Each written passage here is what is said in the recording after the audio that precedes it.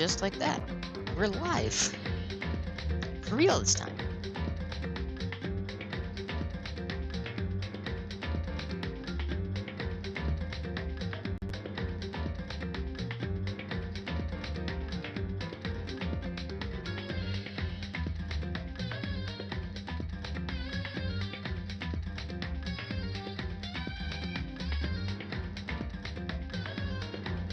Should probably make the tweet as well.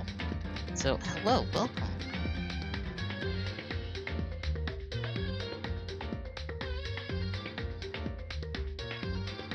Hopefully today, because I'm not playing for 4 hours, hopefully, I'm gonna try and, like, not blow my voice out today.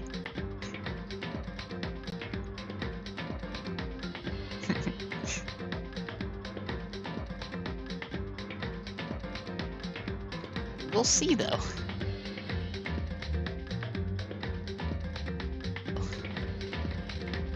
Oh god. Don't mind the layering audio there.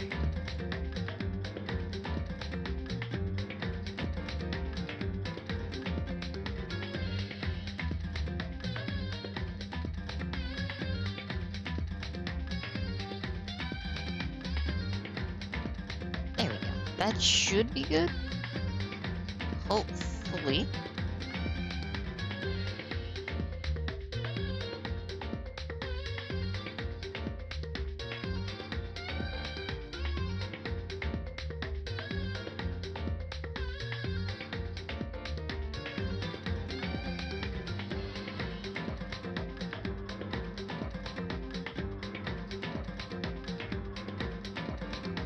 Okay, I think we're good.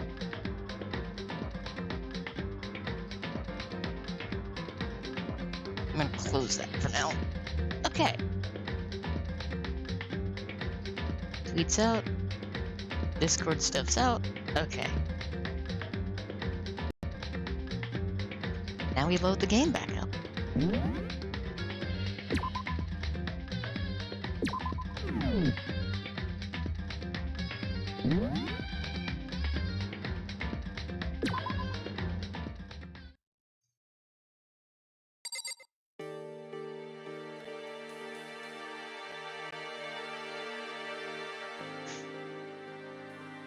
We're back. After a week, it's finally time. I have plenty to drink this time, and I'm not going to go for 4 hours. Ah, thank you for following. Welcome.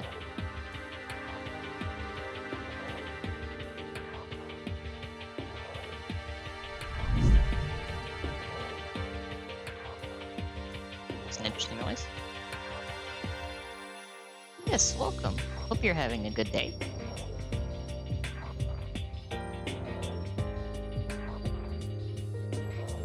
About to get back into this, and unlike last week, I hope not to blow my voice out by the end of it.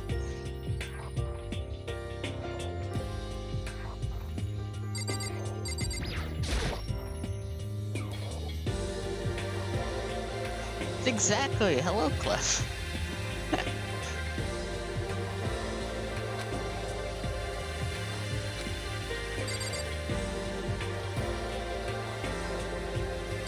I think I've learned from last time. It's been a very long time.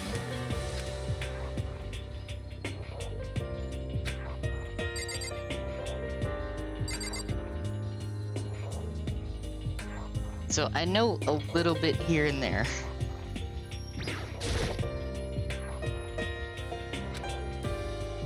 But this is the anniversary edition, so nice, Monica. I'm excited, because it's been far too long.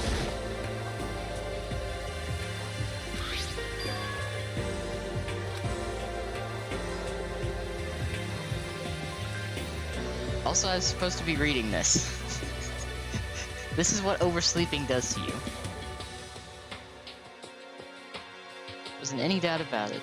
It was the DVD with her name on it. found in the AV room. That reminds me, I never did get a chance to find out what was in her video, but it's probably best if I wait until she brings it up again. Foreshadowing.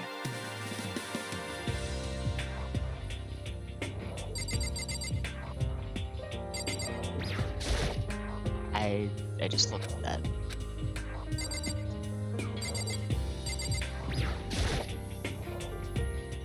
The bed itself looks exactly the same, but knowing Sayaka slept on it makes me look forward to trying it out for myself. Oh yeah, we are currently in Sayaka's room.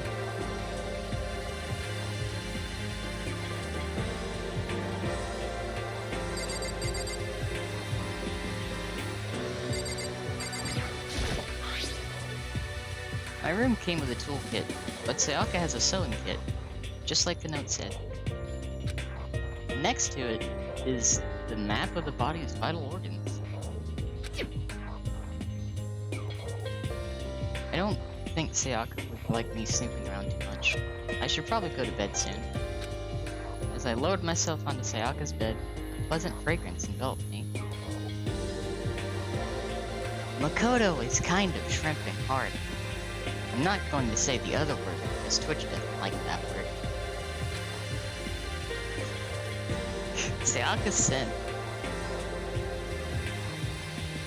It's true. Favorite character for now?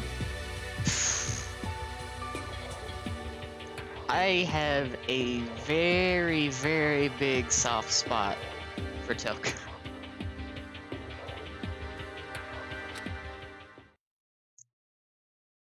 But I know why.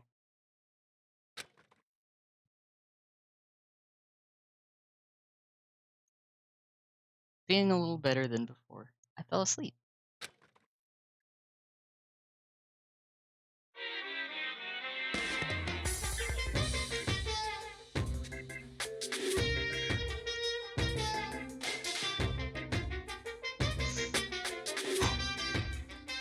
You know, I figured there'd be just a little bit more time.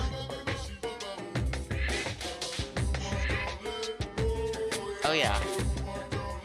I know very well with these games. They like to take your heart, rip it out, step on it, put it back in, and then rip it out again. Even more so as they progress.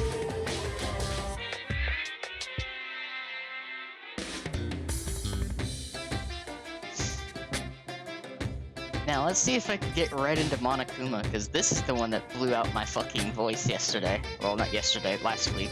I can't keep track of time.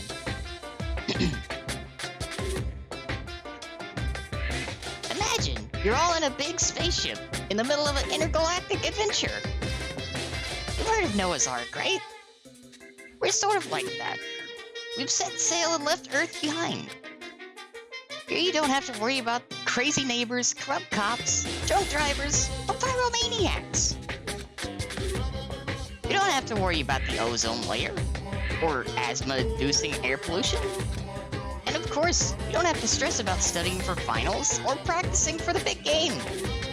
But even our divine world of freedom has a few rules. After all, freedom can only exist because of rules. If you're really dead set on returning to that tiny piece of dog poop you call Earth, please do your best to follow the rules. I hope I've made myself perfectly clear. So then, let's everyone do our best to follow these new guidelines and live happily ever after together! Thank you, Monokuma.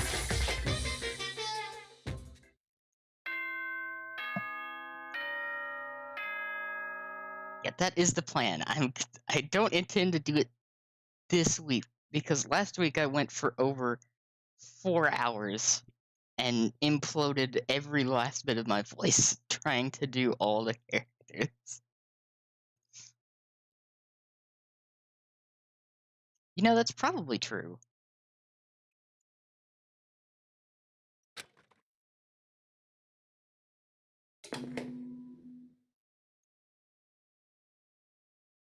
Good morning, everyone!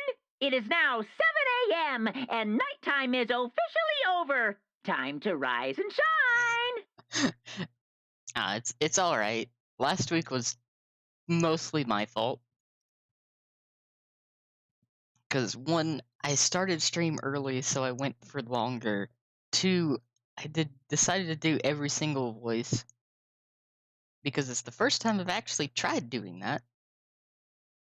And I also didn't bring enough to drink, so that was fully my fault. This week I'm overprepared. Get ready to greet another beautiful day!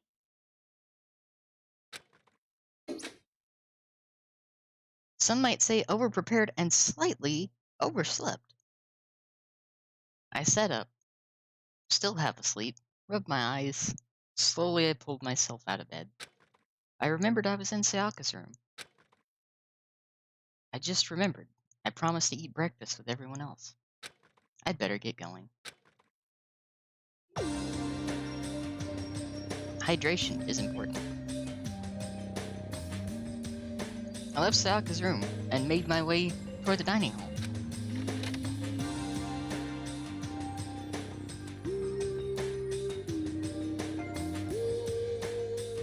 It has been probably... I'm trying to remember, when did the game originally come out? Because it was about a year or so after the game originally came out that I played it. So it's been a long time. Because the anniversary edition here is the 10-year anniversary.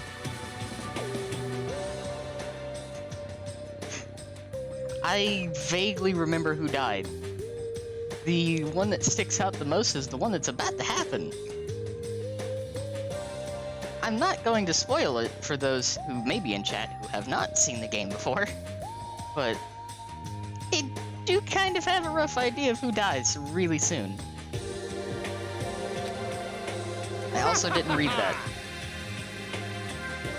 But that's fine. Hello, Makoto, and good morning. Can you believe it? I was the very first one here this morning. Good morning. Hey, Makoto. Morning. I suppose I'm early.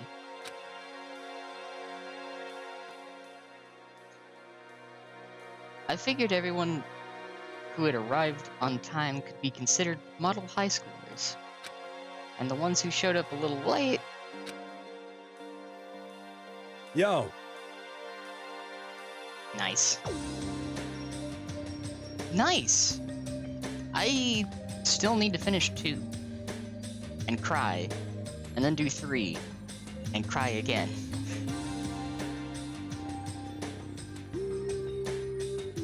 It's okay. I've seen all of Madoka. I'm used to this. Oh yeah.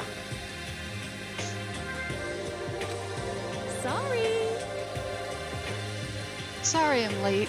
My makeup just would not cooperate this morning. Ah, well, hello. My apologies, ladies and gentlemen. My morning, duty took a little longer than usual. Thank you, Hifumi.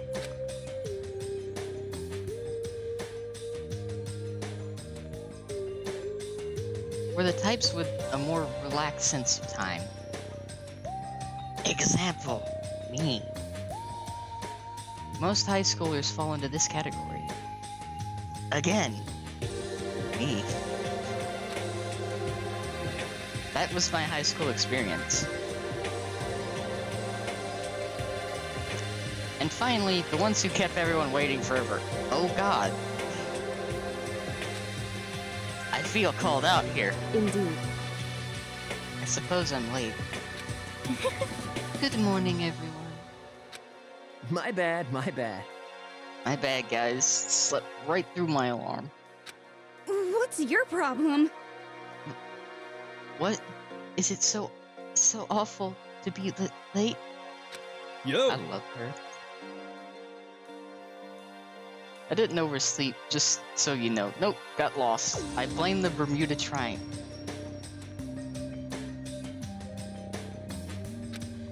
forgot about that.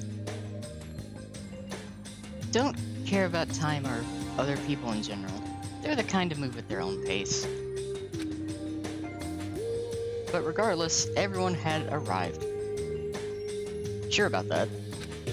At least that's how it was supposed to go. Wait, aren't we still missing some people? Yeah, Sayaka and Yakuya aren't here yet. I don't know about Yakuya, but I would definitely put Sayaka in the model high school category.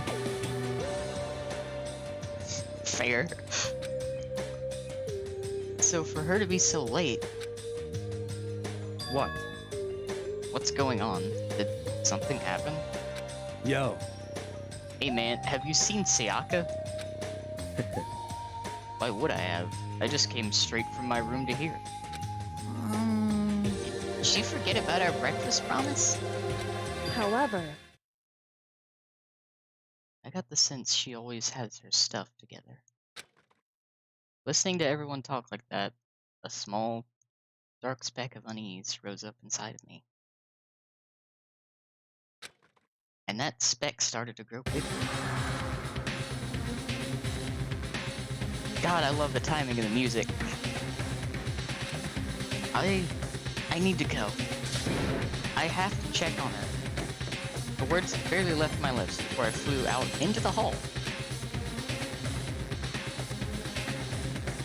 Where I headed first was my room, where I'd let Sayaka stay for a single night. Yeah, no, the soundtrack is amazing. The only thing I know is that the minute that I upload this VOD to YouTube, is it's going to get, like, a copyright claim, which is fine, because it does nothing to me. But it still amuses me every time. Where she was supposed to be safe. But over the course of that one night, the room had been completely transformed.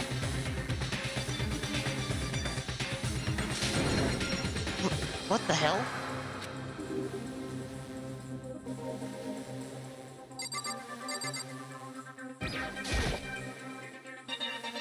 There's a keychain on the ground. It has my name on it, so this must be my room key. I gave it to Sayaka when we traded rooms.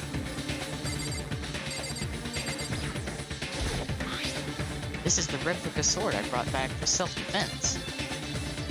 It's been taken out of the sheath. More importantly, where's Sayaka?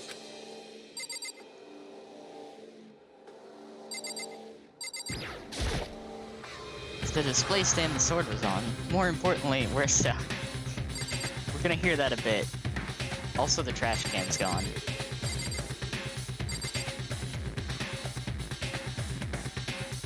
Oh, nice! I like to do that occasionally. Like, I haven't done it in a bit. Because I've either been hopping between streaming and watching some of my friendos stream as of late. Yeah, that's awesome. It's always good to like scroll through and see who's streaming. Because everyone experiences games like this very differently. I like rolling around, checking, seeing who's streaming, like games that I like to play. Because it's always interesting. This is the replica sword I brought back for self-defense. It's the sheath for the replica sword. The sword itself has been removed. More importantly, where's Sayaka? This bed is destroyed, by the way. Bed's been damaged too.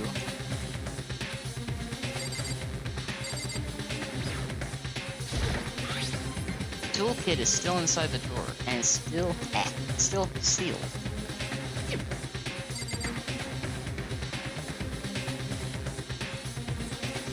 There are 3 people streaming this today?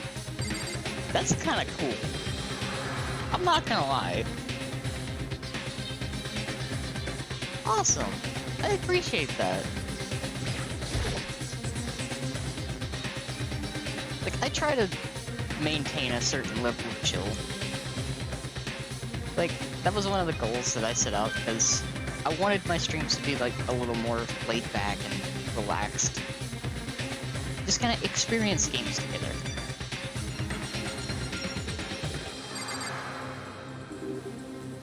Because I play a lot.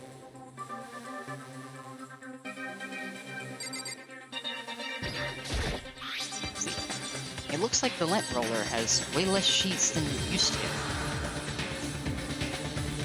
More importantly, for Sayaka.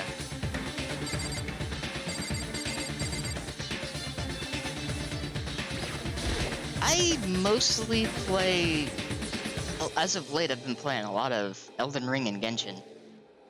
But I like to play a little bit of everything, though I kind of gravitate towards MMO, well, not MMOs, like RPGs and shooters.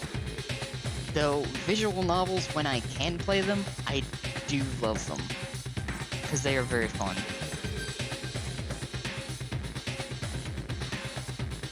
Occasionally, I also do some just chatting stuff, because I like to hang out and basically just talk with people for a bit. There are slashes and gouges on the walls, and the floor. So like, if there's a game that comes out and I like it, oh yeah, the right people are important.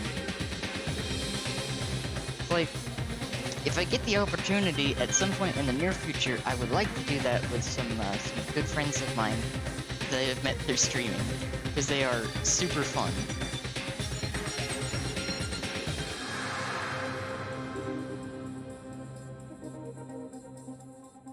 But chances are, any game that comes out, if I have an interest in it, I like to stream it. Especially like my first impressions of things. Because going in blind, there's just something special about that.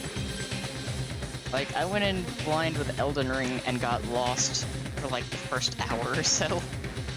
And I'm still lost, like 60 plus hours into the game.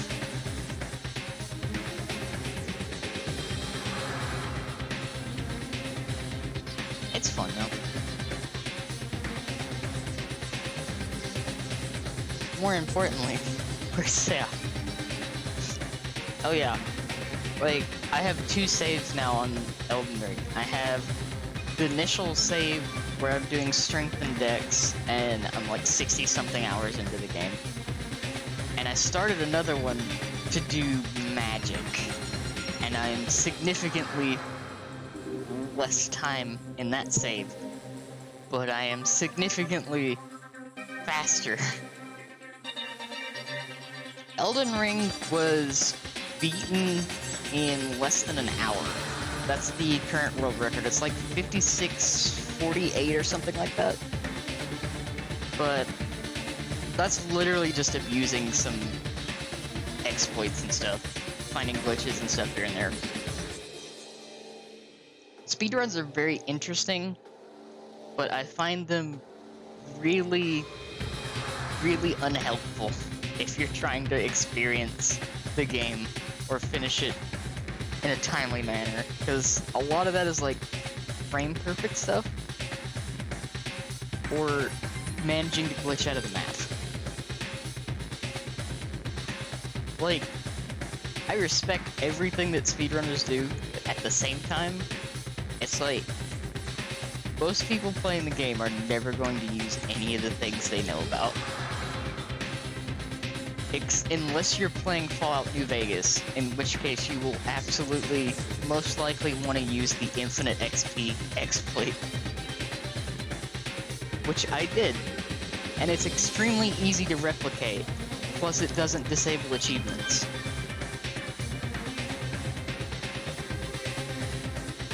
Fun fact about old games. Fallout New Vegas is my favorite because of that exact reason. And I love that. Anyways, I want to have a retro day. That does remind me. I do want to have a day where I play retro games. If I get the chance. Because that would be fun.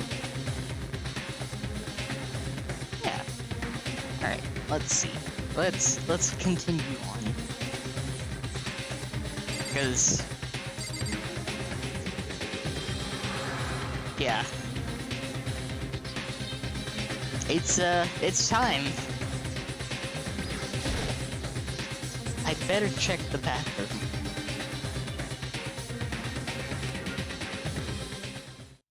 Let's take a look inside.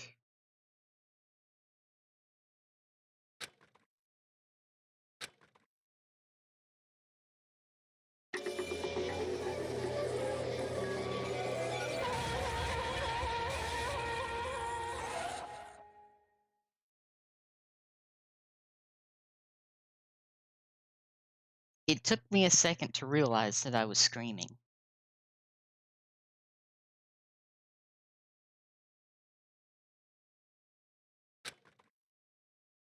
What I saw dug its way through my eyes and buried itself in my brain.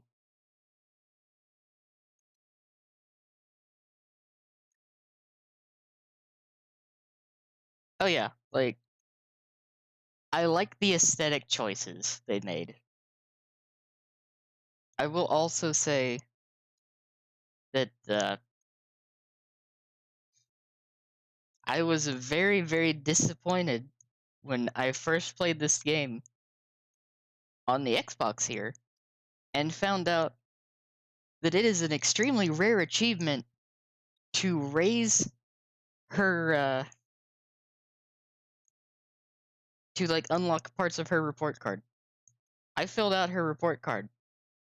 Apparently, it's like a very rare achievement. Who is not out here raising her report card before she ends up here?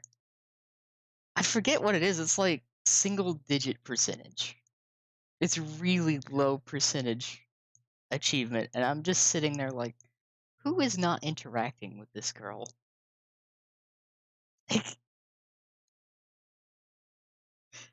Are people afraid of like the childhood friend that isn't actually a childhood friend trope? Like, oh hey, I remember you from school. Exactly. It's like, that's the thing that I like about these games, is they give you the chance to interact with the characters, and then you learn very quickly that, oh god, some of them are going to die really quickly, and I'm going to miss the opportunity. Or it's going to hurt even more.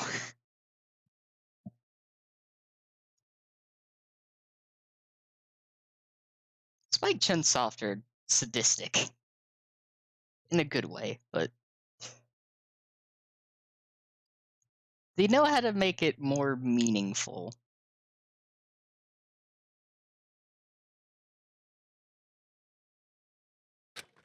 And then, everything went black.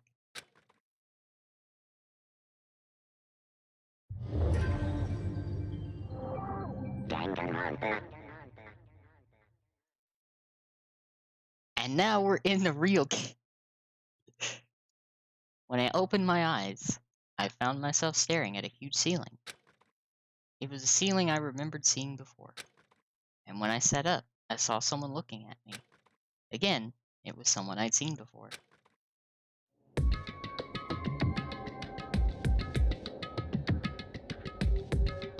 He's absolutely going to.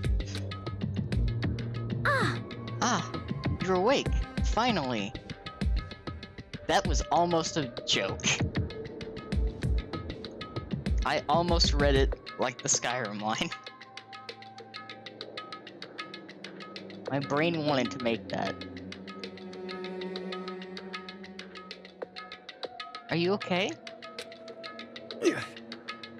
Now's no time for sleeping. Get your ass up. Huh? You were unconscious, dude. I had to carry you back here. Well, It's no surprise considering what happened. What happened?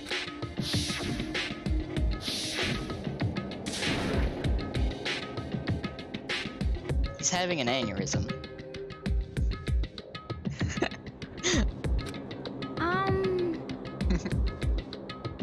Hey, are you okay? So it wasn't a dream. What I saw, it was real? That's right. It really did happen. Sayaka is dead.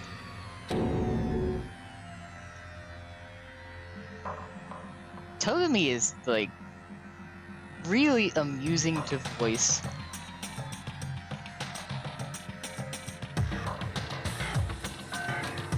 It's like, he has such a unique voice. Unique in it being deep as fuck. I shut up and took off running.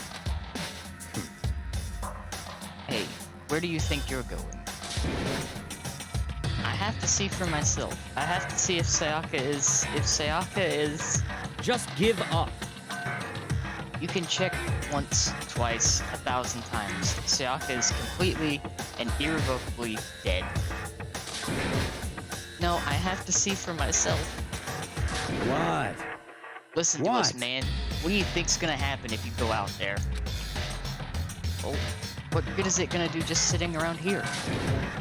I mean, why are we all hanging out at the gym at the time like this? Our friend Sayaka, she's dead. Dead. When I finally said that, it finally hit. Well, when I said that, it finally hit me.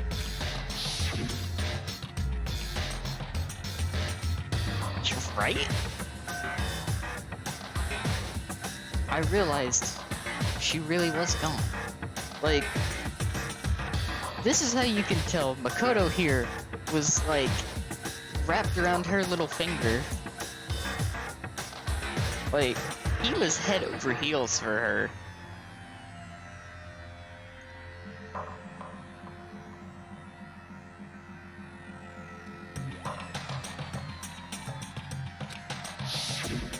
Calm down. None of us want to be here right now either. And then we have Kirigiri. Another great character. Yeah, no, he had those memories from grade school of never talking to her because he was like, oh, she's way out of my league. And then all she had to do... Oh, was the game too loud? Okay, 1 second, okay?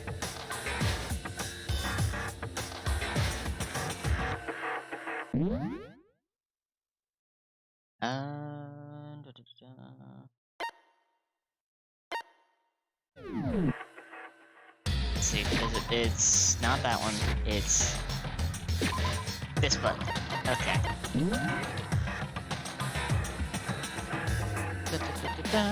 Option.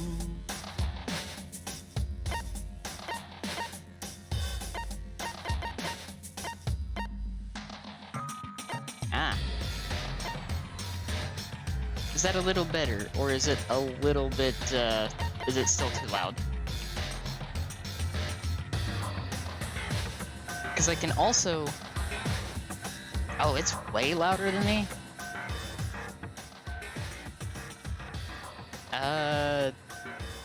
Better?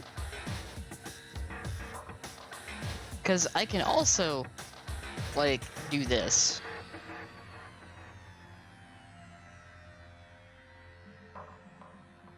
Let me do that.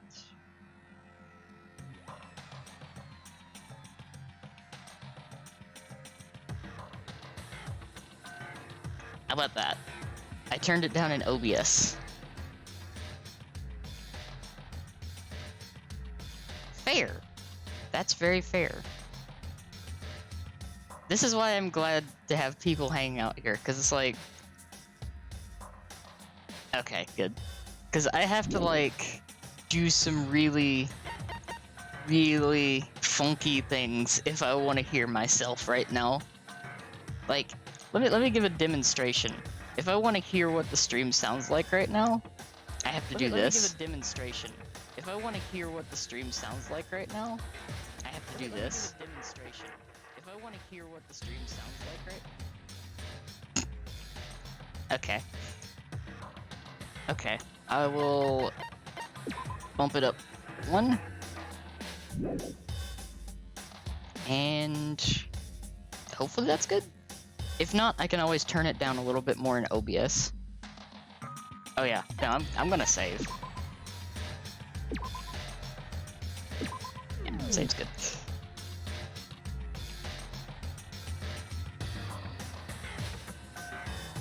Also, prepare to hear multiple audio layers as I double check this.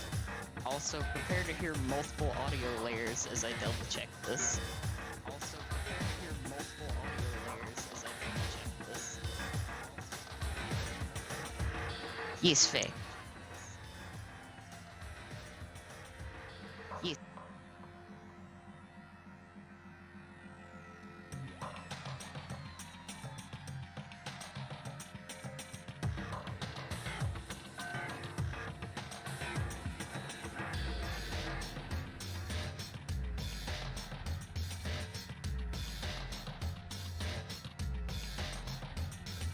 That is true.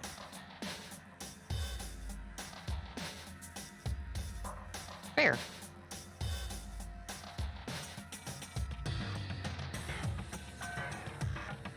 Appreciate you being here, Faye. Thank you. Hope you're doing good too.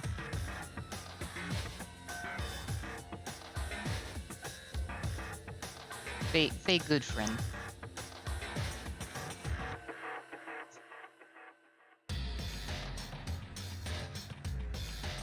That is true.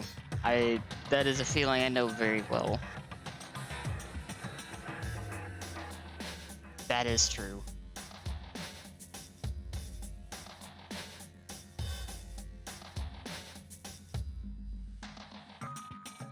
I will open up a little bit here, and I had to deal with that a lot.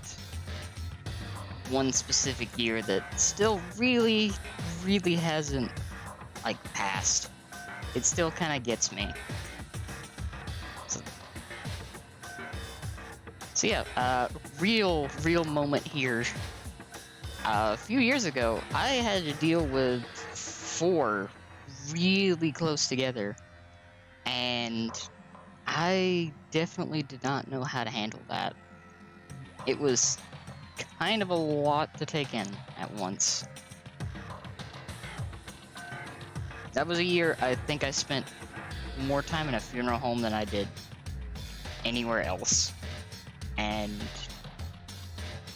it was kind of hard to accept. The worst one, though, was I had a very close family member that I had talked to the day before, and I said that I would see them tomorrow, and they passed overnight. I still have not fully gotten over that.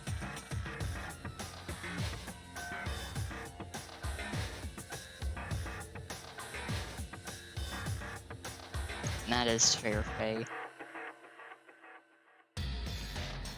And I'm always around if you ever need to talk about anything.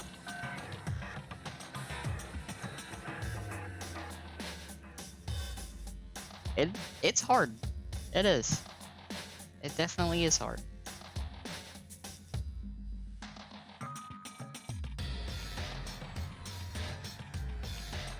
And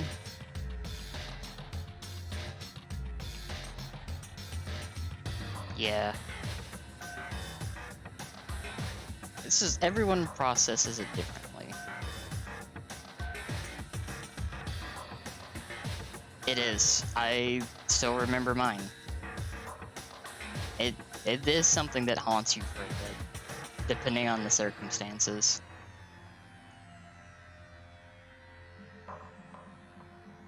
But that is something that I will talk about at another time, probably off stream.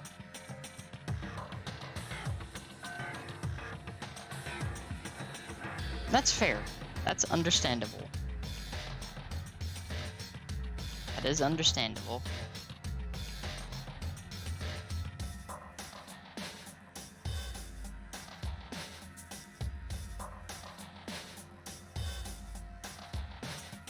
It is kind of hard to process. And I apologize if I said anything as well, Faye.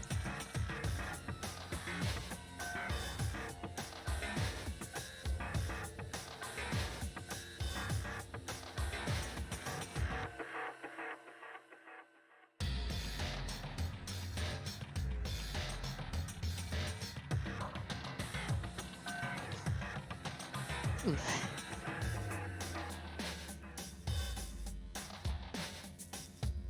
Fair. It's kind of wild. It goes back and forth, and there's a lot more later. She might be. I don't want to spoil too much, because there's some good writing.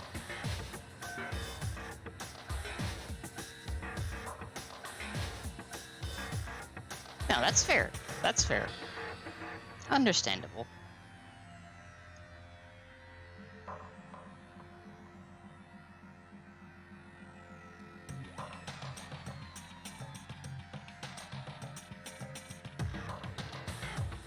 It's understandable.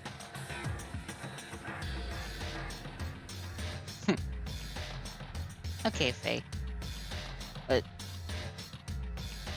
you is good friend. Much hugs. I appreciate you coming out. I'm glad to have you here.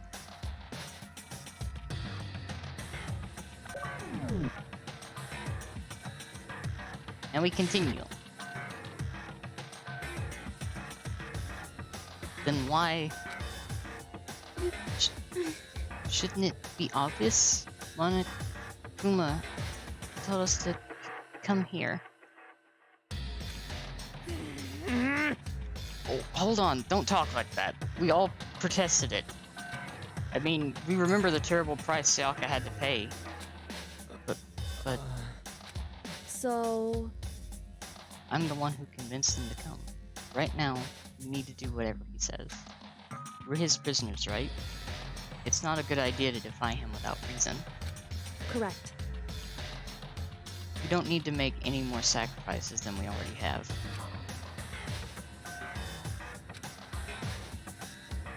Why should we listen to anything he has to say? It's obvious he's the one who killed Sayaka. Wrong. I would never do that. If you can believe anything, you can believe that. He's here again. Hey, Unless someone violates a school regulation, I absolutely will not interfere. I can promise you, I won't do anything that goes against the purpose of your school life here. listen up. I'm famous at safari parks throughout the world for following the Bear Times 1 rule. But... Then who did it? Who killed her? Come on. You already know the answer. The one who killed her is one of you. Nobody had a reply for that. One of us killed Sayaka. Don't be stupid, that's... What? What's the matter? You guys all look like you're about to see a dove get shot up with a Gatling gun. Oh, Jesus. Don't you remember what I told you when this all began? Yahoo! One of you decided to kill Sayaka so that you could graduate. Someone's just following the rules. There's nothing wrong with that. well... You're lying, right? Of course he's lying. I'm telling you, he killed her. Wrong. Nope. Sorry, one of you is now a bona fide killer. If they wanted to, the one who did it could testify to that little fact. What? Without thinking, I looked around at everyone. They all had the same look on their faces. Everyone looked at each other with a combination of fear, suspicion, and confusion.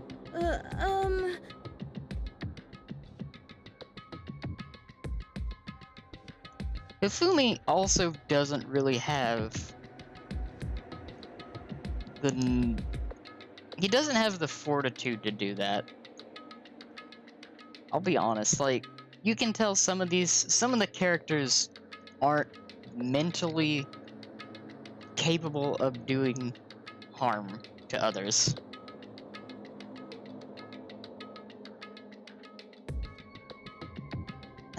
Are you serious?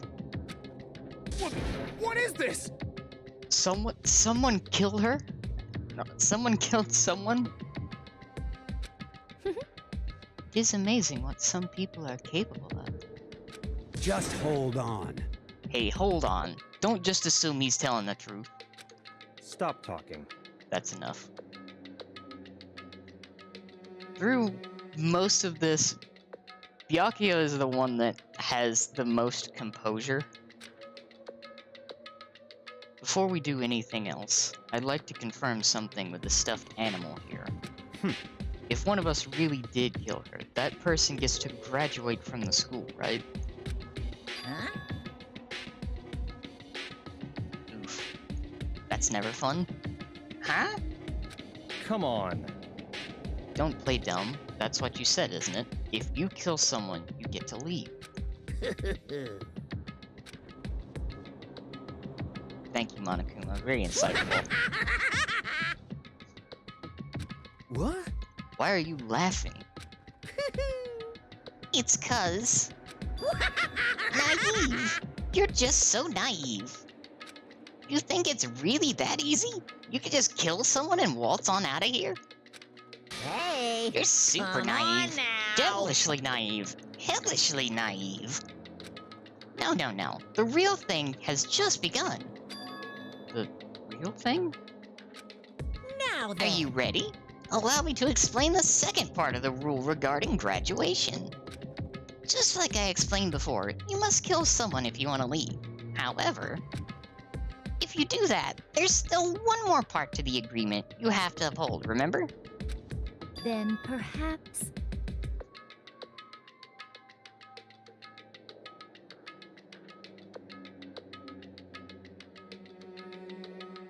Right, Faye?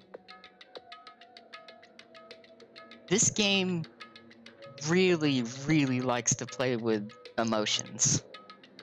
And I like it the same way...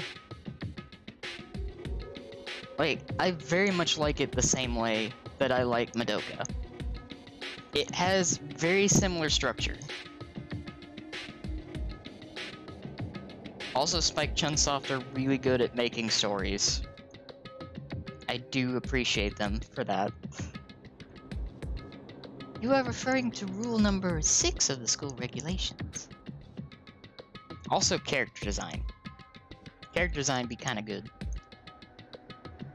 If you are the Blackened that committed the murder, you can't be found out by the other students.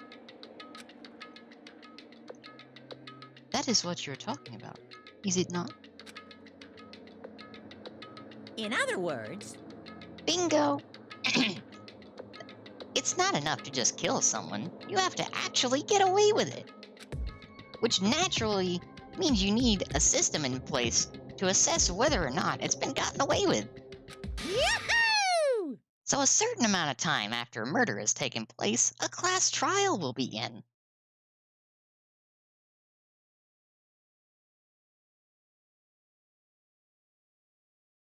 It's a product of its time. There's a lot of things in here that aren't worded the best, but it is a decade old. Class trial? Also, this is like one of the most Japanese visual novels that exists. I do enjoy it, though. Yep, it'll begin in a few hours, after the murder. Everyone will gather together, including the Blackened, who committed the murder. And they and the Spotless students will engage in one big debate showdown. During the trial, you'll have to present your arguments about who you think the Blackened is. Also, can we take a moment to appreciate the image of this?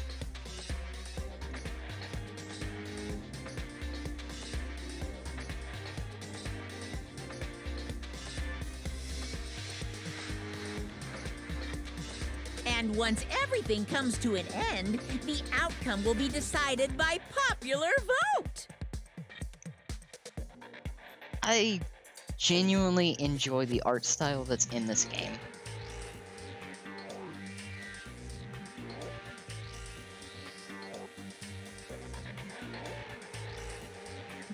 I have a thing for, like, really exaggerated outlines.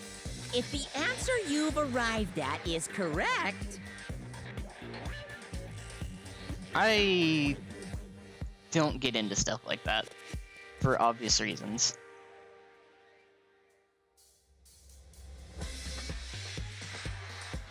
Because, like the community that I take part in, I like to keep things open to everything. And not, like, discuss certain topics. Just for various reasons.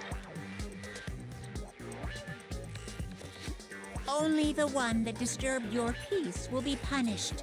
The rest may continue their communal life. Like, I like my space being comfy for everybody. So it's like, I have an understanding of certain cultures. Japan is an interesting topic, but I don't like to discuss things like that.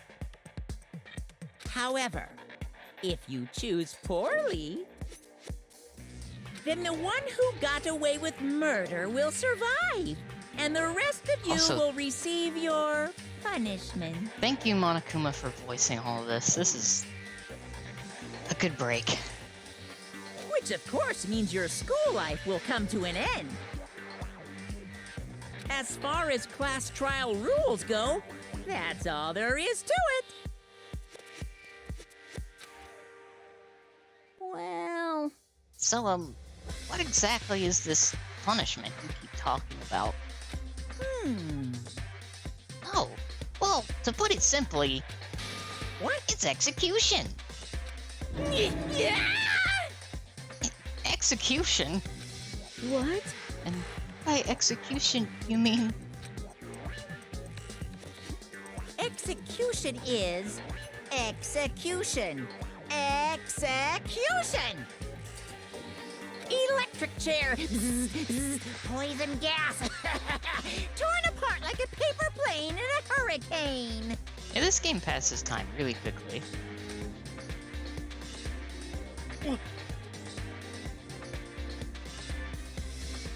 So, to make sure I understand, if we get the culprit right, then only they die, but if we get it wrong, all the rest of us get executed? Well done. What a smart little chimpanzee you are. Look at you implying you didn't do it without actually saying it. So it's basically what the outside world calls a lay judge system, or an inquisition type thing.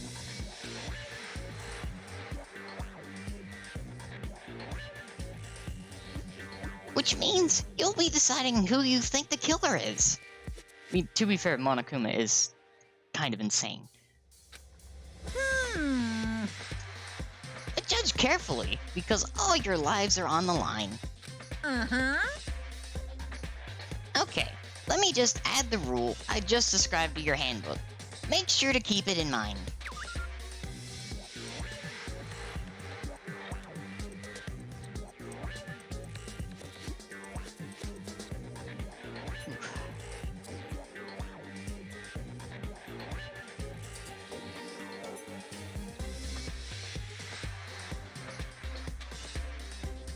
Monokuma is really good at,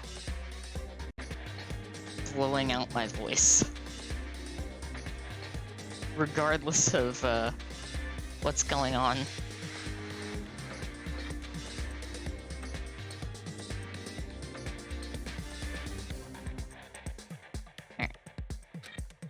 insane! Wait, hold on a second. The hell are you talking You're about? freaking insane, you know that? Huh? Huh? What the? A class trial? What the hell is that? I don't want anything to do with it. What's this? Why not? Stop it! What do you mean, why not? Why do I have to waste my time trying to figure out who murdered someone? What? What? Are you saying you're not gonna participate in the trial? Only punishment awaits such blasphemy. The hell are you talking about? What punishment? Hmm. I might. I don't know. Throw you in a deep, dark, scary prison or something. Shut the hell up! Shut the hell up. Say whatever you want. I'm not gonna be part of this. I don't believe it! Don't be so selfish. Stop it! You're the one being selfish. Kill whoever you want. It's got nothing to do with me. The evil standing here before me. I'm trembling with fear. Shing! But I won't give in to such evil. It's my style to stick it out and resist till the very end. If you really want to get out of here, you'll have to go through me first. As he said that, he came charging at us, although it was more of a waddle. But then... Uh-oh.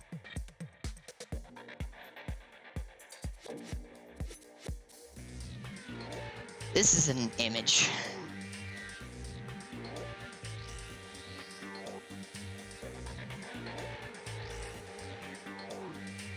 Are you enjoying yourself now? Are you?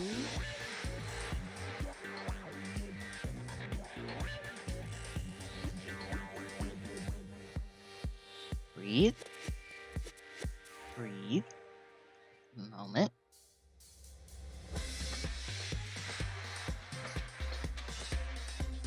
You know, those are some nice boots. I'll be honest. Violence against Headmaster Monokuma is not allowed. You violated a school regulation. I invoke the mighty summon spell. Help! To me, godly spear, Gungnir!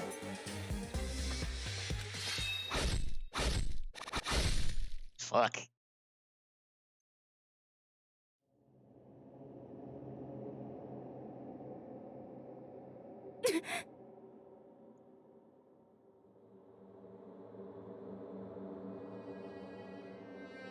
I'm not gonna lie. That's definitely one of the more brutal ways to go. Like, holy fuck, was that unnecessary.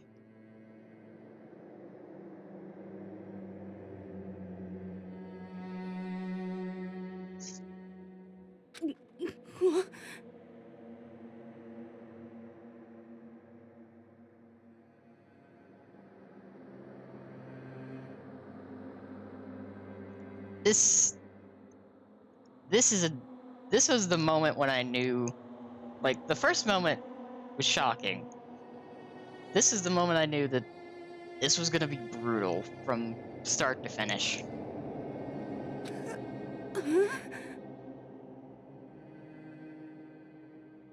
This wasn't supposed to... Why... me? Suddenly, right at the end, her eyes shot wide open. And just like that, she never moved again.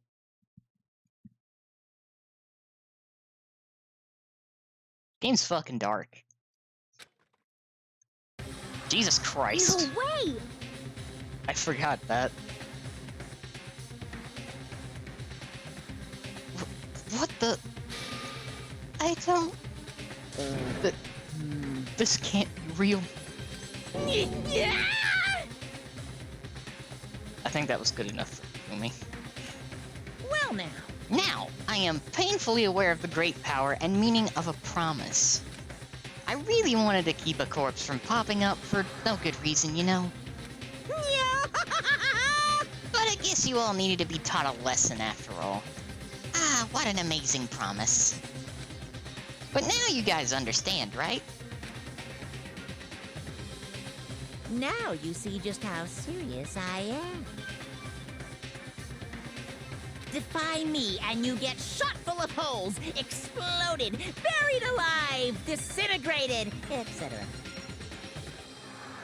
So, if you don't want that to happen to you, you'd best obey those school regulations.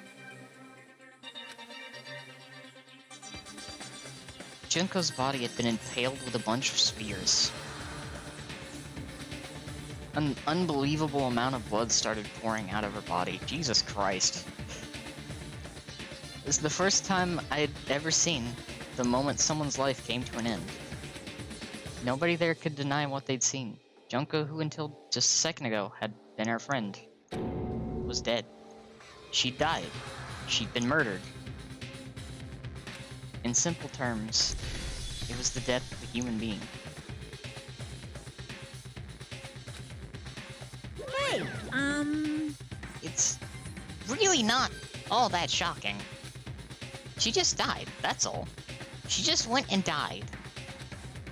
It's no more remarkable than the inevitable demise of the entire human race. Jesus fucking Christ, Monokuma is... I forgot how, like, devoid of emotion Monokuma is, other than delight in others' suffering. Just as natural as the...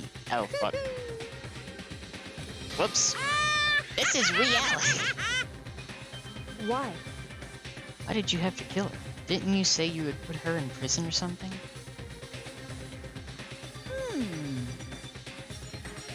Actually, I changed my mind. No, you've been wanting to kill her this entire time. And that's fair. Say what? Hopefully you rest well. Kill this entire time? God damn it. How do I disable auto? Now I've enabled auto and I fucked myself. God damn it. Oh well.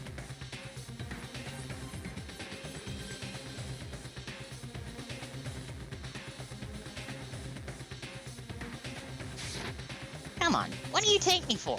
I'm Monokuma. Well now. Anyways, none of that matters right now. I have something I'd like to give you to help you in your search for the Blackened. I do not. Ta-da! This little file has all the information I've gathered about the death in question. I like to call it. It's the Monokuma file! I mean, naturally, you guys aren't expert at this kind of thing, so you can only do so much with a corpse. So instead, I've gathered up everything I know about the circumstances and cause of death. What's that? How do I know the cause of death, you ask? Because the surveillance cameras picked up the whole thing. I got to see it all go down. So then, So you know who killed Sayaka? Of course I do. Here, thank you for stopping by. correct. That's a good point. The judge has to be able to make the proper decision. That's somehow comforting. Now Well, then, please put your full effort behind your investigation.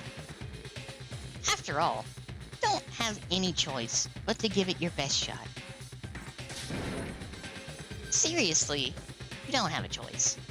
Okay, so we'll meet up for the class trial in a little while.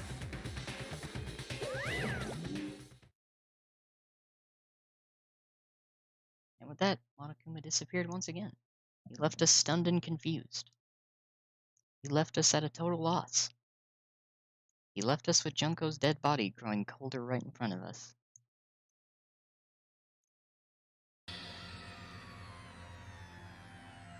Okay, I need to... how do I stop auto mode?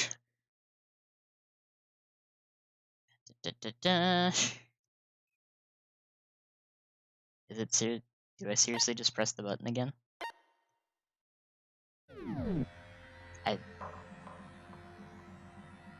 Hello, welcome to moments of Danny being really dumb and not knowing to press the button again.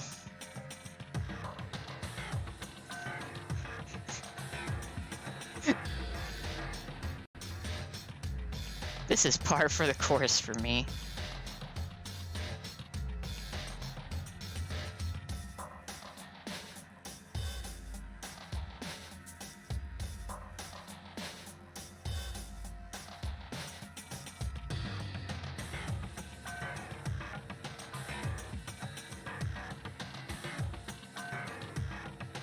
And for who knows how long. Nobody said a word. The fact that Sayaka and Junko were dead was a huge shock, of course. But there was more to it than that. It was also the idea that one of us had actually murdered someone. And if we didn't want to find out who it was, we would all die. We'd found ourselves in a situation where we couldn't help but look at each other with open suspicion.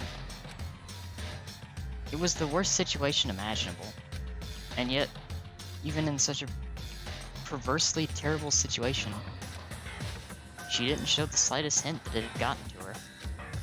Hey, Now's no time to wallow in your depression. The worst thing we can do right now is lose all faith in each other. That would lead to the same disastrous result as having total faith in everyone else. What? Huh? in other words, Cooperation is absolutely key at this point. Who you decide to trust or not trust is, of course, up to you. Continuing to think about and talk about the deceased certainly isn't going to help anything. What the heck? Saying stuff like that is just... Allie is a very relatable character, by the way. How many times have I told you? Anyone who can't adapt will die. Death is the only thing awaiting those who are unable or unwilling to adapt. If that happens, you only have yourself to thank. That's terrible! What an awful thing to say, especially after what's happened. Allie is a good character.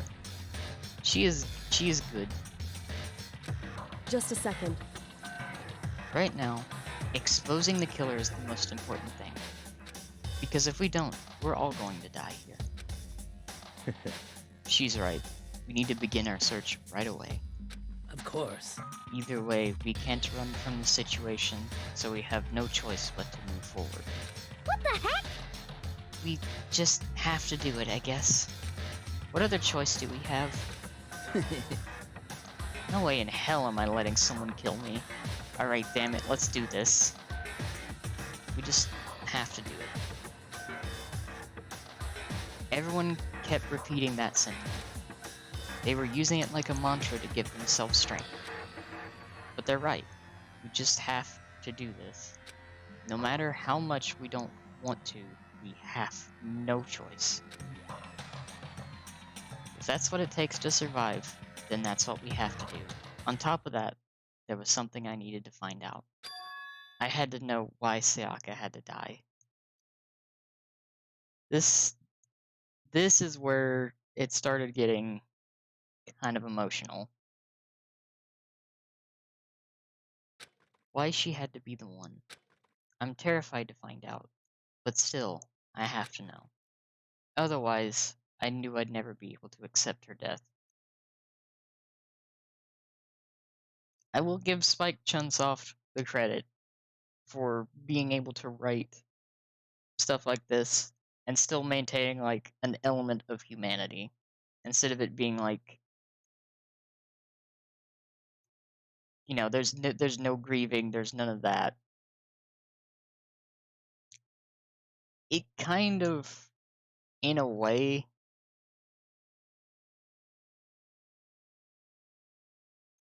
goes through several cycles.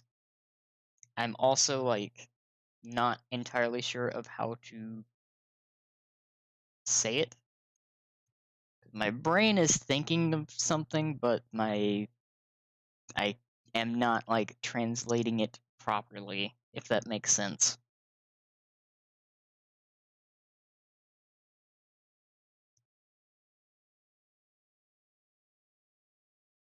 I am also really bad at communicating still.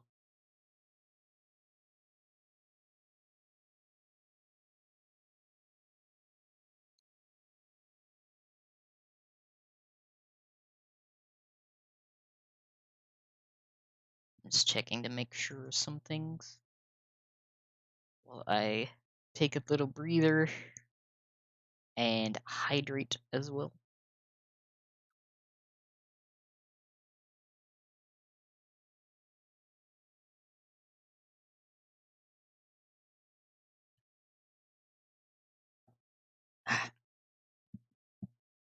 So, to everyone that is here right now, I appreciate you being here, and I hope you're having a good day.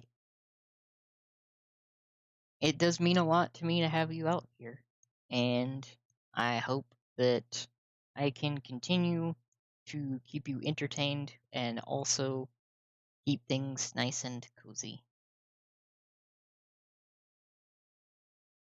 Whew.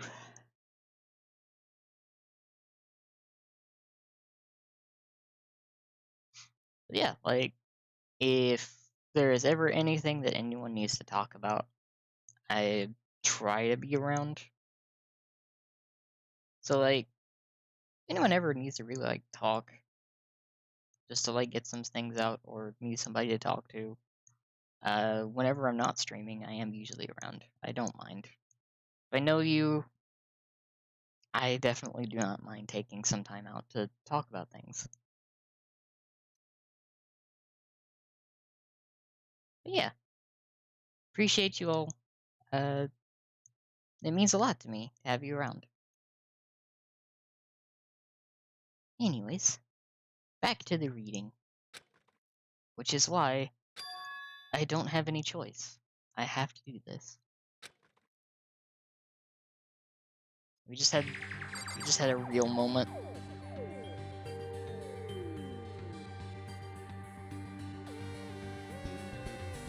And my brain is still like trying to catch up after oversleeping today.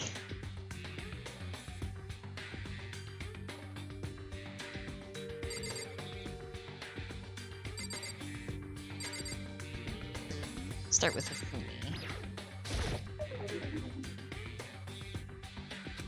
Hifumi? Consciousness has crashed. Restarting now. Please wait a moment.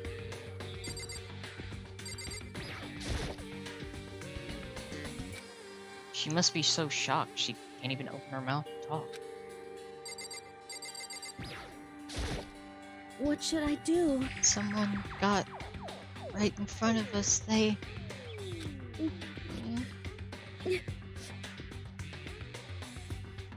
Must protect Chihiro.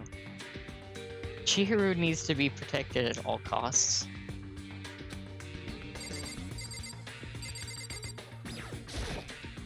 We can't run away from the situation, so we have no choice but to move forward. Huh? Huh? What's going on? He's still in shock. Huh? Is this really happening? Don't fuck with Screw me. that piece of shit bear. Denial? What the heck? I hate this, but still, don't have a choice. We have to figure out who did it. Or else we're all dead. Oh. So you finally noticed. What the crap? Huh? Noticed what? I was looking through the Monokuma file we received, and I noticed something very obvious and very unusual. Huh? What are you talking about? Go ahead, take a look. Noticed anything interesting about where Sayaka died? She died in Makoto's dorm. Ah. She's right. Then could it be? All at once, everyone's gaze turned to me. Kraken! How are you, cutie? Hope you're having a good day.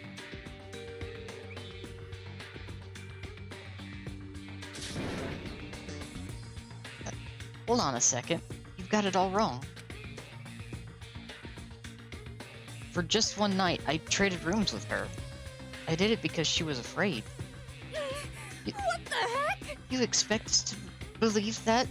Just tell us the truth. Ooh?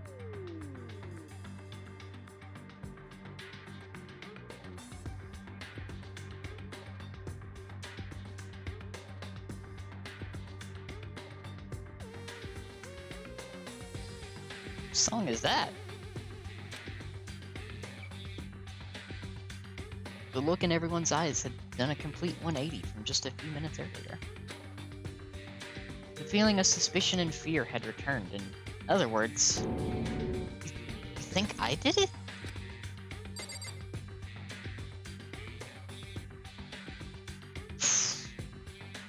You know, I feel that.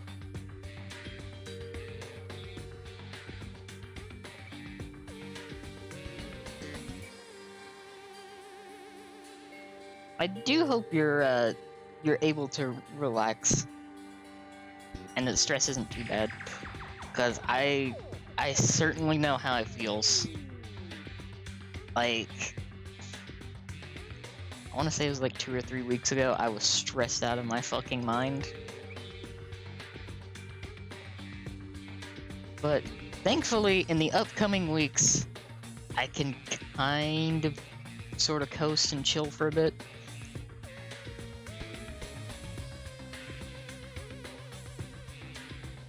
And do have some ideas for the upcoming weeks. Now that things have kind of settled back down.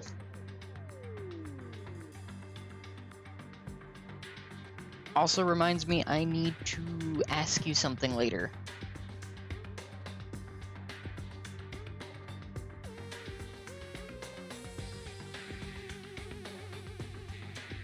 So, I am happy you stopped by. Though, I am always happy to see you around. Good friendo.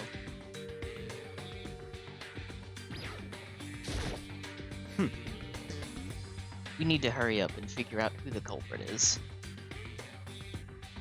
Oh yeah, I'm gonna DM you something later. Yeah.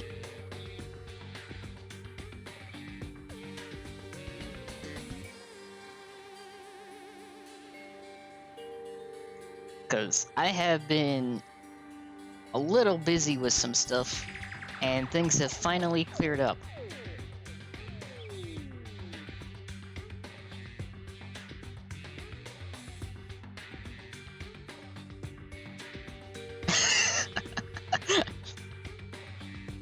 Fair.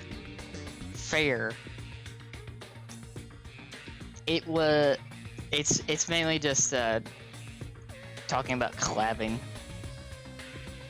Because I have been meaning to message you, but something has always come up every time that I get ready to, and I'm like, God damn it.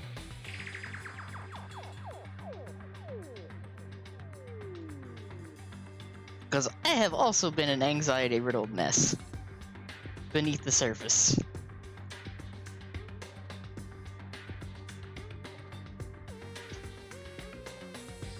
So yeah. That is something I am excited to do, by the way.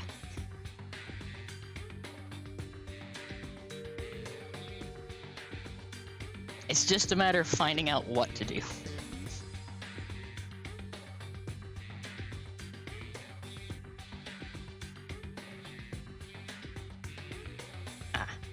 Also gives me a good opportunity to hydrate so that I don't dehydrate.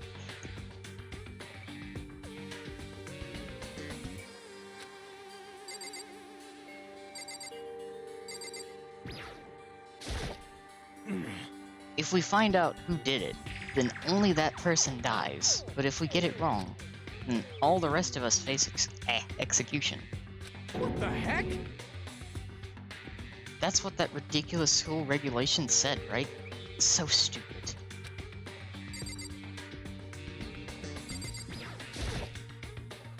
Are you serious? So we're really gonna try to find out who did it?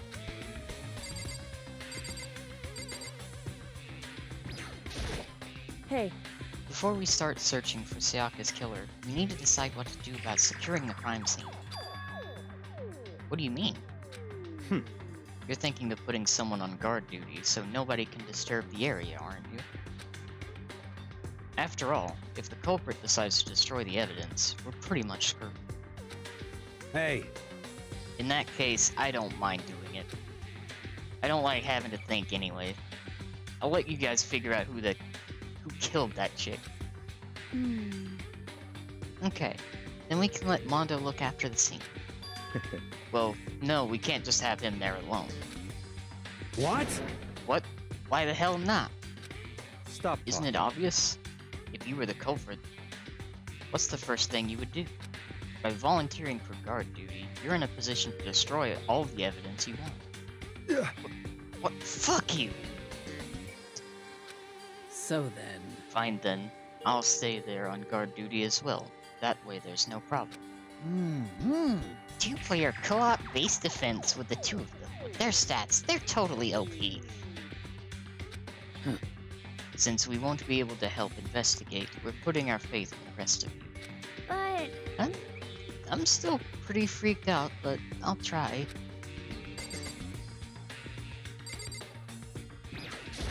Poor Junko. I gently placed my hand on Junko's lifeless body. I touched her wrist to check for a pulse, like they do in movies and stuff, but...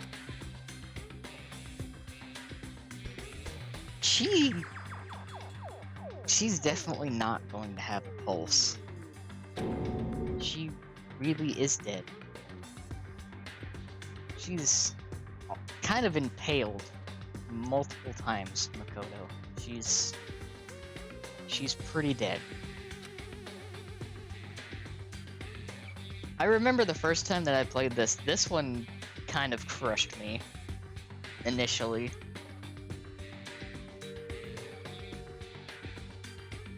There wasn't anything else to say. She was gone. I don't know why you even bothered to check. After those injuries and losing that much blood, frankly, I'd be shocked if she did survive something like that. Huh? Hold on. Hold on, just wait a sec. He's finally realizing... She's dead? That means everything that's happened so far is real. It's not a joke or whatever. It's really real. Let me Hell out no, of here! someone save me, let me out of here. Somebody help me. what's your problem? You're just accepting that now? so then, Are we all done talking? We need to begin our investigation soon. At this point, we should split up. We need to get to the bottom of this and find out who killed Sayaka. We'll have to collect clues, form a foundation, then construct an argument to come to the final decision. If we get this wrong, so... do I really have to say anymore? Actually, I'd rather you didn't know. Goodbye. Everyone pray for good luck. With that, Kyoko hurried out of the gym. Goodbye. I'll be going too. And just like Kyoko, he was gone before we realized it.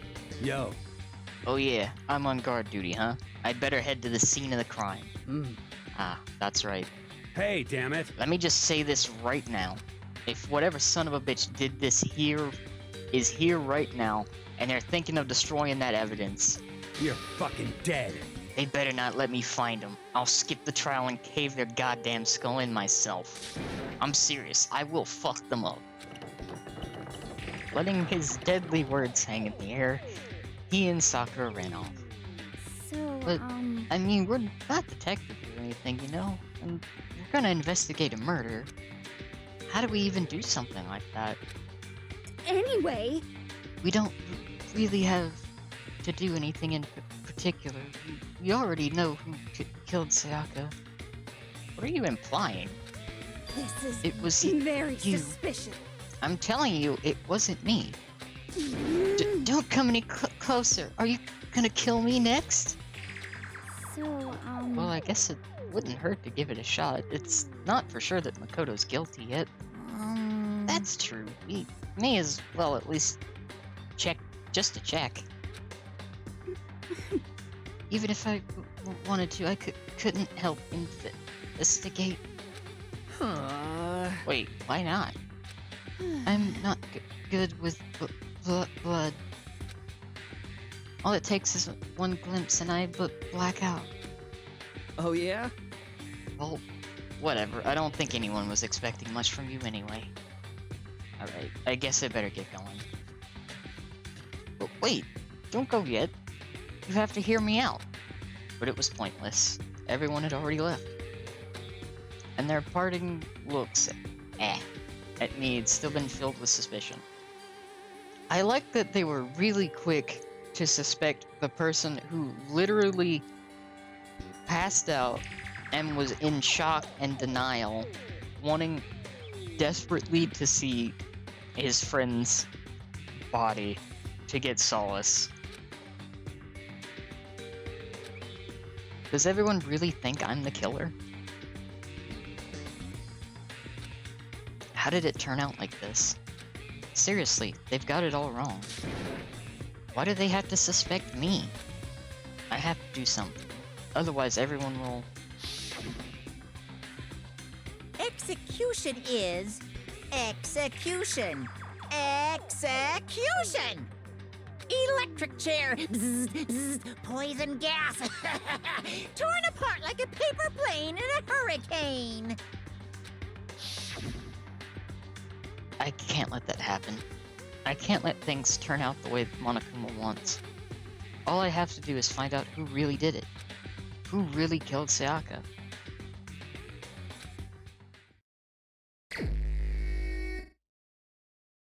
I guess I should look through the Monokuma file we got before. The victim was Sayaka Mizono. The time of death was estimated to be around 1:30 a.m. The body was discovered in Makoto's room, in the dormitory. All evidence suggests that the death took place in the bathroom. The cause of death was a stab wound to the abdomen. There was also an injury to her right wrist. Specifically, the wrist appears to have suffered a fracture. We have no choice but to push forward if we want to find out what happened. Somehow, I have to find out the truth, so that we can all survive. And for Sayaka, I have to find out how she was killed. Monokuma file number 1 has been added to the Truth Bullets section of your handbook. Well, I can tell you right now, we already have a solid alibi for, Makoto here.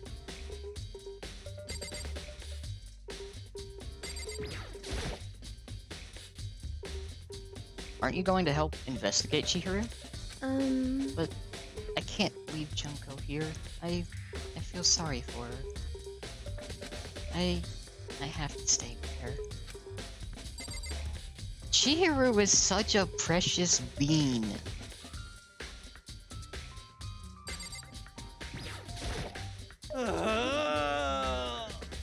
No way, I seriously don't want to die here. I'm begging you, God, Buddha, Mother Earth, God of Space, King Neptune, help me. I don't care who it is, just get me out of here. Hiro doesn't seem prepared to do any kind of investigating right now. It's true, poor guy just now realized that this isn't a trick.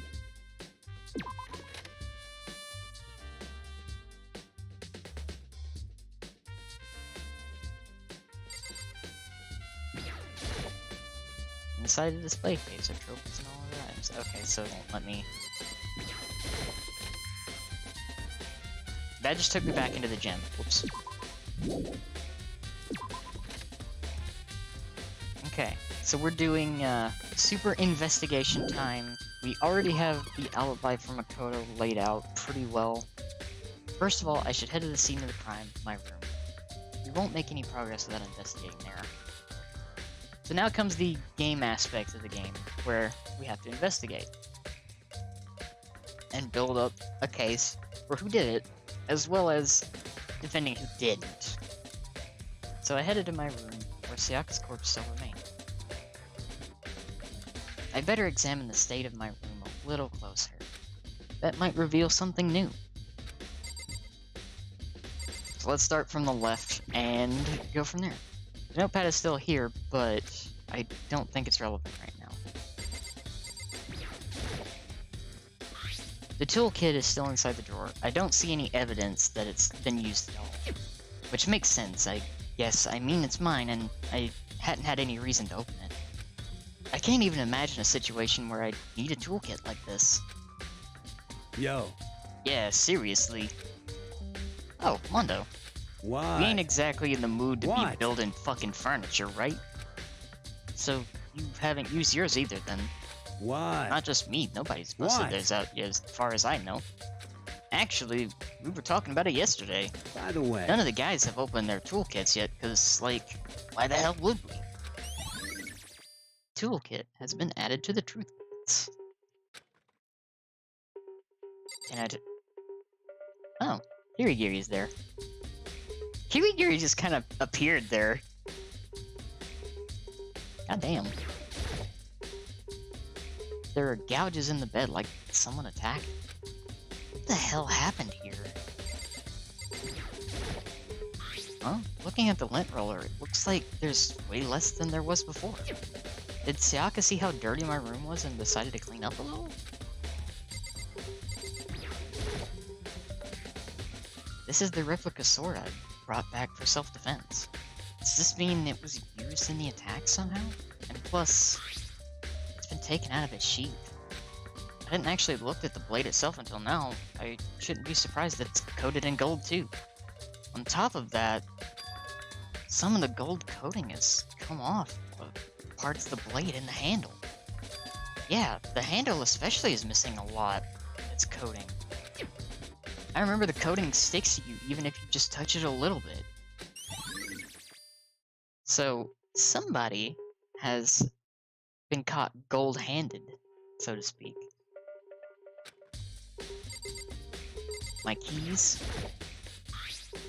There's a key on the ground, it has my name on it, so this must be my room key. If I remember correctly... Ah, that's right. We'll have to trade keys.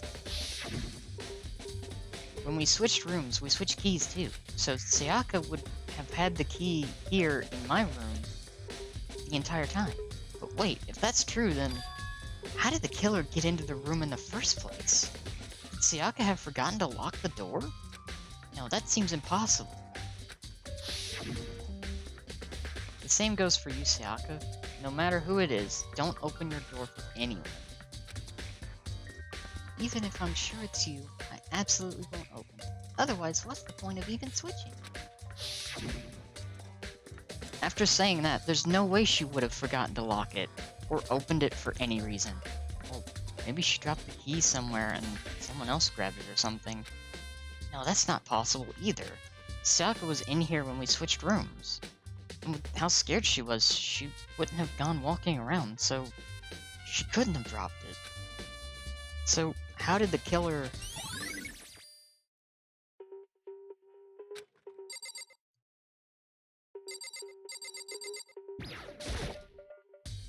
This is the replica sword I brought back for self-defense. Does that mean it was used in the attack somehow? Plus the sword's been taken out, so it's just a sheath, but... Huh? There's some scratches on the sheath. They must have been made with something sharp. But how'd the sheath get scratched up in the first place? Even if someone used the sword during the struggle, it doesn't make sense for the sheath to be damaged. I mean, if you're gonna attack someone with a sword, the first thing you do is unsheath it. A heavy sheath like this would only get in the way. It could just slide off in the middle of a fight. So why are there scratches on the sheath? Yeah, that is kinda suspect.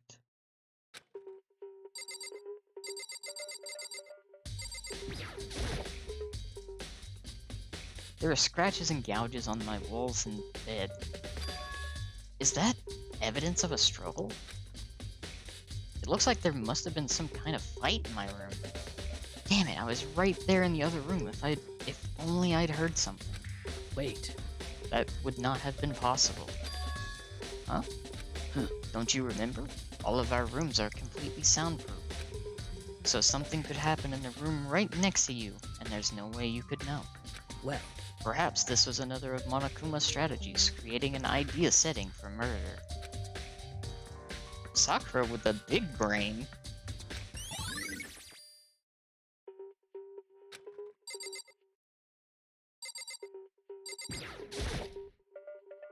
Hey, Kyoko. Quietly called her name while she was investigating the area, but what are you doing? Isn't it obvious? No, not really. I'm searching. Searching? she was down on her knees, carefully inspecting every inch of my room. Can I just say, I love her fucking outfit. Kirigiri has clean fucking outfit. And that hair. Did you lose a contact or something? I don't know what she's doing exactly. But she seems to be concentrating pretty hard on it. But a few seconds later, she suddenly stood up straight and said, Listen, "Are you a clean freak?" Huh? No, I don't think so, but what? Nodding, she glanced around my room one more time. I see. Interesting. What's interesting? Hey, Just as I suspected, there's something very unusual about your room. Unusual? What do you mean? so I've searched your floor from one corner to another, and I didn't find one single strand of hair. Really? indeed. Not one hair from the victim, and not one hair from you. Even though you've been living in here. You know, now that you mention it, I noticed something while I was looking around before. It looked like the lint roller in my room had been used, but I never touched it. Could someone have used it? I see. Very interesting. Your room didn't have a single hair in it, and someone used your lint roller without your knowledge. In other words, someone other than you came in and scrubbed your room clean. Was it Sayaka? Or the killer? Well, That's the question, isn't it? I like that one of Makoto's strongest alibis is that he's not a clean person.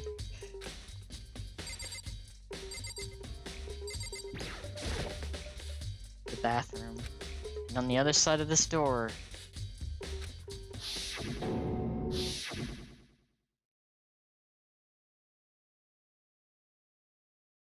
No, I can't let it get to me.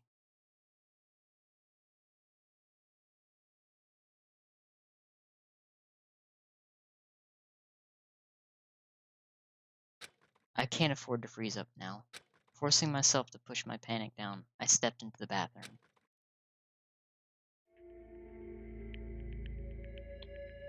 Looking at her made it painfully clear it wasn't a dream or an illusion.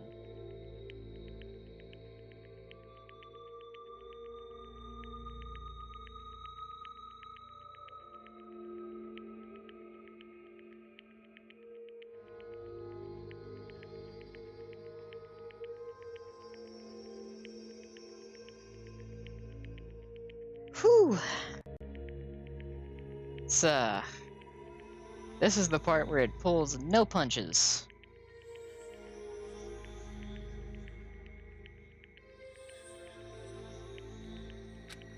She had lost everything that made her, her.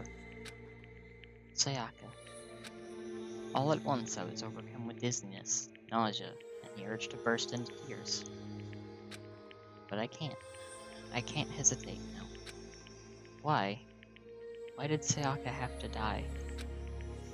I have to uncover the truth. I have to find out what happened. I wanted to give up.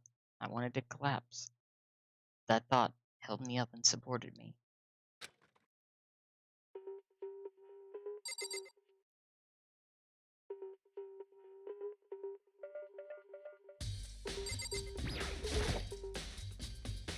I told myself I simply couldn't face what I saw, but now's not the time to think like that. I pulled out the Monokuma file to verify what it said about her body. some sort of sharp object has been thrust into her stomach. That must have been the killing blow. But whatever they used to kill her, where'd they get it? That's definitely something I should look into later. Also, according to the Monokuma file, Sayaka's right wrist is broken. Her wrist does look swollen and bloody, that's for sure. But there's something sort of glittery there on her wrist, too. Right where her wrist is all swollen, there's something glittery. That definitely concerns me. Another thing that concerns me is... Huh? There's some blood on her left index finger, but... That's it. The palms of both her hands are totally spotless, so how come only her left finger? Sayaka's wrist has been added to the truth bullets section of your hand. The stab wound in her stomach is what killed her, so when she broke her wrist, that must have happened earlier on. I mean, how would her wrist get broken after she'd already been killed? So it's very possible she broke her wrist during the struggle. The killer attacked Sayaka in the main room, which is when her wrist got broken. After that, the killer cornered her in the bathroom, where they inflicted the deadly wound.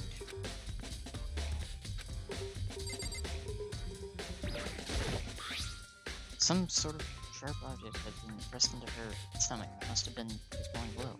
But whatever they used to kill her, where'd they get it? It's definitely something I should look into later. Also, okay. Alright. I was trying to look at the wall, but...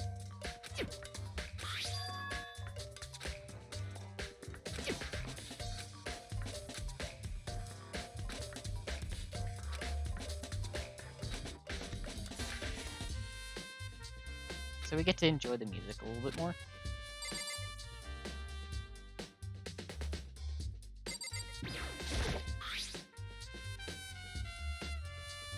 Okay,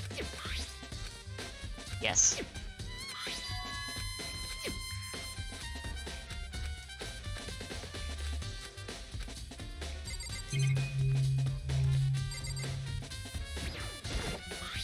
Some...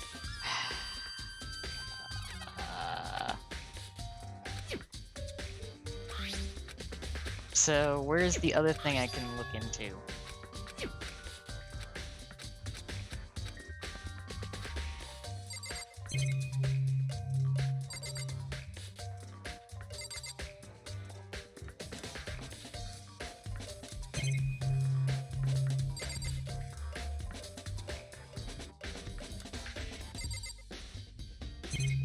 Okay, so we gotta get this just right.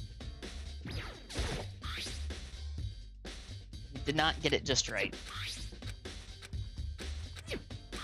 Okay. Here comes the struggle of me trying to get to the wall.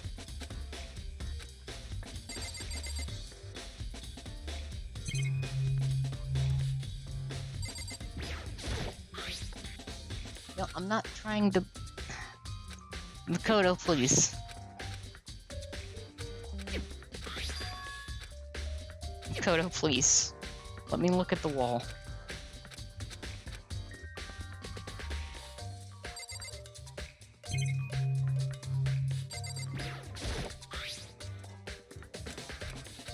Damn it, Makoto.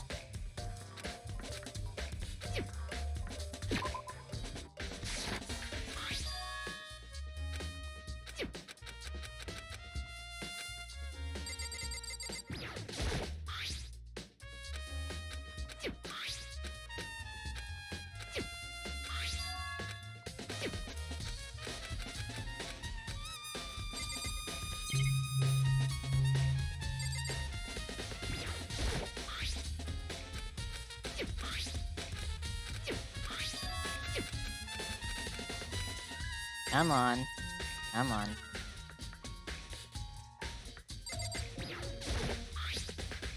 God damn it.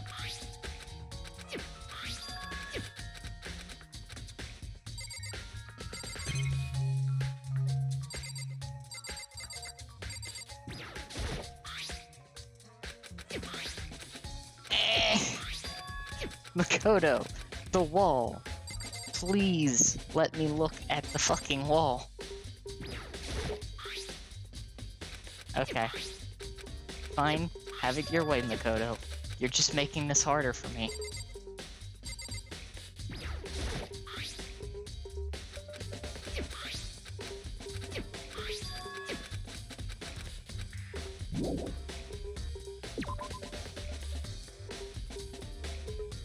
Hey, You look pale. Blue, almost.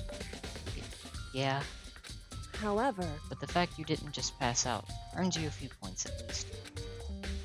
I just can't afford to pass out right now, that's all. I have to find out why Sayaka died, so I have to stay strong until then. Did you happen to notice the wall behind Sayaka? Thank you, Kyoko. Huh? The wall? No, I didn't notice. Why? Is there something there? indeed. Make sure you take a look. That's where she left her dying message. Is that why I couldn't investigate the wall? I looked past Sayaka to the wall behind her, and there I saw. Written in blood were the numbers 1137. Did Sayaka do this? So, to anyone in chat that has not played the game before, any bets on who done it? Given the information we have so far.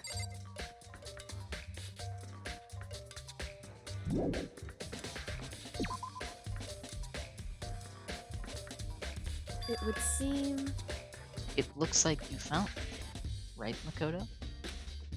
The bloody numbers. It's most likely Sayaka's dying message. I've never seen something written in blood before. It really was her final message. It's as if she wrote it with her life itself. Right. Do you often talk like an aspiring poet? But the numbers she wrote, what do they mean? The numbers, Mason, what do they mean? Sorry, I had to. 1137. I have no idea what that could possibly mean. So... The way she wrote the numbers makes me think she wanted to use her body to block them. If she wrote them in that location, while she was sitting the way we found her, it means she must have wrote them by turning only her hand toward the wall. If you were to write something in that position, do you know what the result would be? The result? well, Think about it. You're not gonna tell me? Makoto. You need to uncover the mystery of this case yourself.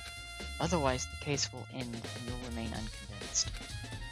I have no idea what you're trying to say, but it's obvious you're not going to tell me. Dying message has been added to the truth bullets section of your handbook. Sounds like Kyoko knows what Sayaka's dying message means, but honestly I have no idea. Oh, I know who I should talk to. When it comes to numbers, who better to ask than the ultimate programmer? Makoto. There's one other thing I wanted to ask you about. Do you know how the door to your bathroom got broken? Broken? Oh, you mean how it gets stuck? What? Gets stuck? Yeah, I guess I'm the only one, but the door doesn't fit in the frame quite right. When I first tried to use it, I thought it was just locked. But once you learn the trick, it opens no problem.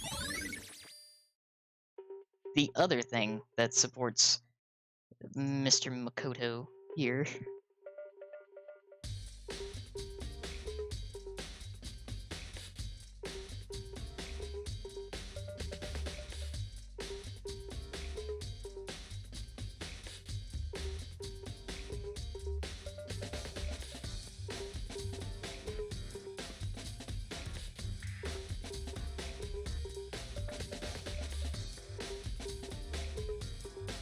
Okay,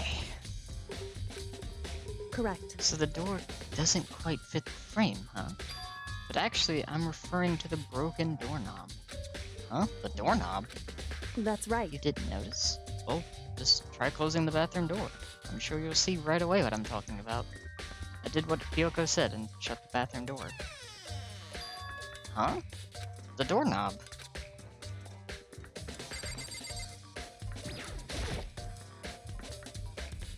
What the heck? The doorknob's practically about to fall off. Why is it like this? It would seem... Someone must have used a screwdriver or something similar to unscrew it. Whatever it was, it's obvious this was intentional. What? It was intentional? Why would someone want to do that? So... I guess maybe they were trying to get the door unlocked and ended up breaking the whole thing. But my bathroom doesn't have a lock on it. Only the girls' bathrooms can lock, right? She stood there for a while, lost in thought. Then apparently, struck with a sudden realization, she shot a question at me. Just a second. I have just one more question for you. You mentioned earlier that your bathroom door would get stuck, right? Did you tell anyone about that? Oh, well, I did tell Sayaka about it last night when we switched rooms. So what you're saying is only you and Sayaka knew about it. Hmm? Interesting. She had the slightest hint of a smirk on her face. I got the sense that she was really starting to get into all this. I see. Then that clears that up. Hmm? What clears what up? I'm so lost. Goodbye. Well, see you later. As if forgetting I was even there, she suddenly turned and left the room. Bathroom doorknob was added to the truth bullets section of your handbook. I still don't really understand any of this, but I've already given my room a good once-over. Maybe I should look around somewhere else. I should start looking into where the murder weapon might have come from. And also, I should look into the DVD Sayaka got. With Sayaka dead, I have no choice but to see for myself what was in that video. And on top of that, I'm sure there are some other areas worth checking out too. Maybe I should see what everyone else thinks, if they'll even talk to me, that is.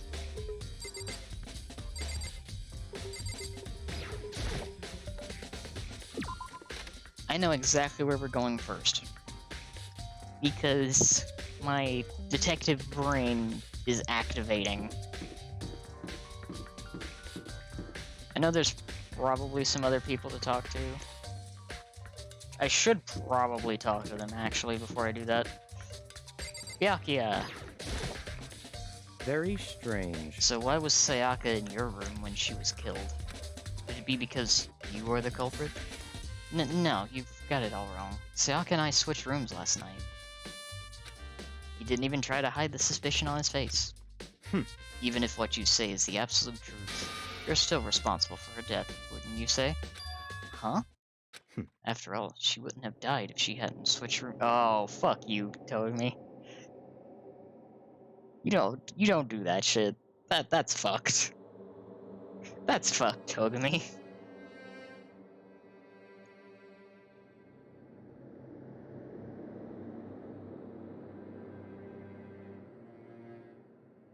Like, goddamn, that's fucked. The reason Sayaka was killed is because I suggested we switch rooms? She's dead because of me? Then it should have been me that died. Well, all we can say right now is that it's a possibility. If that's really true, then God damn it, Togami. That is so fucked to tell somebody. That is so fucked.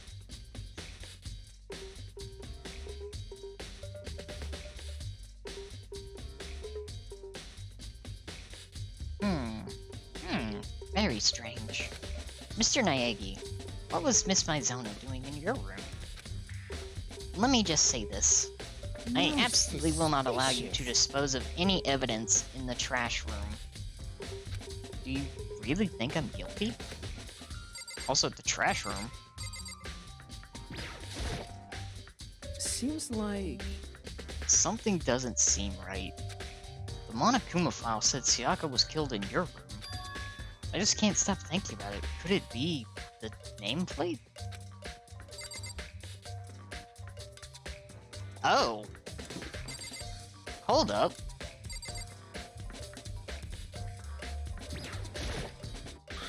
Huh? This is Sayaka's room, right? But the nameplate has my name on it. Yeah, that's not right.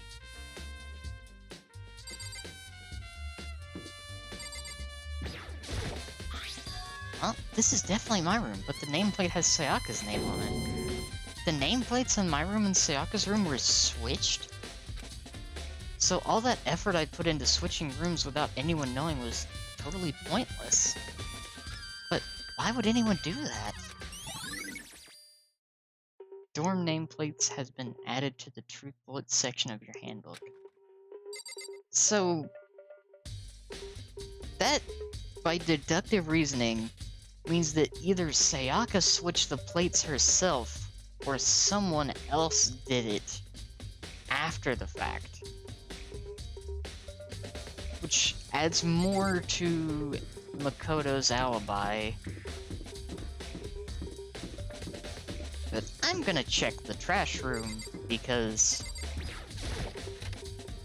what could be in here? This room's locked. There's a sturdy gate here, no way to get past. Monokuma appears! It's the end of the line. The trash room. This is where all the trash in the school eventually winds up. How did you get this gate open? No, you can't go any further! No entry beyond this point. Only the person on cleaning duty is allowed in. Cleaning duty? No, you can't go any further! No entry beyond this point. Only the person on cleaning duty is allowed in. Who's on cleaning duty? No, you can't go any further!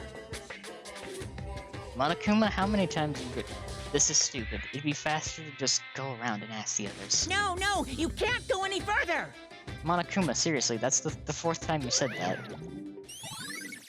Trash duty has been added to the Truth Bullets section of your handbook. So nobody's allowed in there except for the one on trash duty. But who's on trash duty? That cleared absolutely nothing up, Monokuma. It just raised more questions, but that's fine. We're going to the kitchen.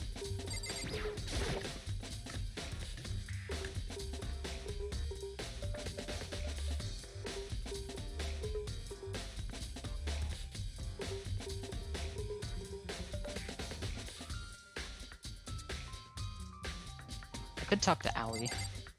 Let's talk to Aoi. Tina, are you investigating the hall? Oh no, I'm just taking a break. Actually, I've been taking a break since we started. This is all a first for me, you know? I don't have the first clue what I should be doing. I know what you mean. And I don't know why, but being in the dining hall helps me calm. So, I know I shouldn't, but I've just been kinda hanging around here. To tell the truth, I was doing the same thing last night when Sayaka was killed. So she was in the dining hall last night. I wonder if there's a time limit on the investigation. Well, doesn't matter. Either way, I need to move as fast as I can. So, Pina was here, hanging out, when Sayaka was killed last night. But doesn't that mean she would have heard something? There are all kinds of kitchen knives here, big to small, but looks like one of them is missing. Was it missing from the very beginning, or... I'd better see if anyone here knows more about it. Kitchen knife set has been added to the Truth Bullets section of your handbook. And if I remember correctly, first day all those were there, so it stands to reason. Monokuma could be watching, there's no way he's concentrating on cooking or anything. So yeah, in other words, our killer definitely paid attention to the kitchen. Marbled meats, salted meats. Now's no time to be thinking about food. Monokuma coin. Hell yeah. So, let's ask Aoi again if she seemed to hear anything. So, did you notice that one of the kitchen knives is missing from the dining hall? Yeah, totally. Yeah, weird, huh? I thought it was kind of strange, a knife just suddenly disappearing like that. Oh, so it wasn't missing from the beginning. That's right. Nope. Last I remember, they were all lined up in a neat row. So, when did you notice one of them had disappeared? Well, I went to go get some tea from the kitchen last night, and all the knives were still there. But when I finished my tea and went back to the kitchen to wash my glass, one of the knives was gone. So you're saying the knife disappeared while you were drinking your tea in the dining hall? Yeah. In other words, you were right there in the dining hall when someone came and took it. Then you should be able to say for sure, you can tell everyone I didn't come to the dining hall last night, which proves I didn't take it. Hey, by the way, did you really kill Sayaka? What? Of course not. I would never. Hina, do you really think I murdered her? 'Cause, I mean... She was killed in your room, right? So, I mean, you guys were supposed to be friends, right? But you still killed... Why are they so quick to condemn this poor man? He is in shock, grieving, and trying his best not to pass out. On the other hand, two people becoming good friends then one killing the other is a classic drama setup. So when you consider everything together, I honestly have no idea. That kinda hurts. I'm not gonna lie. That kinda hurts.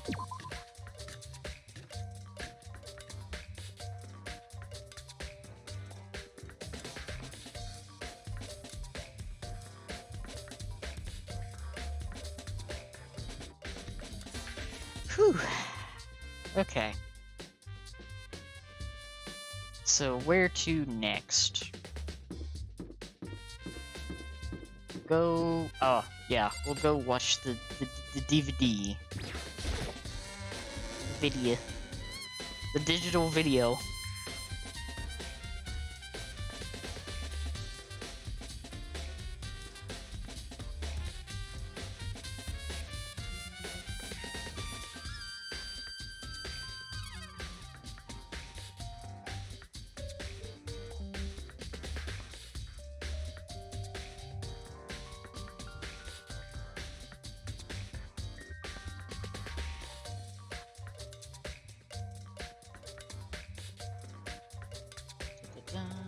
Check some stuff. And let's see.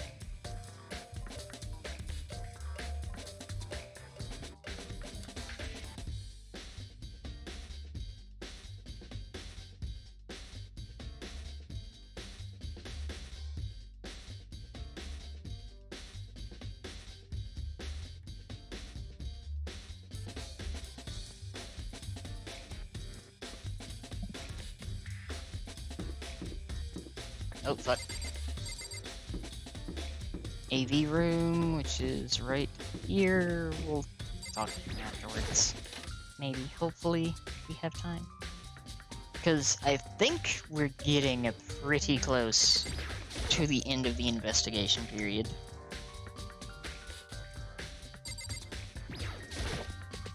It's a DVD player. Yes.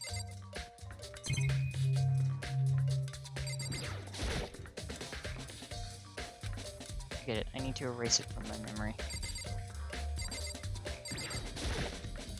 There's nothing inside. So yes,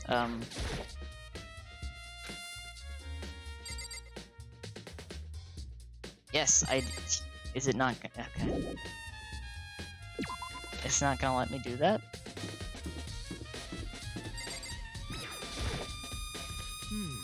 Cleaning duty, eh? As a matter of fact, Monokuma came and talked to me yesterday morning. Really?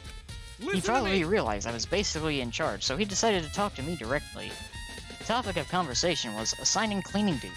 Oh, so you're on cleaning duty now? Actually, no. Huh? Okay, then who is? Ifumi was also there when we had this conversation. He volunteered right away, so I let him have it.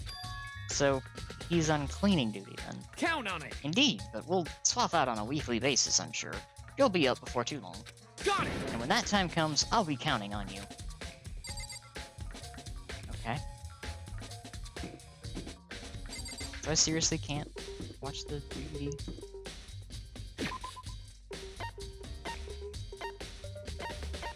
Let's see. I don't know why I'm looking for those. Truth bullets. Let's see. Monokuma file. Advanced struggle. Replica sword. Replica received. Switching rooms. Toolkit. Wrist. Wrist. Dying message. Bathroom door frame. Bathroom doorknob. Needs kitchen knife set. Count. Trash duty. Okay. I think we have plenty of ammunition.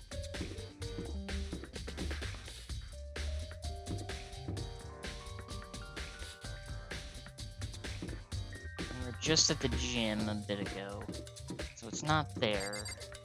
Did anybody buy the exit? Celeste. Why is Celeste here by the exit?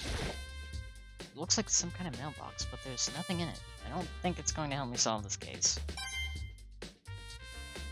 Did give me a Monokuma coin, though. Hey, Celeste, do you know anything about this cleaning duty stuff?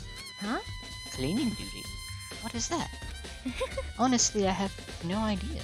Maybe you should ask Taka or someone else. Anyone but me, really. Thanks, Celeste. Very helpful. Very cool.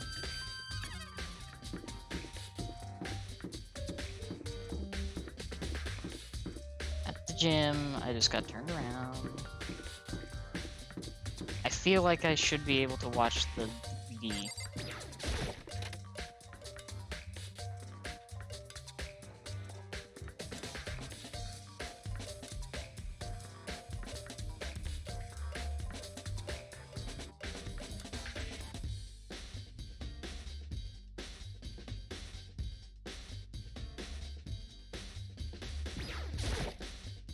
DVD player. Yes, you have a DVD. So it won't let me. No, that's wait. Let me see.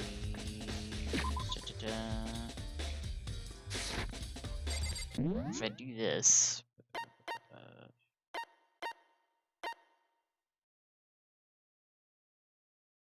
Open handbook menu, observe. So the handbook menu is here. Regulations are there. Nope, that's the whole thing. Okay, so I guess I just can't. That's disappointing. Wait. This is the way I needed to go. Yes, yes, yes it is.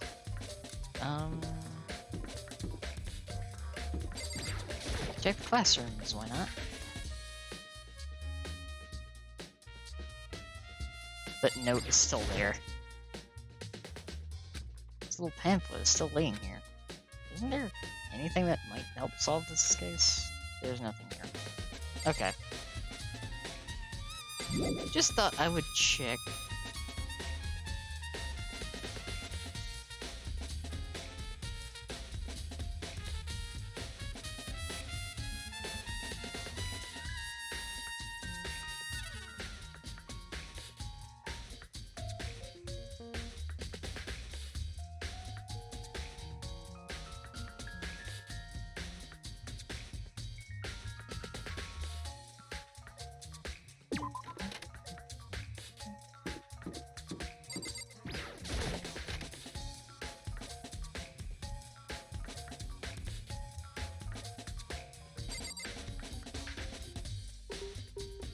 Toko! You still think I did it, don't you? Toko, can you tell me anything about cleaning duty? Huh? Cleaning duty? What's your I problem? didn't know anything about that. Taka's the one who cares about stupid organizational stuff like that. Love her.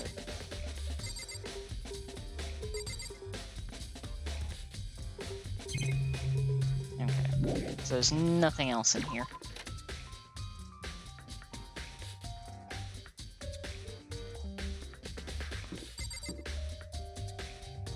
Uh-oh. Okay, game had a moment. We're good. So let's see, is there anyone else that I can talk to? laundry room, maybe?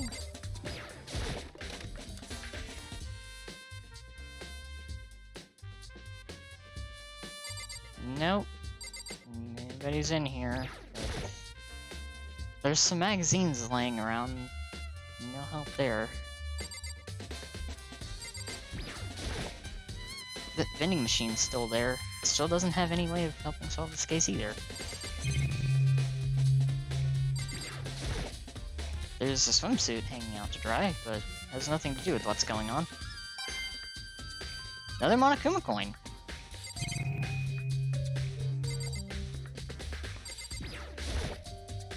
Washing machine. Washing machine that has nothing to do with this case. I'm checking all of them, damn it.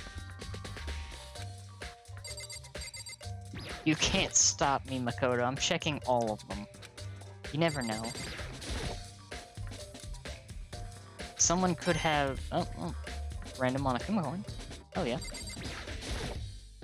Never know. Someone could have tried to wash away their hands from the scene of the crime.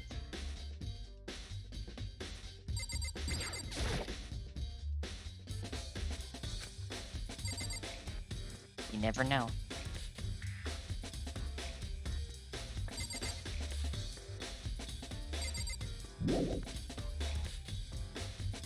You can never be too thorough with your investigating.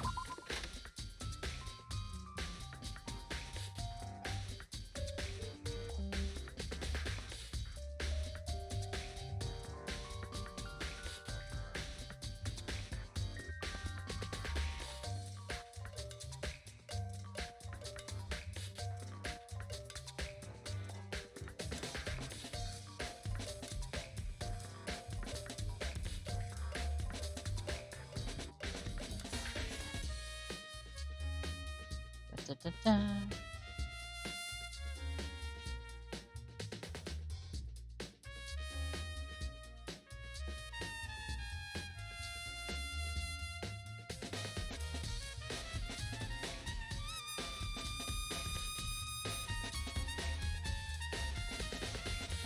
So let's see.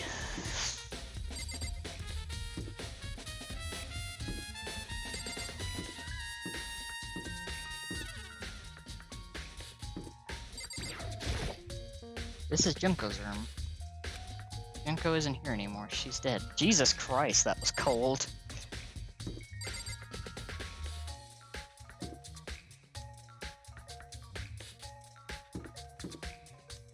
Yapia, Mondo, Kiyotaka, Kyoko, Mai and Sayaka's, Toko's, Chihiro, Celeste, Aoi, Sakura.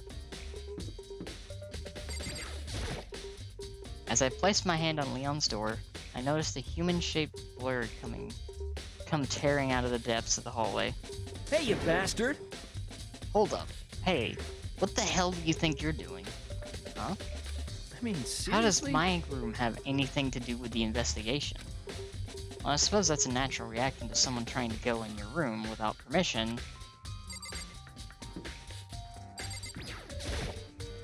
This is Hiro's room. I don't think there's anything here that will help me. As my hand came into contact with the knob of Fumi's room, I heard a rumbling, like a herd of elephants. Mr. Naegi! Hold it right there, Mr. Naegi. Huh? There's Trying no to way enter think someone's about room this without in their a express common permission is sense the kind of highest way. reach of etiquette. So it would Whether it's seem. related to the case or not, you must respect the person's right to privacy. True. I'm just curious if anyone's going to, actually, This is Sakura's room. I don't think there's anything that will help me here. Same with Ali's, I would assume. This is Hina's room. I don't think there's anything that will help me here. Might as well click on everything. This is Chihiru's room. I don't think there's anything here that will help me. Where is Chihiru, actually? This is Celeste's room. I don't think there's anything here that will help me.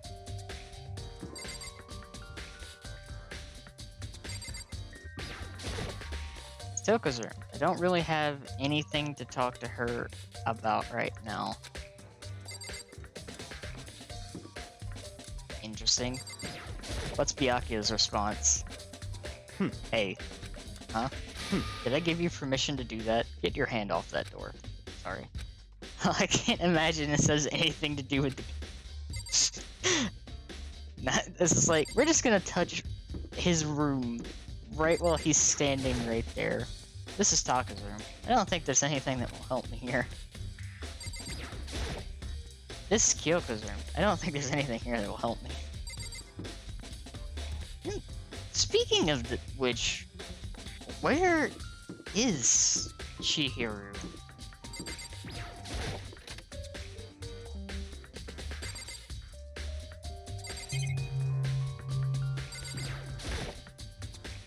It's a fish tank. There's a bunch of little fish swimming around inside. I can't imagine how this could have anything to do with the case. Why is it in the bathroom?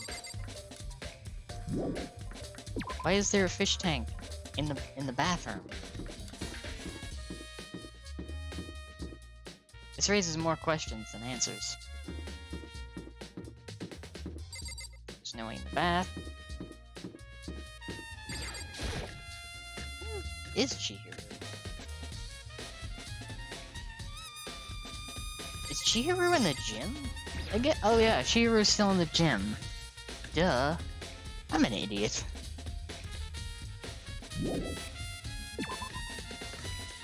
I really am dumb sometimes, you know? It be how it be sometimes. I do in fact be all the dumb. So let's go back to the gym, talk to Chihiro about numbers, and then maybe it'll let me watch the...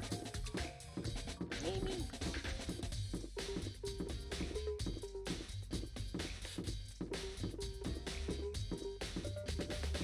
Wait, is there anything interesting in the boys' room? Nothing. Absolutely nothing, other than the really funky color scheme.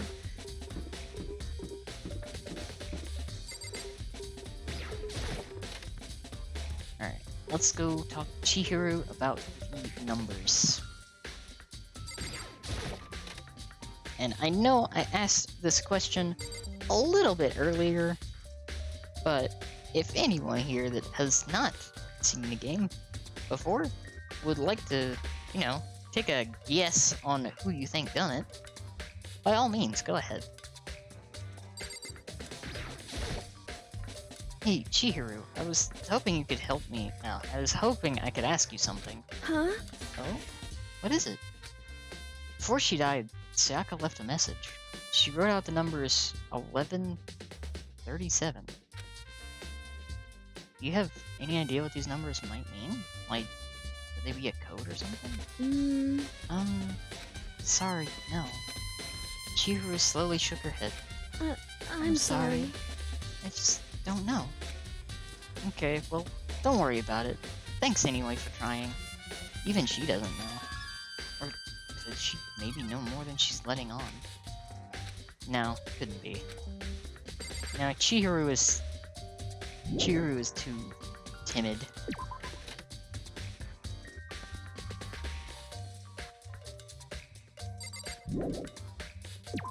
Now let's see if we can go watch this DVD.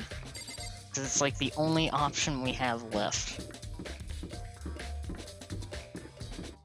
Then it should be time for the trial. I think. Maybe. Probably. We've done a lot. It's a DVD player. I can't play the DVD.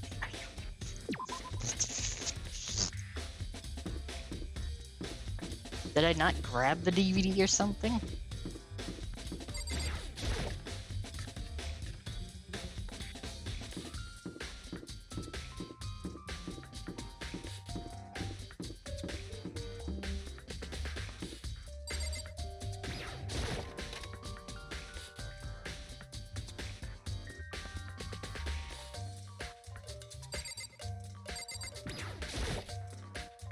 There can only be one thing in the trash. Yep, it's the DVD with Sayaka's name on it. Sayaka got really upset after seeing what was in that video. I wonder what did she see? It might not be directly related to the case, but it might be worth a watch anyway. I'm sorry, Sayaka. I need to borrow this DVD. So that whole time, I should have done that. That whole time, I never grabbed the DVD.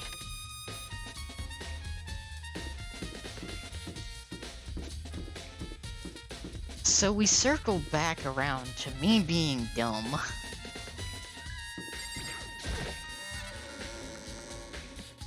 Thank you all for joining me on this trip of me looking like an absolute overlooking dummy. But it's fine, we have it now. We can actually watch the DVD, I think. I should be able to use this to see what's on the DVD. DVD that Sayaka threw in the garbage. I sat down in front of the screen and put the DVD in the player.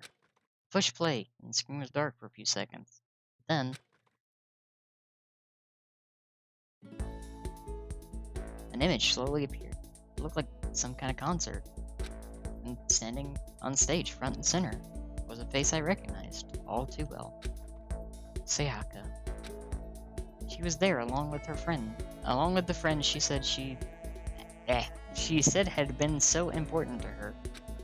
She was positively glowing there in front of the crowd, so full of life. Seeing that image made it even harder to accept that she was dead. My vision started to blur and darken, and then that voice I'd come to despise so much began to float out of the speakers. Sayaka Mizono, the ultimate pop sensation, lead singer for a world-famous all-girl pop band. For these girls, the glowing spotlight only made them that much more beautiful. But then...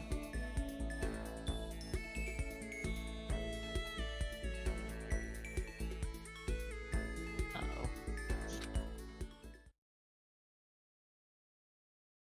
Alright, one second. I'll be right back.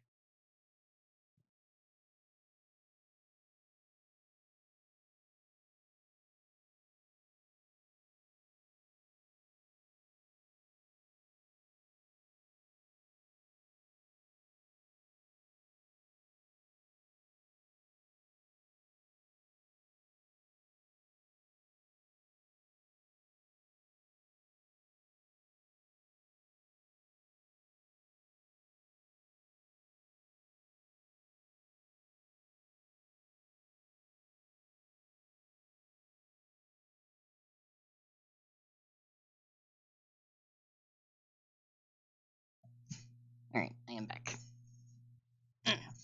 Suddenly, the screen went dark. And in the next moment, I saw something I could hardly believe. What the?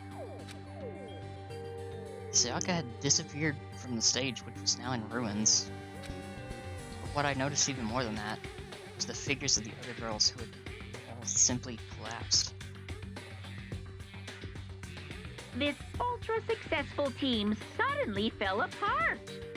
None of them will ever perform on stage again. None of them will ever feel the warmth of the spotlight. For Sayaka, there's simply nowhere for her to return to. Oh, fuck.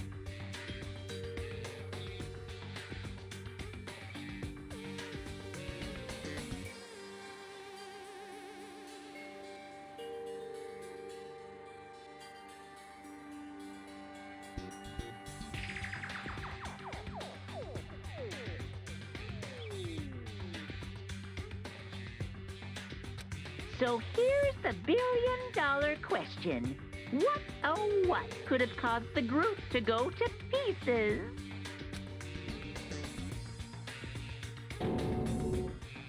Look for the answer after graduation.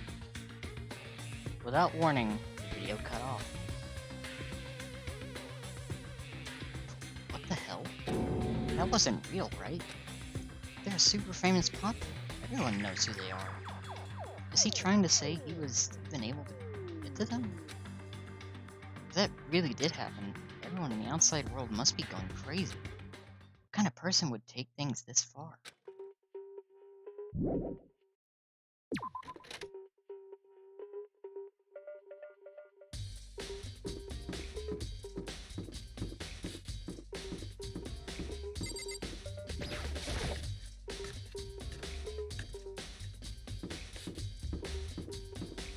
Oh, they're slowly starting to pop back in.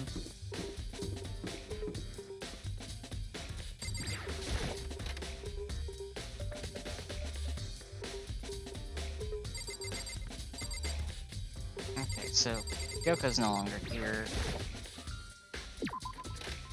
So let's see, what do we have to do to,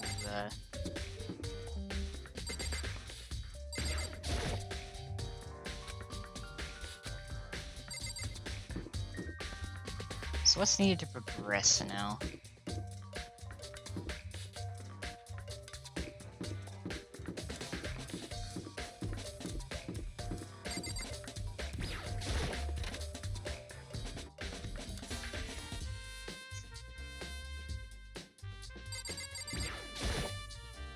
Sayaka. No, I can't let myself get depressed again. I need to search for clues. Nothing here. So, yeah. Okay. So it's pointless being in here. So let's see. Is there anything else here that's of any use? Now this is... I forgot. Nameplates.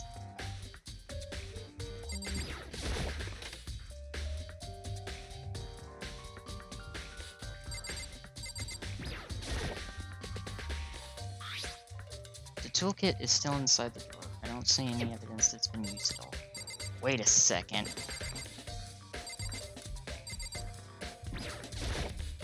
No, not the door.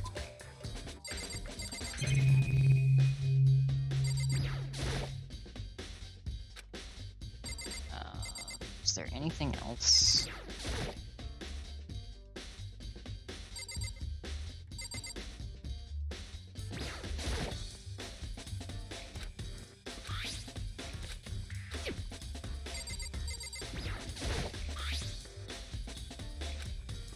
Seeing if there's anything new.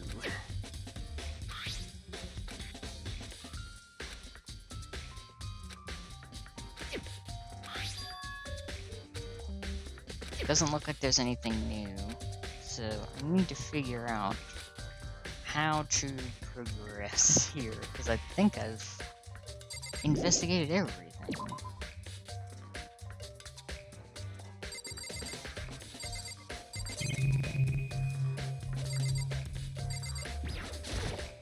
By the way, You know, I realized something while I was on guard duty.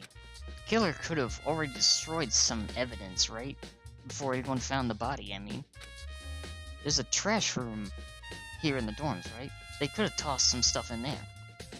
Yeah, that's definitely possible. you son of a bitch! That dirty bastard. Anyone who raises their hand to a woman is scum that deserves death. That's what my brother taught me. You're fucking dead. So if I ever find the son of a bitch that did this, I'm gonna pound his goddamn face in. But what if it was a girl that did it? Yo, That'll all get sorted when the time comes. Sakura, do you think I'm guilty too? Hey, I try not to make assumptions like that. I simply don't know whether or not you did this. Whatever decision the rest of you come up with, I will follow your... I see.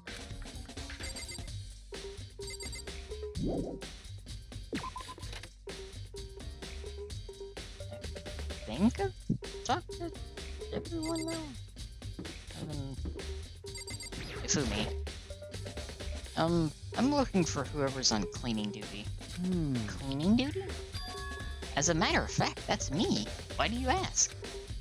It just so happens Monokuma talked to me yesterday and... Oh, it just so happens Monokuma talked to me yesterday and asked me to take care of it. Without someone on cleaning duty, the school would be flooded with trash in no time. So I formally applied for the position. I was gonna start this morning, but after what happened, I haven't had a chance to get started. And since you're on cleaning duty, you can open the gate in front of the trash room. Here Of we course. go. It's my job to gather up all the garbage and toss it in the trash room. And to do that, they gave me the key for the trash room gate. Mm-hmm. But we're supposed to rotate once a week, so eventually you'll be in charge. Very strange. Wait. Wait, hold on. You need a key to get to the trash room, and only the person in cleaning duty has access to the key. What's the point of going to all that trouble? Why not just leave the trash room open all the time so we can all throw things out whenever we want? That does seem more convenient. So, in other words, Actually, anyone who kills a fellow student becomes black and will graduate unless they are discovered. so that's it. That must be why. If anyone could go in and out of the trash room whenever they wanted, then destroying evidence would be easy. The thrill would disappear, and things would become boring. Boring? Hey, listen. Anyway, more important than that. Hey, you bastard. Hey, fatty. What'd you want the cleaning duty gig anyway? Oh. I just decided to volunteer for something I knew no one else would want to do. What's the big deal? You... Liar. I know why you did it. Is it, like... You want to dig through all the girls' trash, looking for, and poking around in it. There's no way to What are think you about this talking in a about? All common my love is sense for kind of way. 2D. You know what I mean. But there's all kind of trash diggers like that. Maybe you'll get tired of 2D and then turn to... I would never get tired of...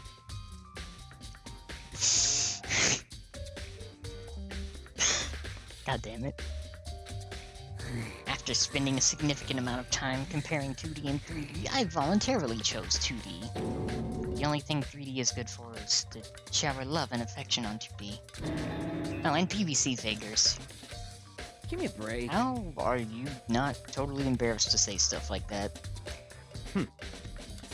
If you're so worried about Hifumi's questionable morality, there's a very easy solution. Whenever a guy has cleaning duty, Sakura can accompany them from picking up the trash and to disposing of it. Fine! What? If you're so innocent as you claim, where's the harm in it? That's not how it's supposed to... Anyway, on another topic, Hifumi, since you were on cleaning duty, I have a favor to ask you. What, so now you suddenly want to join my party? Sorry, but you haven't triggered that flag yet. I mean, you haven't helped me recover from a past trauma or save the village or the boss. No, nothing like that. I was just hoping to get into the trash room and look around. You Oh, okay. got it. So easy. So, Hifumi and I headed down to the trash room. That was rather easy. You'd like me to open the gate, wouldn't you? You know, when I look at it, it makes me think. They said he killed his wife. He learned how to get by on the inside, but he never stopped dreaming. Get busy living or get busy dying, he said. So, him and Rita, they found themselves a way out. Whatever, just please hurry up. Da-da-da-da-da! Okie dokie, leave it to me. Fumi pulled a key out of his pocket and used it to flip the switch next to the gate. And then... Mr. Naegi! However, Mr. Naegi, That surely you exact. aren't planning to use the trash room to destroy evidence, are you? You fiend, you planned this all along. No, I just wanted to see if the actual killer had tried to destroy any evidence or not. But the actual killer is you, isn't it? You want to see if you left anything behind. Wait, maybe a parallel world? Whatever, let's just hurry up and keep looking. Aha! There's something on the ground in front of the incinerator. It looks like a burnt piece of something. A burnt piece? Like a hunk? Like a hunk of burning love? No, Hifumi. Not anything like that. Anyway, this is... It looks like a piece of cloth, and the shape... It's part of a sleeve of a button-up shirt. And now that I look at it, it's definitely blood on the cuff, which means... this is all that's left of some evidence the killer destroyed. But there are lots of people here with white button-up shirts. This isn't enough by itself to figure out who the killer is. Burnt shirt piece has been added to the truth bullets section of your handbook. There are shards of broken glass shattered around the front of the incinerator. Looks like it used to be some kind of glass ball, just about big enough to fit in the palm of your hand. Is this Yeah, perhaps... what's that? You know what this is? Mm-hmm. They say if you collect all 7 with a dragon will appear and grant you a... This isn't Dragon Ball, Hifumi. I'm kidding aside. It's the kind of thing you might see in a big city street corner. Gaze into it and it will show you a glimpse of the future. Just like that Nina girl who was on that quest to find that one guy.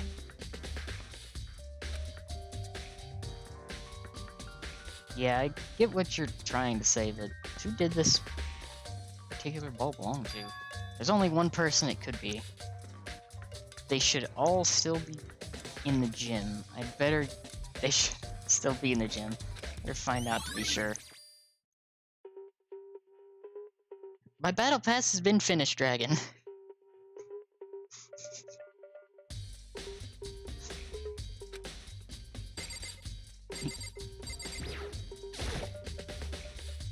This is the incinerator. It's way in the back part of the trash room.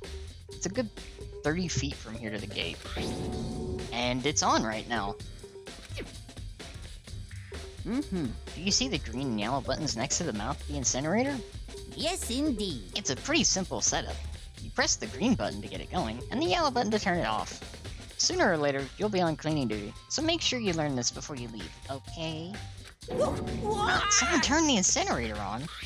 Very strange. I'm quite certain it was off last time I was down here. Was it a fairy? Perhaps it was the work of a fairy.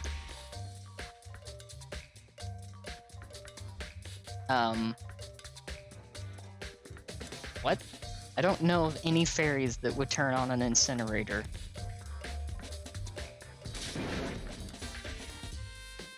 Hifumi, do you realize what you just said? Huh? Huh? A fairy? No, you said that last time you were here, the incinerator was off. Ah, yes, about that. There can be no mistake. If I've got one thing going for me, it's my memory. I feel as if... Yesterday, as soon as I was appointed, I came down to check the place out. It definitely wasn't on then. I haven't been back to the trash room since then. And since I'm the only one who has a key to open the gate, Most it should be suspicious. impossible for the incinerator to be on, yet. So that means someone was able to switch on the incinerator without opening the gate. But how is that possible?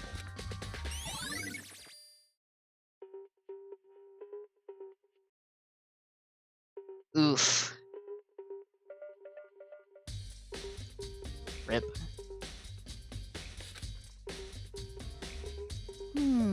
This whole thing is quite strange indeed. When I was here last, the incinerator was off, and those glass shards and burnt clothes weren't. Wait, does that all mean Mr. Naegi? Will you be confessing soon? Why me? Everyone already knows who did it. All the mysteries are being solved one by one. It sounds like he's living out one of his comic book fantasies.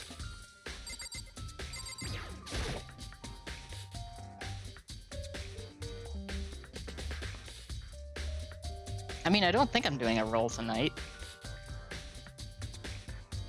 The green button turns it on, and the yellow button turns it off. Or so it seems, anyway.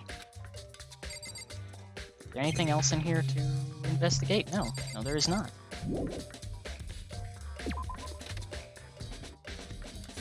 So that's everyone. But I know exactly who needs to be talked to.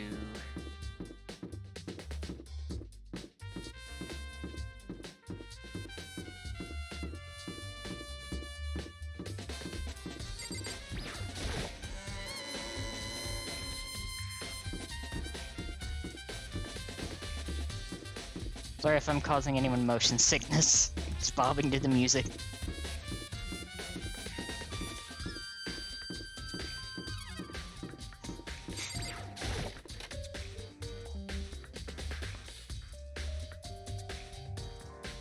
because I know exactly who would have had a crystal ball here. And it's Hero, who's probably still in shock. Hey, Hero, can I ask you something? No. I gotta get out of here. Gotta get out now. I've had enough. Gotta break free. Hero, snap out of it. Huh? Makoto, what are you doing here? What? Hey, does this look familiar? That's my crystal ball. But it's all smashed. What the hell? Poor Hero. What the heck? I only brought it because the guy said it was blessed. He said it was unbreakable. So how did it break? What? Was it actually just made of glass and not crystal? Did that guy totally dupe me? He said it belonged to the pillars of history. Genghis Khan, George Washington, Napoleon. He said whoever controlled that crystal ball controlled the world. Was that seriously all BS? Let's put that aside for now. So, you can say without a doubt that this belonged to you. Yeah, that's mine for sure. I probably forgot it in the laundry room last night. Someone must have come by and snatched it. You left it in the laundry room? That means anyone could have found it and taken it.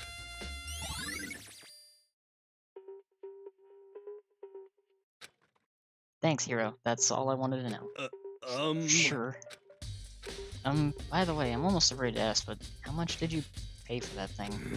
Everything I saved up from fortune telling for 2 full years. Oh, you. Came out to be like 1 million. Oh, Hero, no. Not 1 million yen. Million? That's pretty cheap, actually. I mean, considering it gives you the power to control the world. That's just too stupid. I can't even feel bad for him.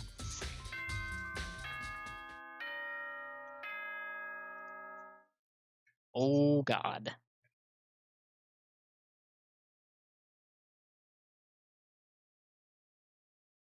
It's time.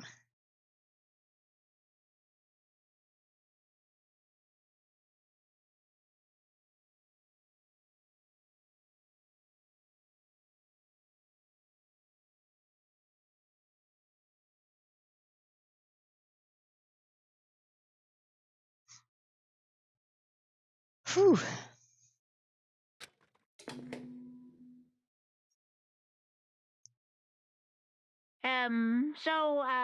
I'm getting tired of waiting. What say we just get started, It's time for the long-awaited class trial!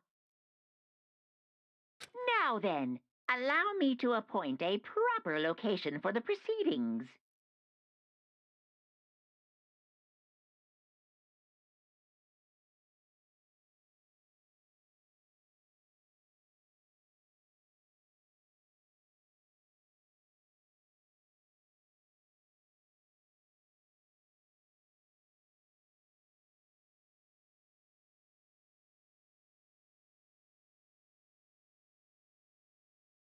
Okay. Please go through the red door on the first floor of the school. See you soon! The red door on the first floor. That's where I should go. No, where I have to go. It's time. So we'll do the trial, and then it will probably definitely be time for me to wrap up. You're late, Makoto. We've all been waiting for you. I bet you were afraid to be discovered as the murderer you are. Listen to me! Let's not jump to conclusions just yet. Save that for the class trial. There we can all reveal the details of Makoto's crime. You really said not to jump to conclusions, and then immediately jump to conclusions. Thank you for that. So they really are convinced I did it, but I didn't do it. Me and Sayaka both know that all too well. But then who is the killer? Well, the one who murdered Sayaka it really one of us? Yes, yes it is. The evidence supports this. Is everyone here? Okay then. Please board the elevator in front of you, which will transport you to the courtroom, where all your fates will be decided. So, hello Faye. Any ideas on who did it? I'll meet you all down there. I'll be waiting. Cause it's time to decide who's guilty. One of these characters did it.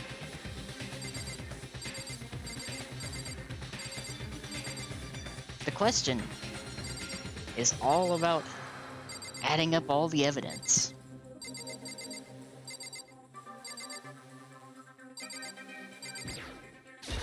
What? So whoever stuck us here even took the time to set up a goddamn courtroom, huh? Impossible. Oh, who do you think did it, Faye? Damn, really gotta go through with this class trial thing, huh? You know? If you want to confess, I guess now's the time to do it. I'm telling you, I didn't do it. That's a good guess, Faye. I fully agree with that. It is someone with hair. Hey, There's no point in standing around here. Settle your resolve and step into the future.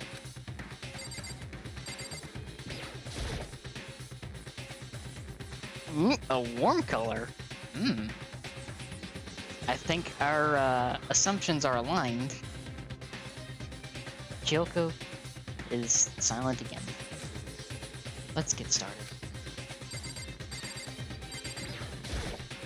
I'm sorry. I like your guess, Faye. Sorry. In the end, I wasn't able to do any looking around or anything. Is this really how Sayaka would want us to find out who killed her? Got it! Ooh, guessing Leon. Well, let's find out. Relax, I haven't decided 100% that you're the culprit just yet. Maybe, but you're obviously leaning that way. What the heck? I can't help but wonder what whoever killed Sayaka is feeling right now.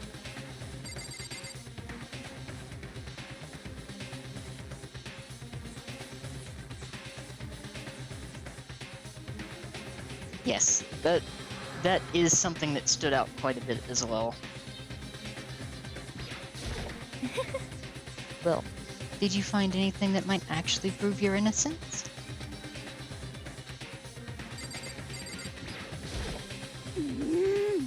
Yes, it was quite an opposite outburst. Being so insistent, even though you obviously killed her, very impressive. you know what I mean. Well, I did my job. I'm counting on the rest of you from here on out. Like, even that seems off. So the school basement has become the darkened stage. We're all here to bear witness to Mr. Naeki's final curtain call.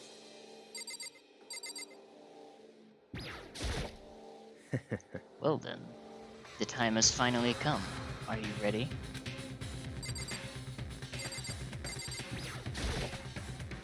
I guess I have no choice but to get on this elevator. Well then. Leon said, well, I did my job. I'm counting on all of you.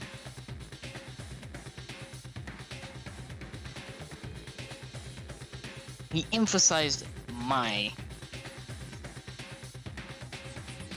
Yes, indeed. Yeah, like, that doesn't sit well. Hey. Are you scared? No, scared isn't quite right. Makoto. I said it before, but it's up to you to uncover the mysteries surrounding this case yourself. If you don't, you'll never come to grips with the truth. I need to uncover the truth of Sayaka's death. I didn't need someone to tell me to do that. In Sayaka's honor, I swear I'll find out who the real killer is. As I raised my voice to try and give myself courage, I turned, trembling with anticipation, toward the elevator. With each step forward, I could feel my heart starting to race faster and faster. Everyone else was already on the elevator, and I finally stepped on. The doors closed. The elevator started to move.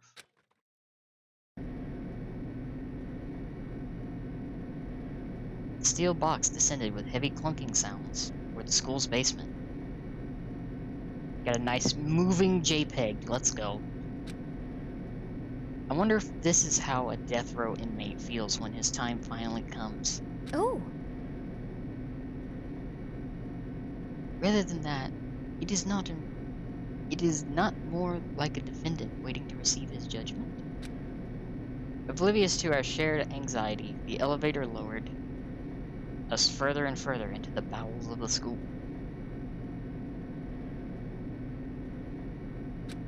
I feel like that would be an inappropriate time for a joke, but I think we all know what could have been said there.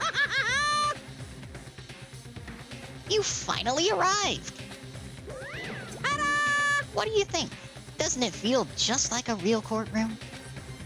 It's like a Hollywood movie set, right?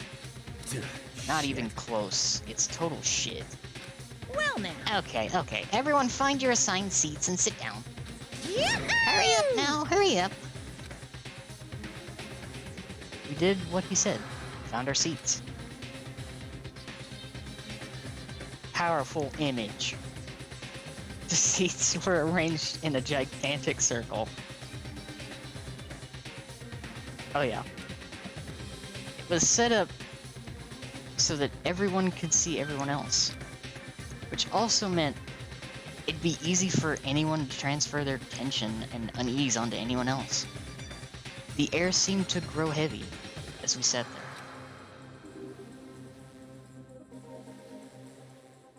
And so, the curtain on our first case opened. A deadly judgment. A deadly deception.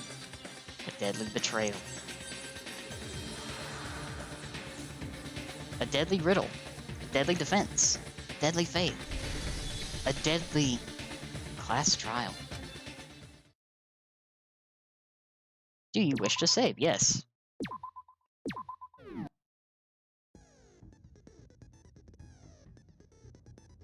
Fair enough.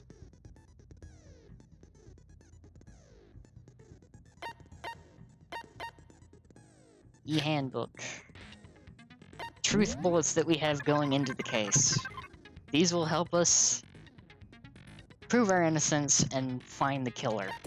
Monokuma file, evidence of a struggle, replica sword, the sheath, switching rooms, the toolkit, Makoto's cleanliness, Sayaka's wrist, the dying message, the bathroom door frame, the bathroom doorknob, the nameplates being switched, one of the knives being missing from the kitchen, Aoi proving that we didn't go into the kitchen, trash duty, meaning that the incinerator was locked and there was no way to get to it without being on trash duty.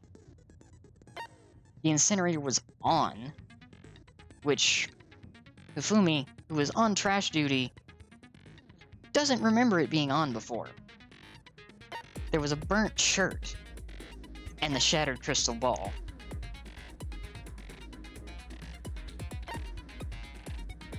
So that narrows things down immensely as to who could have done it, and who definitely did not want to be found out.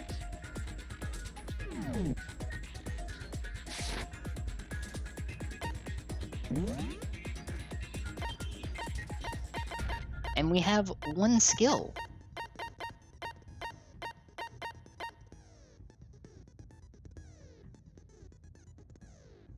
Melodious voice.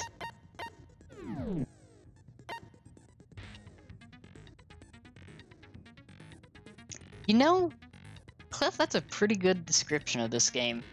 It is kind of like Phoenix Wright, but with a gun.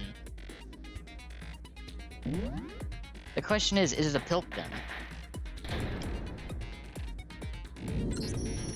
Let's begin with a basic explanation of the class trial. So, your votes will determine the results.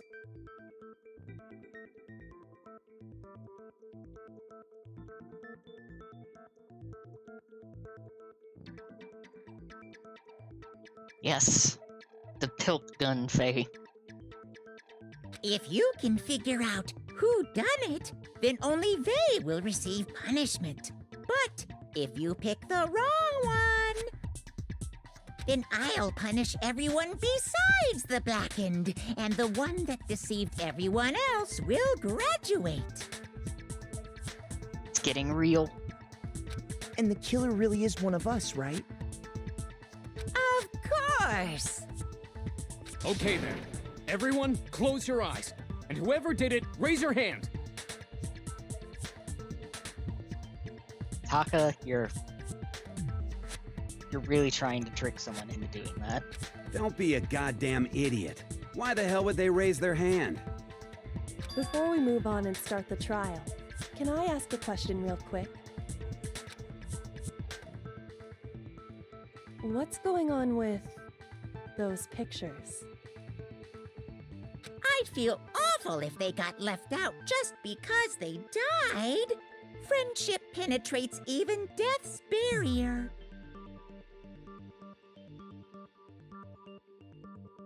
Damn. Monokuma's actually kind of making a point here. Friendship penetrates? Fumi, wrong place. Okay, but what about that other empty seat? There were only 15 of us to begin with, so why are there 16 seats? Very curious as to why there are 16 seats. Oh, no reason. It's just that our little courtroom here can technically fit up to 16 people. Right? It seems a little biased right now. Okay, that about does it for the preamble. Get ready to get started. First up is the case summary. Now, let the class trial begin. It's about to begin. Debate to decide who we think the killer is. Anything I found, anything I noticed, I have to be ready to speak up about everything. Because this isn't just about me. Everyone's lives are on the line.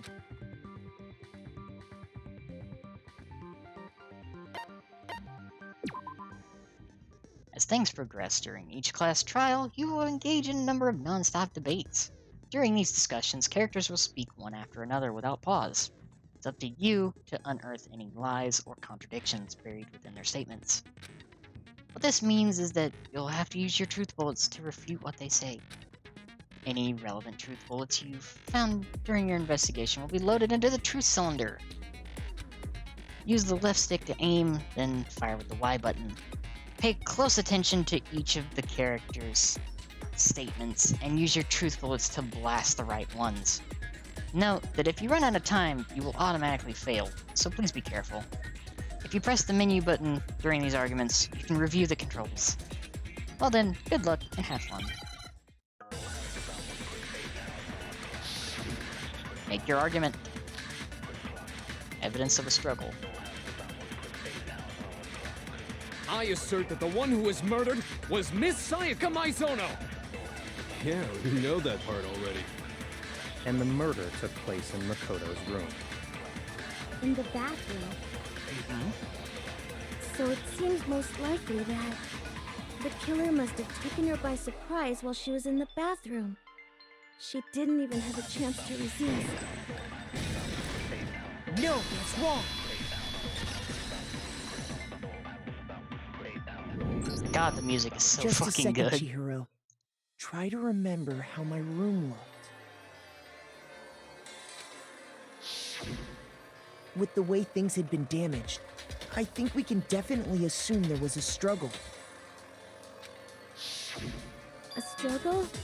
Between who and who? Between Sayaka and the killer, of course.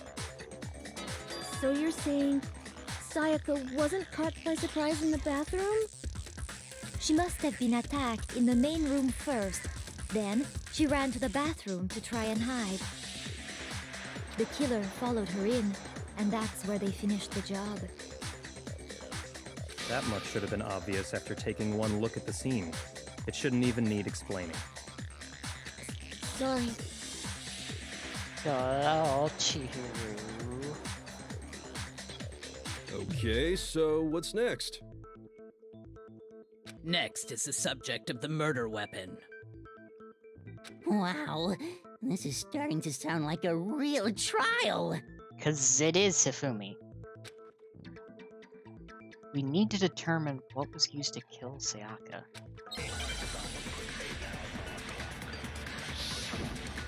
Make your argument. So what was used to kill her?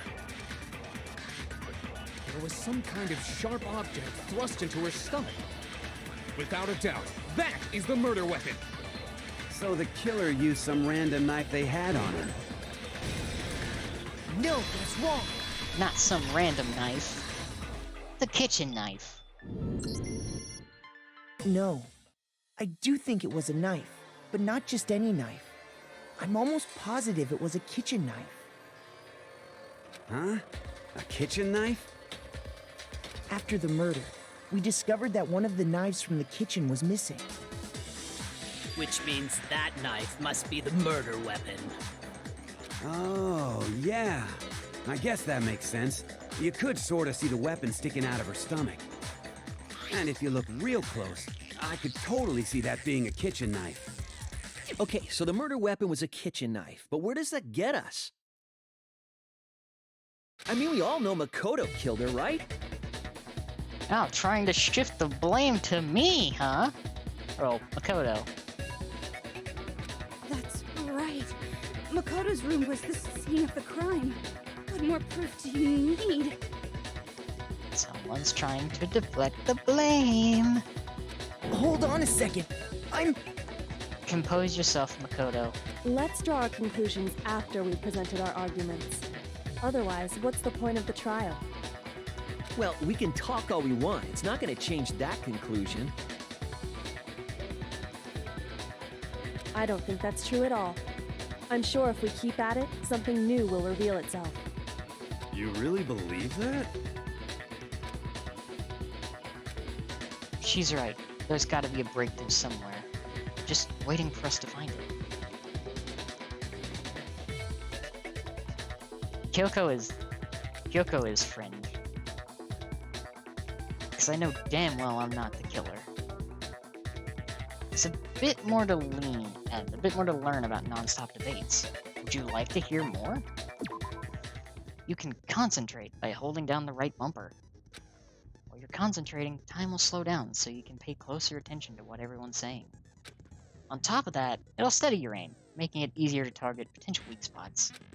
Concentrating like this consumes the focus gauge, and if this gauge empties, you can't concentrate.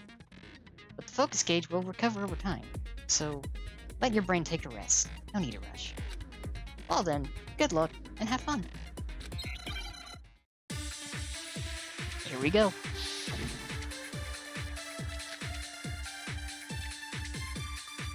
So I guess there's no question that the kitchen knife was the murder weapon.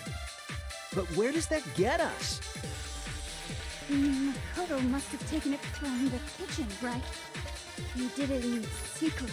Nobody was in the dining. No, that's wrong. I can break your argument. Okay, wait. Hold on. I didn't take the knife from the kitchen.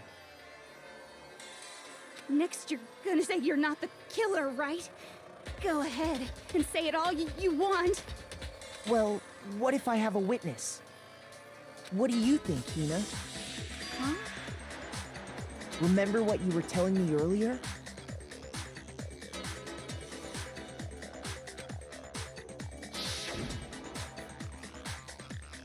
Well, I went to get some tea from the kitchen last night, and all the knives were still there.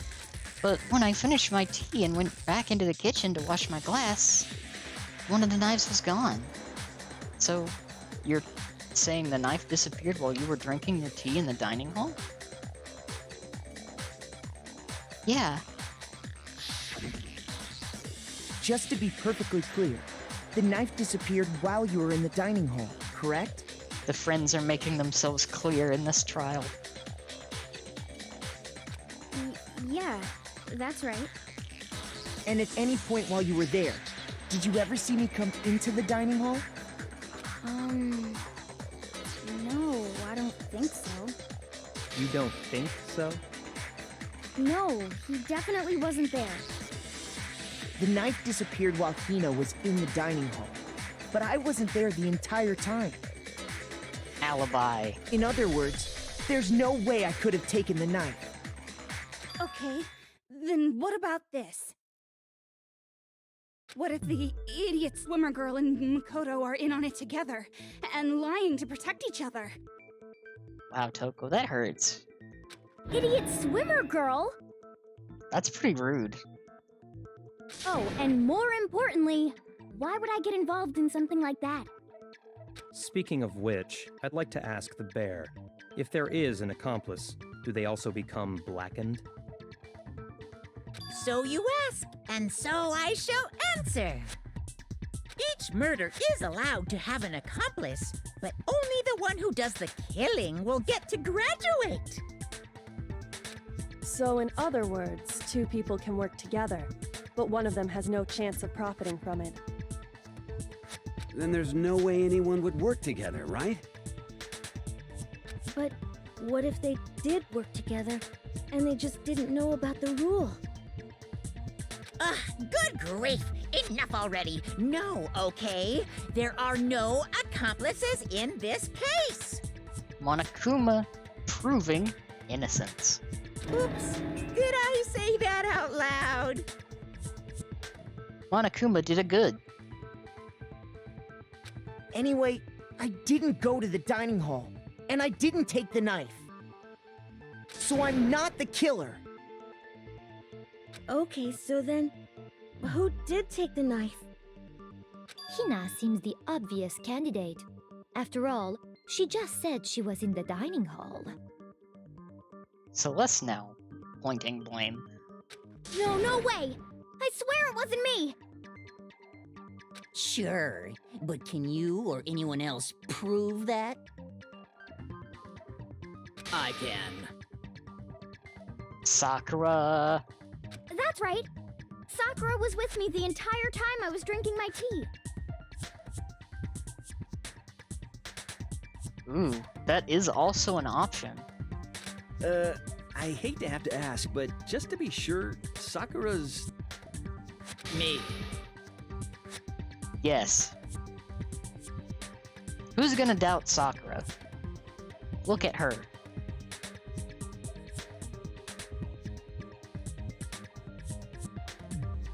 Right. But it could happen, Sayaka.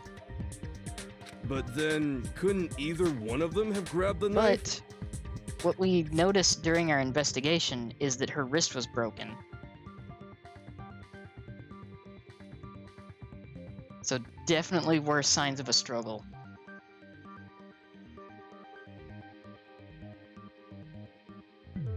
Actually, no. Because, well... Just spit it out already. I stayed in Hina's room last night. I got so scared thanks to those creepy videos. I wasn't really thinking, I just asked her to stay over. Which means we have airtight alibis. You stayed over? Doesn't that violate one of the school regulations? We're not allowed to sleep anywhere but the dorms, but it doesn't say we have to stay in our assigned room. Which also gives Makoto an alibi for switching rooms with Sayaka. So, I don't think that's a problem. It is a problem! A boy and a girl spending the night together? It's It's unwholesome! Kiyotaka. Sakura's a girl. They just had a ladies' night. But I'm a girl. She's beautiful. You are? Oh my gosh, I'm so sorry! You should be. You should be Taka. But if it wasn't either of you, then what other possibility is there? Also, I really wish I could do that French accent. Actually, there is one other possibility. Right, Hina? Oh, yeah, that's true. One other person did come to the dining hall while we were there. Why didn't you say so in the first place? Who did it? Well, because they're not here anymore. Uh-oh. Someone who's not here. Are you talking about... Sayaka.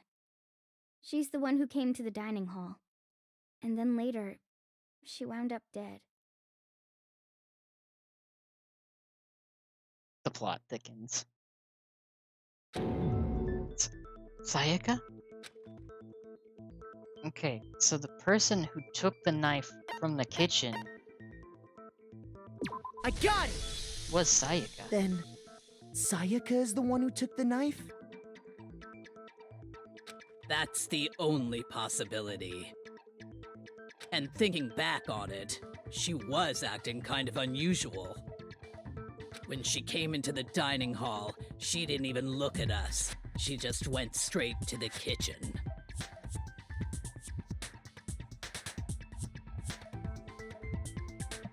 Uh-oh. As she left, she said she just wanted a drink of water. But most likely... And the person who took the knife was the victim herself!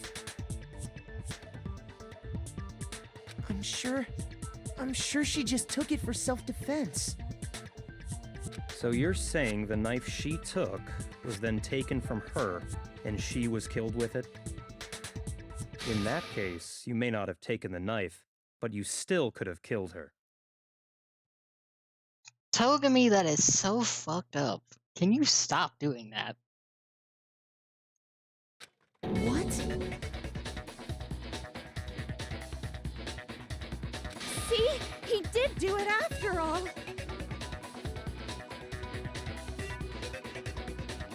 No! You're wrong! So, that's how you would twist the argument and send us all off in the wrong direction? Again, that argument makes no sense. You possess a most terrifying talent. Damn, if I don't do something, they're gonna blame me for the murder. Don't they understand? If they convict me, everyone's gonna die. Hold on. It's still too early to decide conclusively that Makoto is the killer, wouldn't you say? Because you see, if the room did belong to the killer, then they did something most bewildering.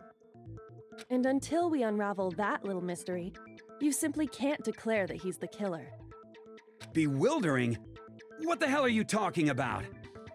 Something was missing from the scene of the crime that by all rights should have been there. You know what I'm talking about, don't you? First, Hangman's Gambit. Sure, let's learn about it. As things advance further in the class trial, the Hangman's Gambit will eventually take place. The point of this is to reveal an important phrase related to the incident in question. You'll have to deduce the phrase from the letters flying around and the letters already known. Complete the phrase by shooting down the flying letters in the right order. Use the left stick to aim, and then press the Y button to shoot the desired letters. If you shoot down the wrong letters, you'll suffer damage to your influence gauge. If this gauge reaches 0, you'll run out of time, or you run out of time, you fail. Well then, good luck, and have fun. Something that should have been at the scene, but wasn't. That must be the crucial point. If we can just figure out what that something is...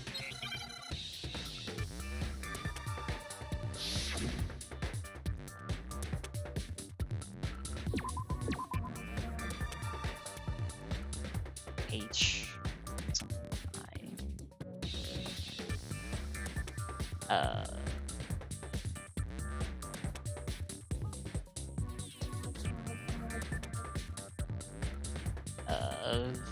fuck.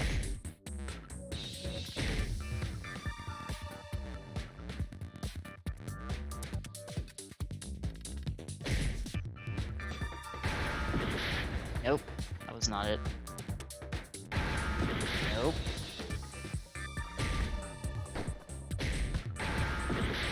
I am really bad at this. Oh, hair. Now I understand. I am dumb. I'm really fucking dumb. Holy shit. That's right. There wasn't a single hair on the floor. I even emphasized that earlier. So, the culprit removed some evidence? Note to self, do not trust me with word puzzles. Yes, and if I were the culprit, why would I need to get rid of all the hair in my own room?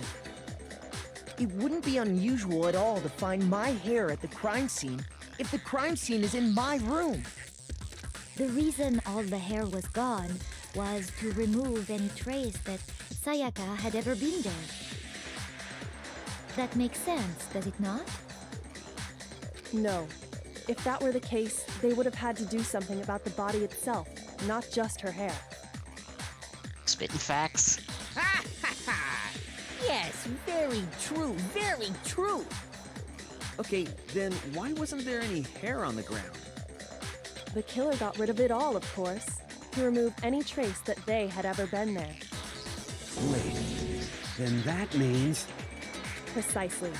It's simply beyond reason to believe that the room's owner and the killer are one and the same.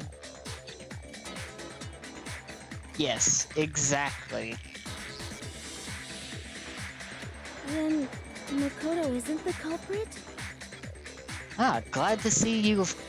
They're starting to understand that Makoto could not have possibly killed her. Are you sure we can decide something so important based solely on the absence of some hair?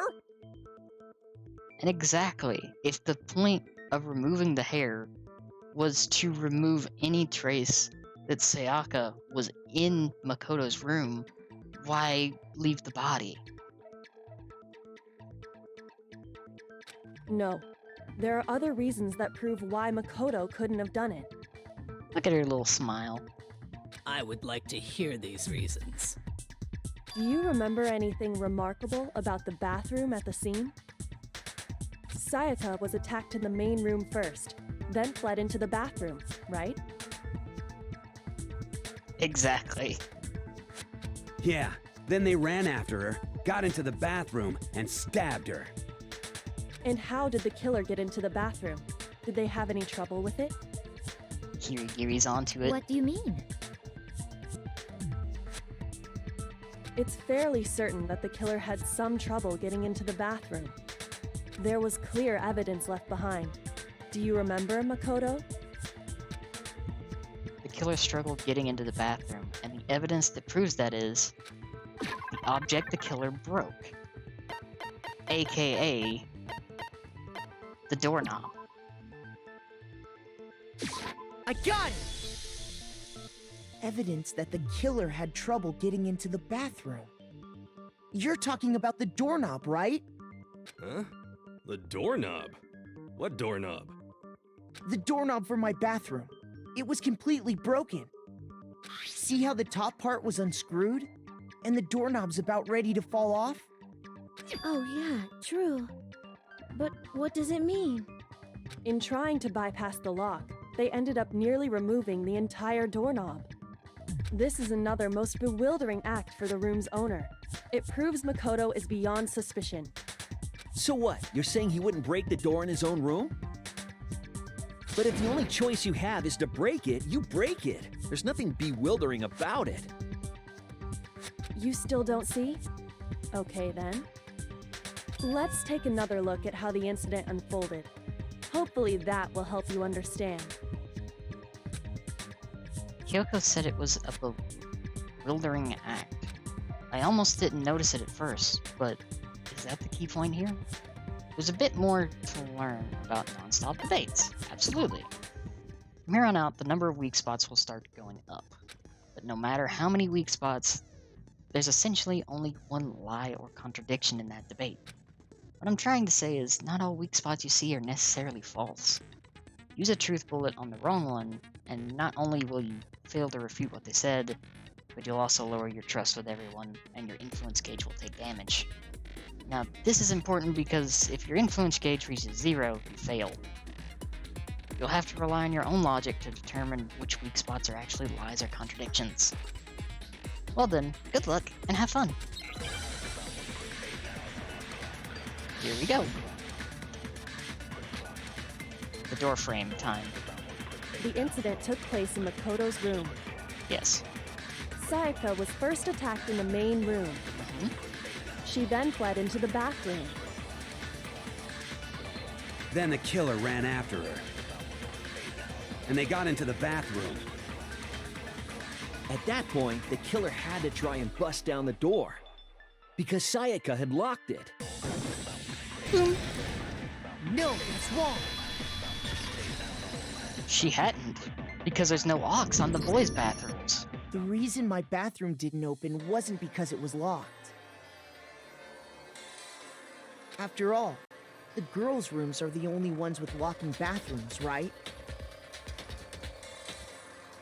Yes. Yes. Now that you mention it, that is true. Yep. Then why didn't your bathroom door open? Decade-old game, by the way. They still have a lot of this stuff. Because it was stuck. Huh? What are you talking about? But this actually helps out quite a bit in the case. My bathroom door doesn't fit in the frame quite right. Monokuma over there can testify to that. Yup, true as true can be. But you know, you're supposed to be the ultimate lucky student, right? But to have such a cruddy door. That same cruddy door is also quite a stroke of luck, because only him and Sayaka knew about it. Which means whoever killed Sayaka didn't know that she was in a boys' room, which didn't have a lock. Which made them tamper with the doorknob and leave more evidence behind.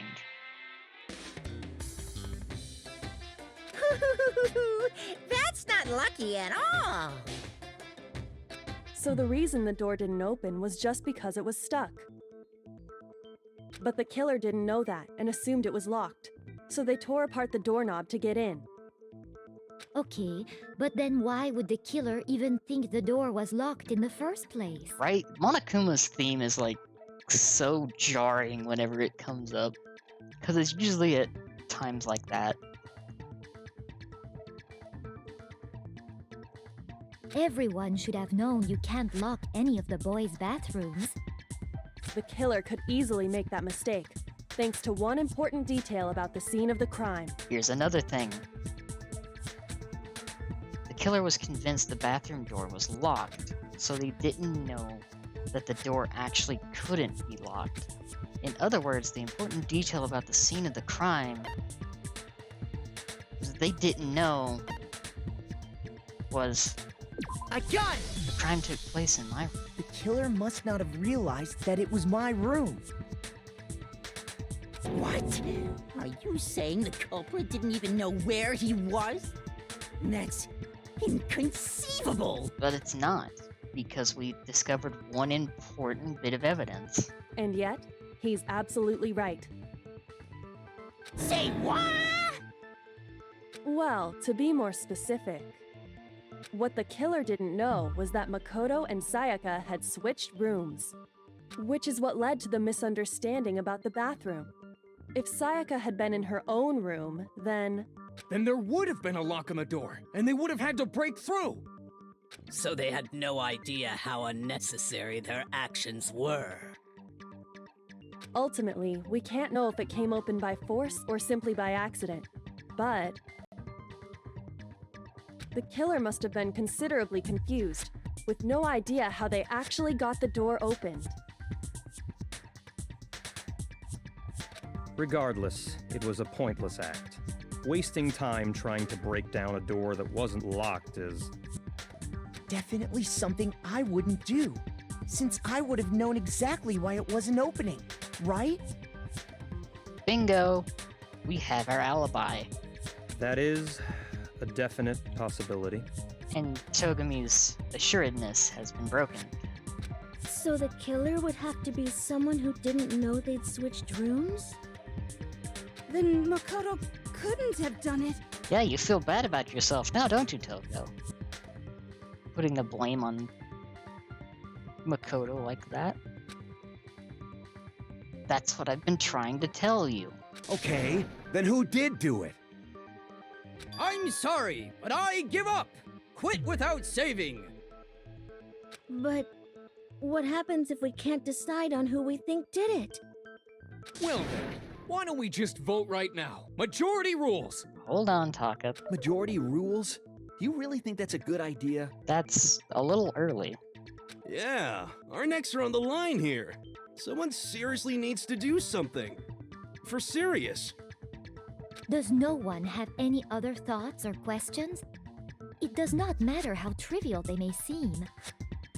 Oh, as a matter of fact, I do have one question. Yeah, he's the ultimate moral compass, so he's constantly, in all seriousness, he's one of the characters that constantly has a stick up his ass.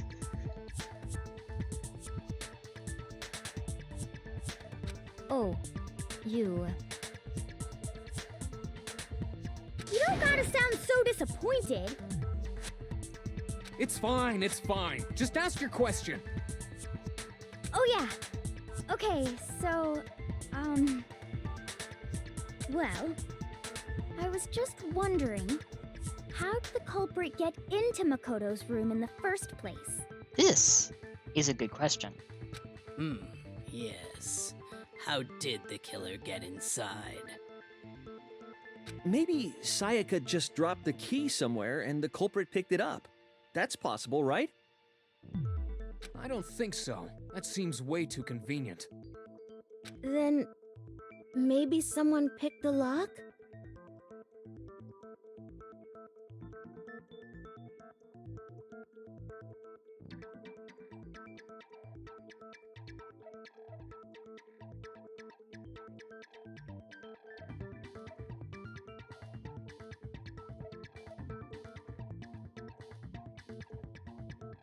Negative!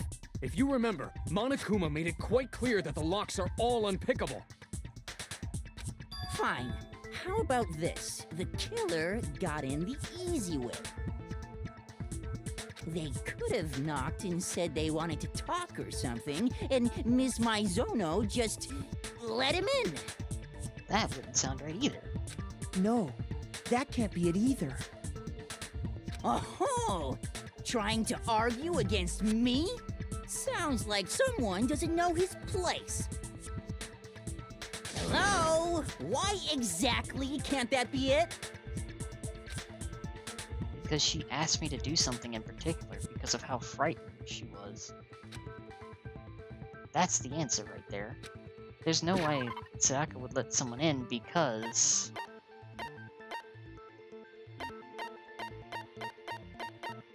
It's definitely the switching rooms. I got it! Because Sayaka was already scared, remember? That's why she asked me to switch rooms in the first place. The same goes for you, Sayaka. No matter who it is, don't open the door for anyone. Open your door for anyone. Even if I'm sure it's you, I absolutely won't open it. Otherwise, what's the point of even switching? Knowing what she'd been through, I just can't believe she would have opened the door for anyone. What if her being scared was a lie? Uh-oh. Huh? Well, what the hell is that supposed to mean? Why would she lie about something like that? I know you don't want to consider it, but look at this and tell me. Can you still deny the possibility? come see me in my room. There's something I want to talk to you about. Just us two. In 5 minutes, come see me in my room. Check the nameplates to make sure you don't get the wrong room, okay? I found a notepad during my search, and I shaded in the top sheet with a pencil. And these are the words that appeared. Oh man! I've totally seen people do that on detective shows. Major plot twist. When you write, it can leave an imprint. Sketch over the next sheet of paper, and you can see the words. When I saw that, I was like, holy crap! I better make sure I rip the paper out before I use it from now on. It's a pretty old-fashioned technique, but even the classics can be surprisingly useful sometimes. Oh, and I should also mention, I found the notepad on the desk in Makoto's room. Huh? Which means only someone who had been in Makoto's room before the incident could have written it. Then either it was Makoto who lived there, or Sayaka who switched rooms for a single night. So, Makoto, did you write this? No, I didn't. But Of course you didn't, because the note also bears a perfectly legible signature. Sayaka's signature. Oh. Then that note. Sayaka wrote it? but why? Why would she write that? The note was likely her way of getting in touch with a certain someone. She must have slid it under their door to let them know she wanted to meet with them in secret. If you got an invitation like that from the ultimate pop sensation, what young man could resist? Of course, I'm only into 2D, so it wouldn't have any effect on me. But can we be sure anyone even got this note? And honestly, even if they did, I do not think they are at all involved in what happened. Huh? What makes you say that? Right? Well, Hifumi is the ultimate fanfic writer. And he is kind of a stereotype of fanfic writers. Would you like to hear what I have to say? Very well then. Which Pay is very attention. inaccurate. At least for most of them.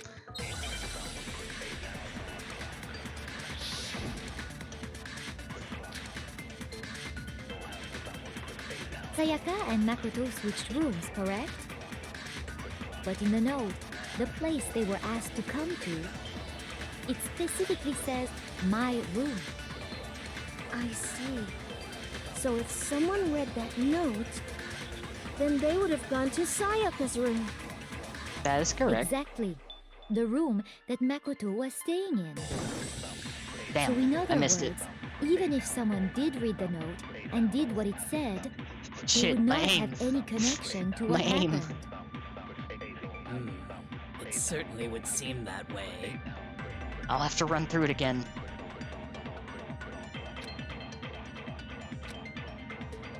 Sayaka and Makoto switched rooms, correct? But in the note, the place they were asked to come to, it specifically says, my room. I see. So if someone read that note, then they would have gone to Sayaka's room. Exactly. The room that Makoto was... No, that's wrong.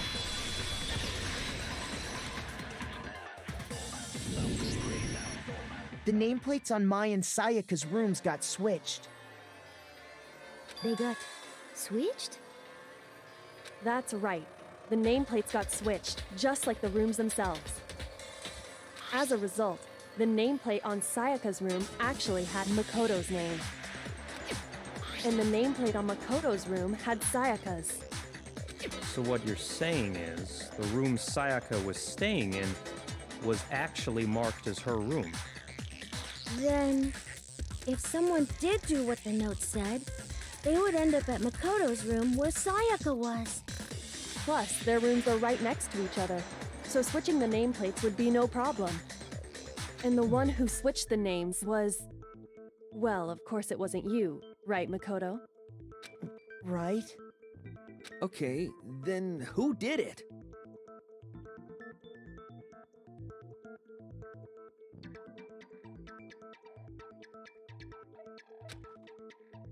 There's only one person who could have switched the nameplates. The only other person who knew we had switched rooms. I got it! Me and Sayaka were the only ones who ever knew about us switching rooms. So the only other person besides me who would even know to switch the nameplates was Sayaka. You can also infer as much from her note. There's something I want to talk to you about. Just us two, in 5 minutes. Come see me in my room. Check the nameplates to make sure you don't get the wrong room, okay? She specifically tells the reader to check the nameplate. She would only have written that if she knew the nameplates had been switched. But why would she switch them in the first place? She wanted someone to come to the room she was in, and also hide the fact that it was Makoto's room. What? Inviting someone to your room, but not telling them you'd switched rooms. Why would anyone do that? To understand that, we first need to understand what happened after she invited the person into the room. That's where the answer lies. What happened then was probably whoever she invited over came in and attacked her. We figured it out! We know who did it! Whoever she invited over is the culprit! But we still don't know who it is, you goddamn idiot! Sayaka fought with her killer there in the room, yes? Perhaps the answer to our previous question lies in that initial struggle. Yes, I think you're right. Then... we just have to figure out what happened during the fight, right? That reminds me. There was a replica sword at the murder scene. Was that perhaps used during the fight? Oh yeah. What's the deal with that sword? Sayaka suggested I should hold on to it. I thought it might come in handy if I had to defend myself. It seems pretty likely that the killer used it to break Sayaka's right wrist. How the hell could you possibly know that's what broke her wrist? The reason I know Sayaka's wrist was broken with the fake sword is because when you look at her wrist, there's no doubt.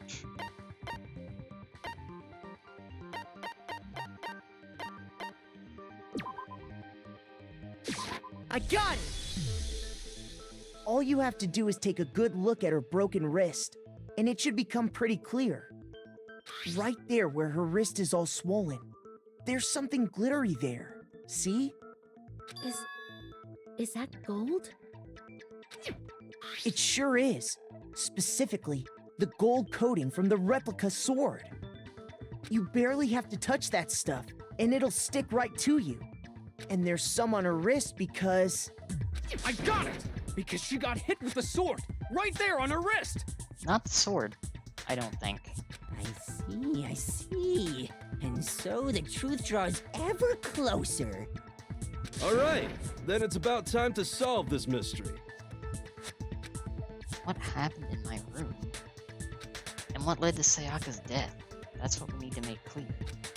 There's a bit more to learn about non-stop debates. Yes, okay.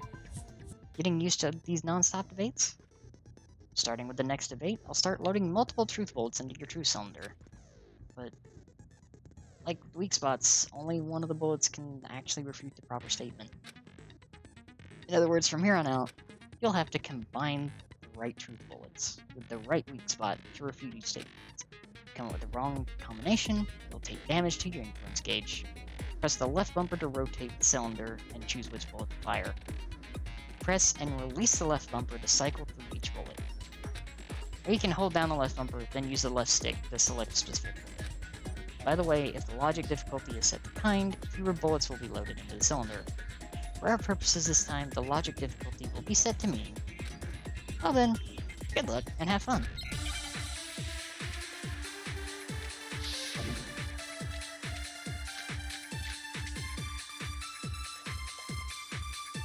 When the fighting broke out, The culprit grabbed the sword. And that's when the first blow was dealt. A sword-based sneak attack. No, that's wrong. I want to say that was the sheath. Actually, no. I don't think the fight started with the sword. Huh? Why not? Because the sword's sheath had been scratched. See? There's a gash in it. Like someone cut into it with something sharp. Something sharp? You mean like the kitchen knife? That was the only sharp thing found at the scene. Stop jumping ahead. Slow down and explain it so I get what the hell's going on. If the sword was used first, there wouldn't be any explanation for the scratch on the sheath. If you were going to attack with the sword, you'd take it out of the sheath first, right? That's true. With the sheath on, it'd be heavy and bulky and useless as shit. Okay, so how did the sheath get damaged? If they got attacked with the kitchen knife, maybe they grabbed the sword as a defensive impulse. In that situation, there wouldn't be any time to actually unsheath the sword. So you're saying the sword was initially used to defend against an attack from the knife? Which means whoever had the kitchen knife was the one who attacked first. AKA, that would be Sayaka. I think I get it. So here's how it all played out. The culprit came in, found the kitchen knife hidden there somewhere. Then they took the knife and attacked Sayaka before she knew what was happening. So she grabbed the sword to defend herself, but then the culprit took that from her too. Then, after they broke her wrist with the sword, they took the knife and finished it. Sorry, but I don't think Sayaka used the sword to defend herself. I agree with Kyoko. What? How the hell can you not think that? Because she never held the sword at all. There's a certain part of her body that makes this clear. Her hands. You wanted to use a sword. Which part of your body? Cut. Her I got it! palms. You're talking about her palms, right? The palms of her hands were perfectly clean, so I don't think she ever picked up the sword. How can you know that just by looking at her palms? Because the hilt. Like I said Sword. before, the gold coating on that sword comes right off. All you have to do is touch it. In fact, if you look, you'll notice that a lot of the gold has already come off the handle. It's safe to assume that's because whoever used the sword got some of it on their hands. There's really no way she could have picked it up and come away completely clean. Maybe she washed her hands after she escaped into the bathroom. Why would you wash your hands if you're being attacked? Sorry, but I don't think so. Why do you say that? Is it because you think I'm ugly? What? But, Toko. That's a stretch. No, that's not it at all. There's no way Sayaka washed the gold coating off her hands because there's a certain regulation that talks about what happens in the bathroom at nighttime. The water was off. I got it! According to the Monokuma file, Sayaka's time of death was around 1:30 a.m. In other words, at nighttime. And the water in the bathroom shuts off at nighttime, right? Oh, I didn't know that. Actually, I haven't taken a shower here yet. Toko, take a shower. Oh my. You're no different. You smell like a big fat ugly donkey. Jesus. I'm not sure whether to take that as an insult or a compliment. An insult, obviously. So anyway, if Sayaka never touched the sword, then that means the killer is the only one who used the sword. But hold on. If that's right, then the one who damaged the sheath with the kitchen knife was... One who damaged the sheath with the kitchen knife. Have to have been the one without the sword. I got it! Sayaka. Sayaka? She had the kitchen knife? But we already said that the attack started with... The person with the knife attacked first, and the sword was used as an impromptu defense. Then the one who attacked first was... Yeah, Sayaka attacked first. Sayaka? Now do you understand? She wasn't a blameless victim in this. She was trying to kill someone. No, far from it. It's almost as if she'd been planning to commit a murder of her own. So, whoever killed her was her intended victim. And she was gonna do it in Makoto's room.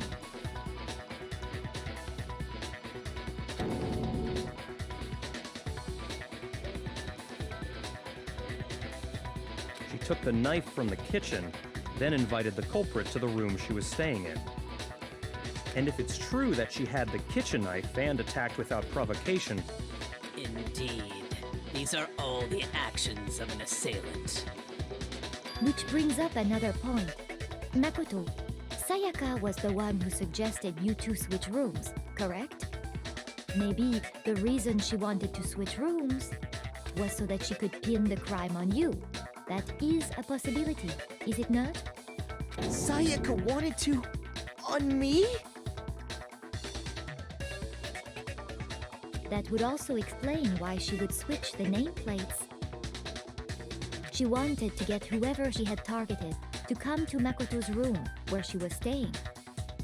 And by committing the murder there, instead of her room, that would implicate Makoto.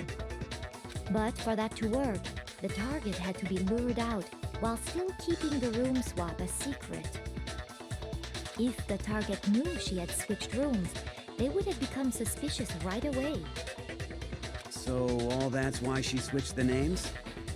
But doesn't that plan seem a little risky? For one thing, even if her plan worked, Mr. Naegi would just tell everyone they'd switched rooms. I don't know. I'm not sure our soft-hearted Makoto is capable of that kind of cutthroat behavior. I'm sure Sayaka realized the same thing, which is why out of all of us, she asked him to switch rooms. Damn. Plus, she was the ultimate pop sensation. A totally forgettable kid. Or a national superstar. Who are you more likely to believe? Wait, then you're saying she had this all planned out? Holy shit! But in the end, her plan backfired. She launched her attack with the knife, then found herself under attack in turn. That must be when her wrist got broken, and she was forced to drop the knife.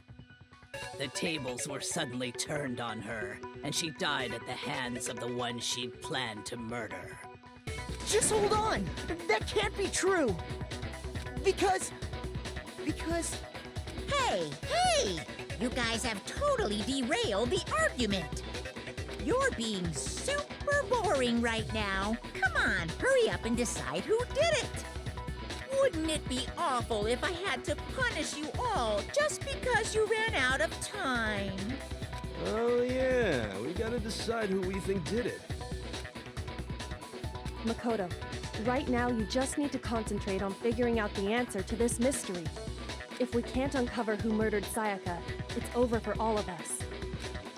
Is it really all over? Obviously, I'm committed to finding out who killed her, but what can I do? I mean, as far as clues go, there's nothing left.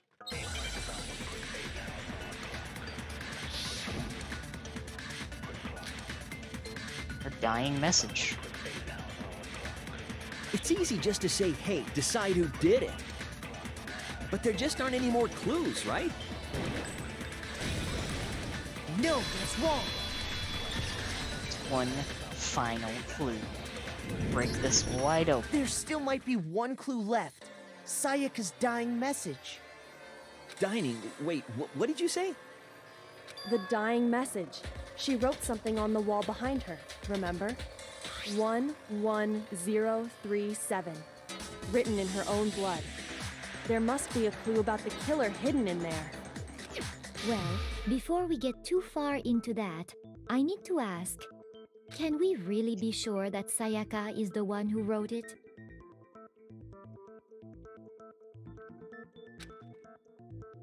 There's no question that Sayaka wrote that message, and I can prove it. I got it! Her left index finger had blood on it. That could only be because she used that finger to write the message. I see. She broke her right wrist during the fight, so she'd have to use her left hand to write. Sure. I think we can all agree Sayaka wrote it. But still, what the heck do those numbers mean? 11037? Or, what if they're not numbers?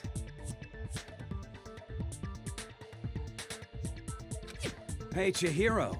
You're a computer nerd or whatever, right? You should know all about numbers and shit. No, that's not...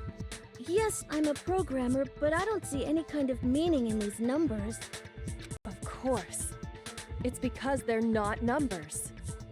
Oh, yeah, it looks like... Huh? What? What?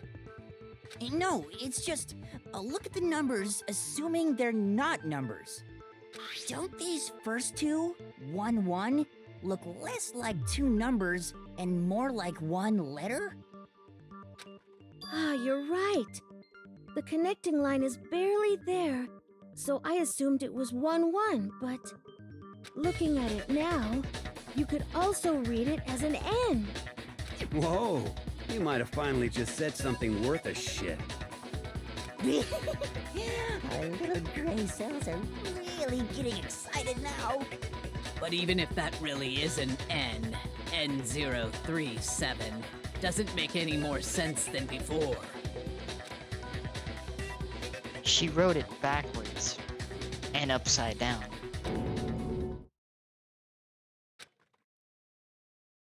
Rotate the image 180 degrees. Rotate it? I think maybe I see something. Oh my god. Now I see. She wrote down the killer's name. Huh? You just shot past the clue part and right onto who did it. So, whose name did she write? Sayaka's dying message reveals the real killer's name. If you turn her message 180 degrees, it should become crystal clear.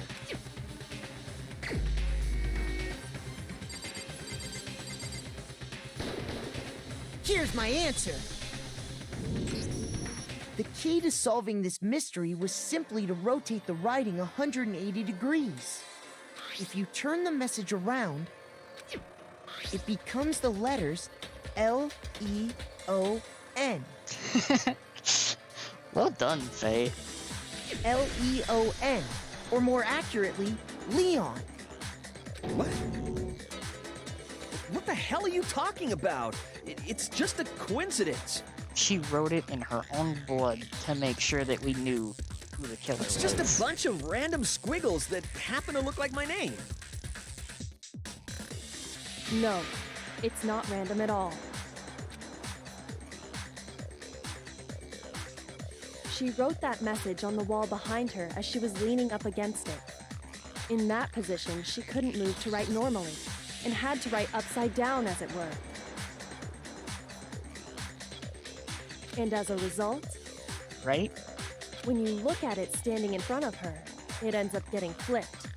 Try it for yourself if you want. Write something sitting like her, and the letters will be inverted. That sounds like one hell of a stretch to me. I'm the killer? You can't just go and say shit like that. If you're not the killer, then why did you try to destroy the evidence? Huh? You know what I'm talking about, right, Makoto? The evidence Leon tried to get rid of? The evidence that Leon tried to get rid of. It's that thing I found on the ground in front of the incinerator, right?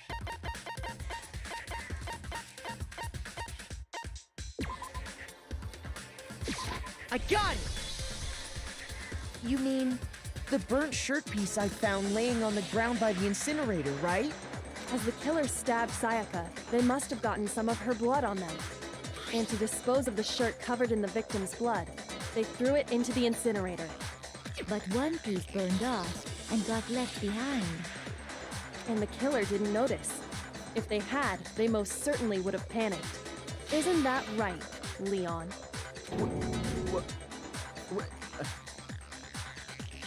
But is one scrap of fabric enough to conclude that Leon is guilty? There's actually one other piece of evidence. Yeah, I mean, Leon's not the only one wearing a white button-up.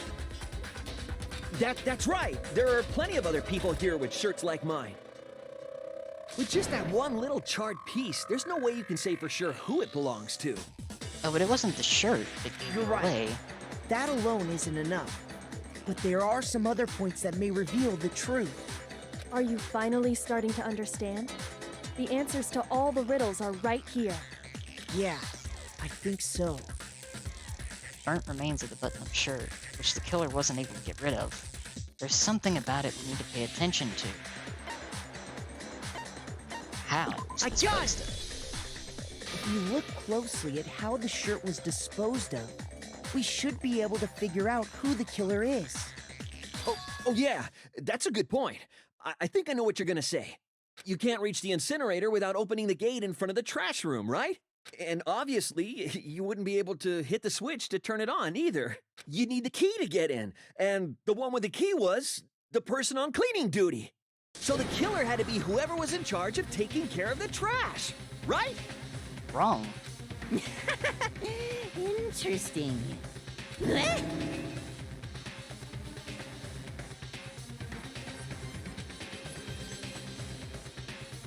No, that's wrong. There was another way to use the incinerator without being the one on cleaning duty. And that's exactly what proves that Leon is the real killer.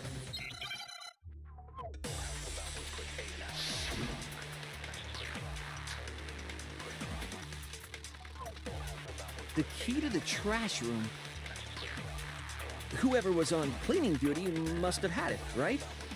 So the only one who could get to the incinerator was the person in charge of the trash? And you'd have to get close to the incinerator in order to destroy the evidence. No, That's wrong, Leon. Hold on. I think I know how someone could dispose of the evidence without using the trash room key. But if you can't get past the gate, you couldn't possibly turn on the incinerator, could you? Yes, you could. If you used this. What is it, some kind of glass ball? It's busted to hell. Actually, it was supposed to be a crystal ball, but, But how would you use it? Killer had to use the glass ball I in a got it! certain way. The killer simply took aim at the incinerator switch and threw the ball through a gap in the gate.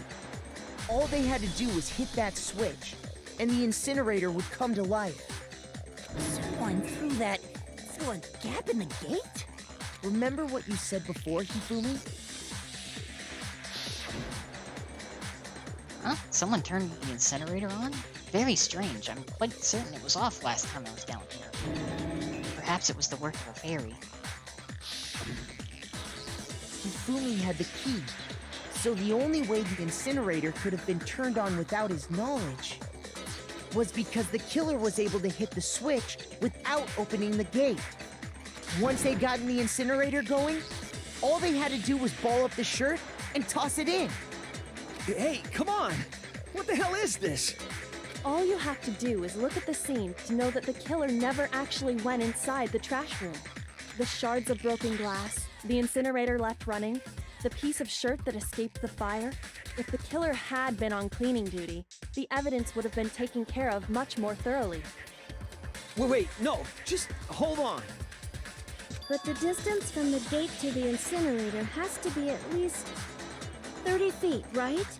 The pinpoint accuracy you'd need to throw a glass ball that far and hit something that small. Could someone really do that? Only a baseball prodigy.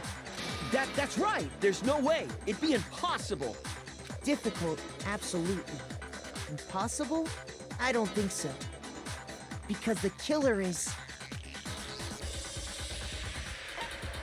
I got it! Because the killer is the ultimate baseball star. Isn't that right, Leon? Do you have any idea how stupid you sound right now? A target 30 feet away would surely be little challenge for the ultimate baseball star. You can't be serious. I'm not the killer! These goddamn shipper brains have got it all wrong, I'm telling you! You still won't admit it? Okay then. Makoto, go ahead and review the incident one more time to make his crime perfectly clear. Okay, I will be right back momentarily.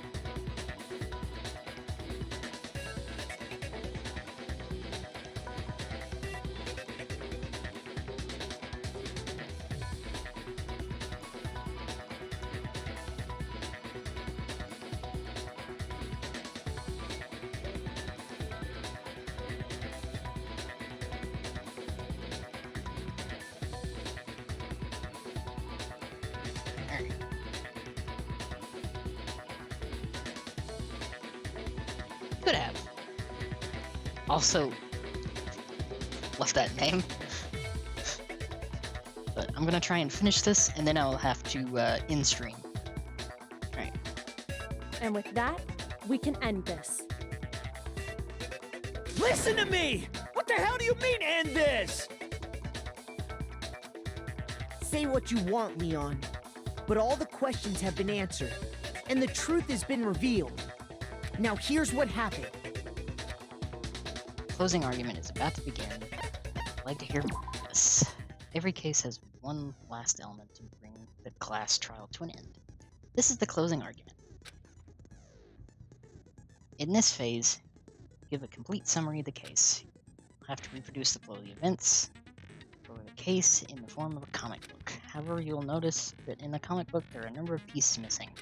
It's for you to complete the comic using the provided truth panels. Also, if you take aim at a missing section and press the A button, holy cow, you'll get a hint that might lead to a breakthrough. Well then, good luck and have fun.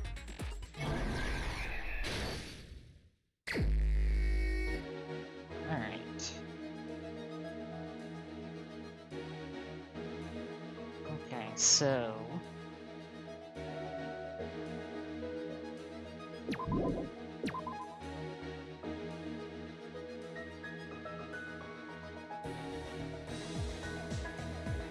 Let's see, I think that goes there.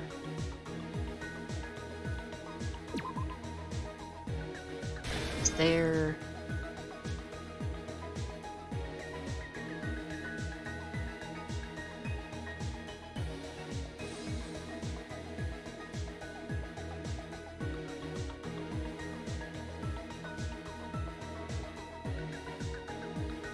Oh, there's more pieces here.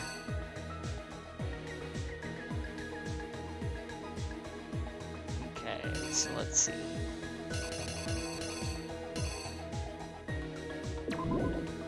This goes here.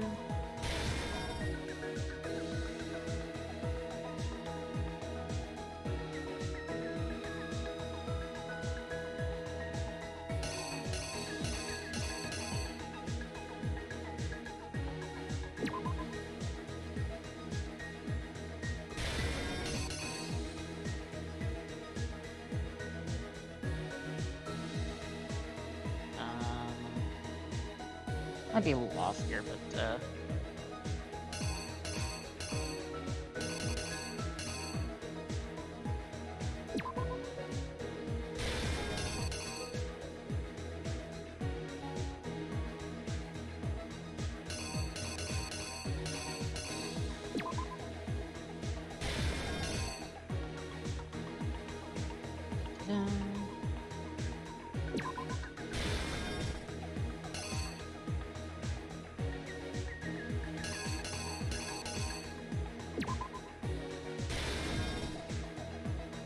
there. There. And that goes there. Here's exactly what happened. I think Yeah, the I mini better games in this take game one are more look interesting. back at the case from the beginning.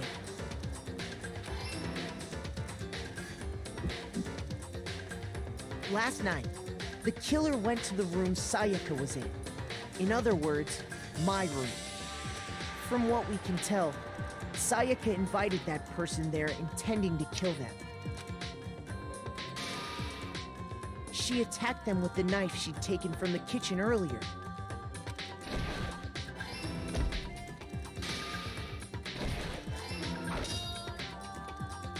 But then something happened that she wasn't prepared for. They grabbed the fake sword I put in my room and fought back.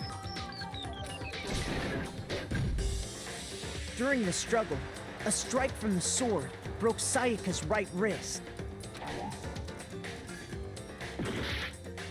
Oof. I knew that was the one that,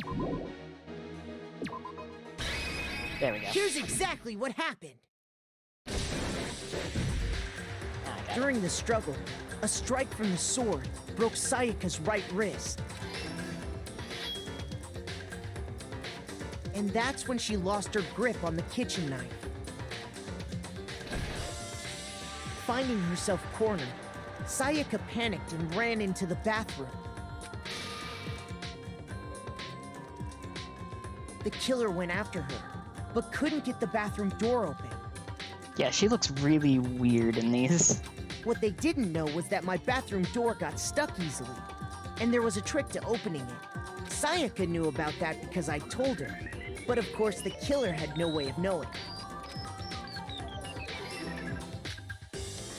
So instead, the killer forced the door open, took the kitchen knife,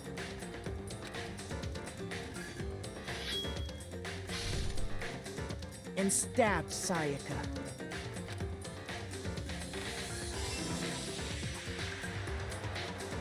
But with what strength she had remaining, Sayaka left a dying message.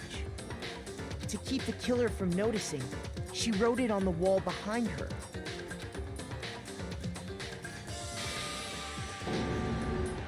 And with that, all her strength was gone. With Sayaka dead, the killer quickly began destroying the evidence. First, they took off their shirt, which was covered in their victim's blood. right? Then they took the lint roller in my room and cleaned up the entire area. They wanted to make sure they got rid of any trace they'd ever been there. This is a really sad opening. Afterwards, the killer headed to the trash room to destroy their bloody shirt. They tried to burn the shirt using the incinerator there, but the trash room was blocked off by an especially sturdy gate, preventing access to the incinerator. So they came up with a plan to use Hiro's crystal ball, which he'd left in the laundry room. The killer managed to throw the ball through the gap in the gate and hit the incinerator switch. For any normal person, that'd be an impossible throw, but the killer had the confidence to take a shot. And that's because the killer was the ultimate baseball star. The crystal ball, thrown with absolute precision, hit the switch on the incinerator, which then quickly roared to life.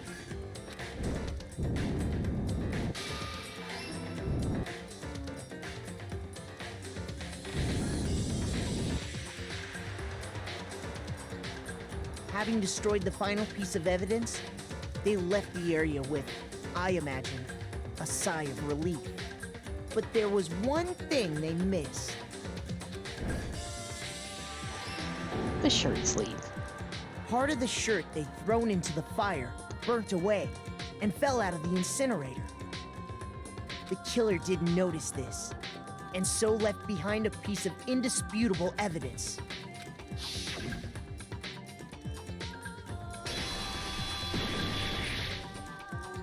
Isn't that right, Leon? It would appear that Hiro simply forgot his crystal ball in the laundry room. You went there to try and wash the blood out of your shirt, and that's where you saw it, right? Seeing the ball, you thought of a way to take care of everything.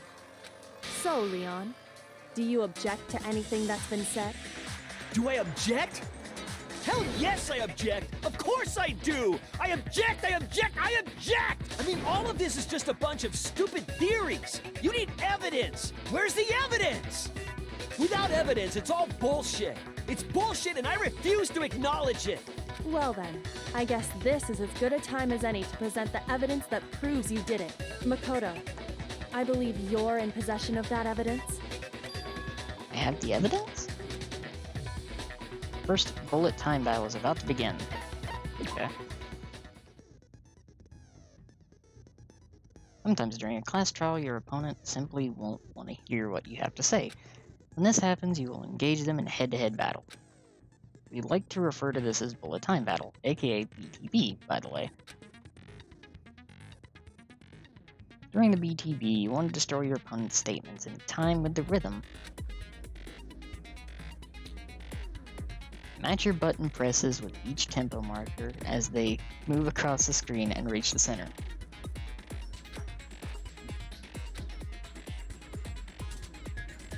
Press the A button to lock on to an opponent's statement. Destroy the statement you've locked onto with the Y button as the tempo marker reaches the center. Use this method to deal damage to your opponent. If you can't pull it off, you'll be the one in pain. Do this consecutively, and you'll start a combo. Keep this going, and you'll initiate a tempo up. On the flip side, if you keep missing, you'll get a tempo down situation. When the tempo changes, so does the timing for hitting each button. So watch out for that. Deal enough damage to your opponent, and their weak spot statement will appear. At that point, you can press the Y button to shoot it down with a truth bullet, like any other statement. Refute their statement fast enough, and you'll come out victorious. Just like before, if your influence gauge reaches 0, or you run out of time, you fail. Well then, good luck and have fun. When the killer removed the screws from the doorknob, they didn't use anything from your room to do it. Instead, they must have used something that belonged to them. use something of their own to remove the screws. I And then- refuse to acknowledge you. You're stupid. Stupid, stupid, stupid. Stupid, stupid, stupid, stupid, stupid, stupid, stupid. I have to show indisputable evidence that Leon is the killer. I need to figure it out.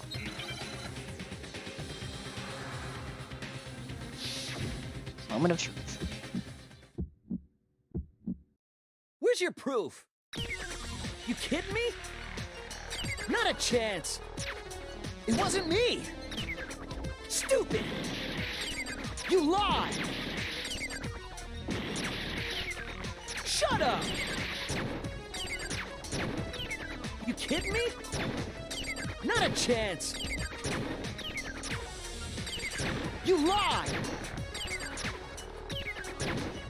Where's your proof? You kidding me?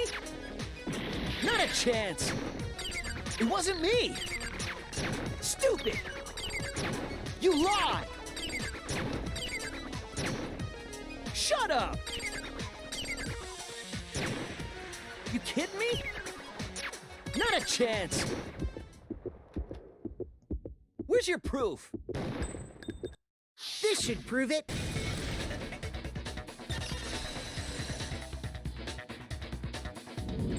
That is a weird minigame, by Screws the on way. the bathroom doorknob were removed. I wonder what kind of tool the killer used to remove them. I mean, it had to be a screwdriver, right? Oh yeah, I'm pretty sure the toolkits we got each had one inside. Pretty much. And that must be what he used. There aren't any other tools anywhere.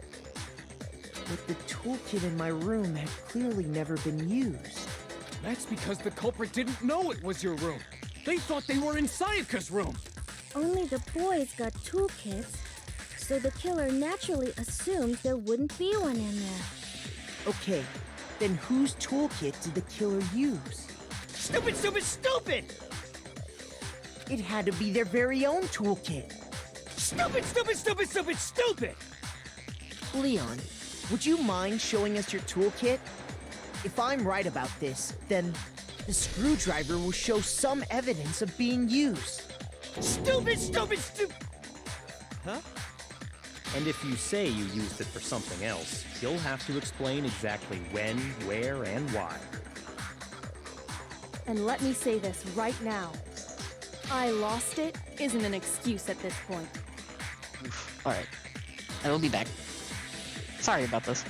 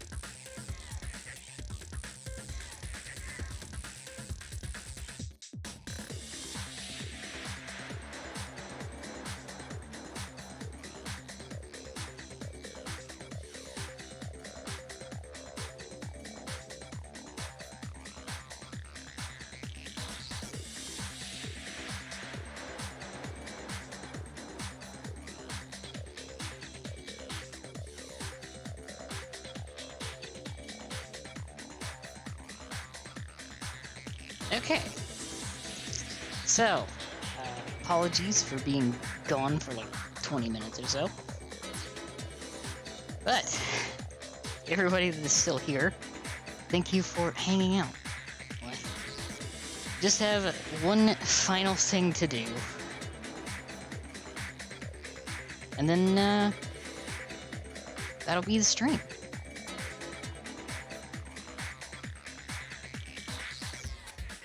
Stupid. Stupid.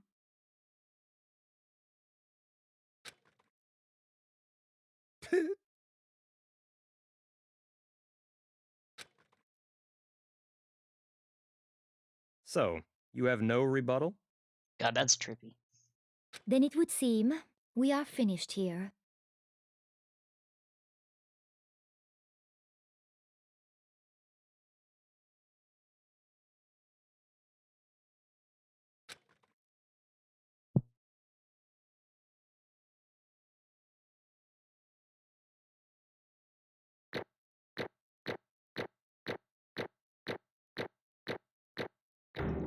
I knew that like the last one was gonna kill me. Overall though, I'll take an A. I will definitely take an A.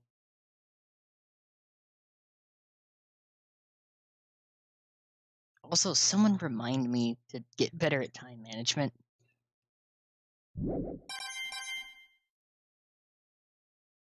Ah, sweet. Monokuma coins. Oh, achievement. Ah, sweet.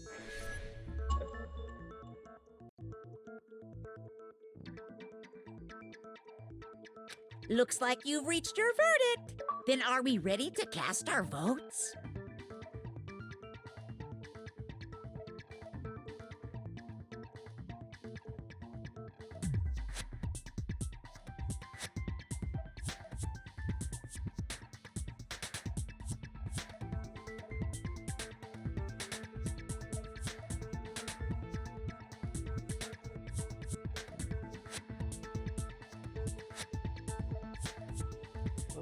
Answering some stuff real quick.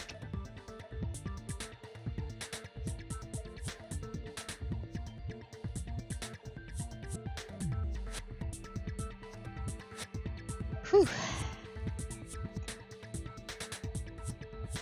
You know, having to run up and down the stairs is kind of something.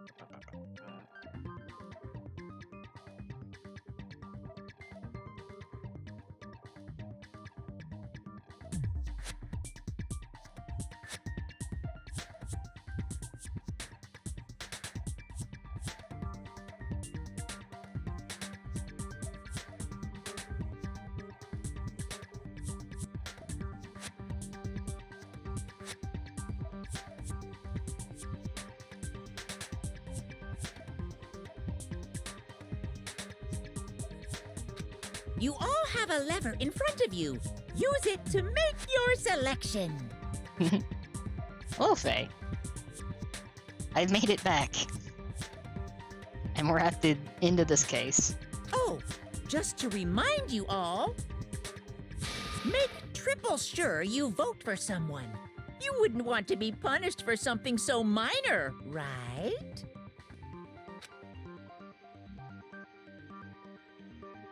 Okay, then let's get excited! Who will be chosen as the Blackened? Will you make the right choice or the dreadfully wrong one? What's it gonna be? What's it gonna be?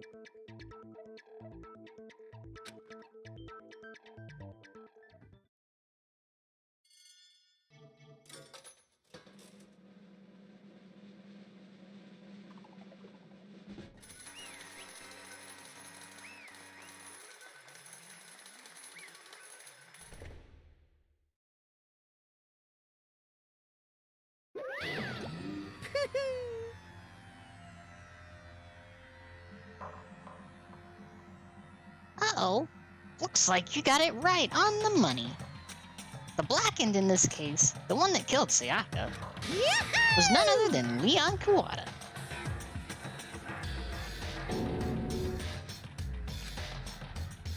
Huh?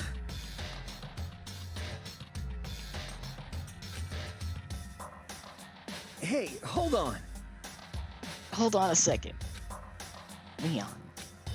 Leon, did you really kill Sayaka? But... I don't believe it. You son of a bitch! Son of a bitch, what the hell is wrong with you? I didn't have a choice. It was kill or be killed. So that's why... So that's why I killed her first. None of you are any different! One wrong step and you'd be the one standing here. It was a complete chance that I wound up like this. I was just... unlucky. That's all. Hey! Come on! You expect me to just accept my death?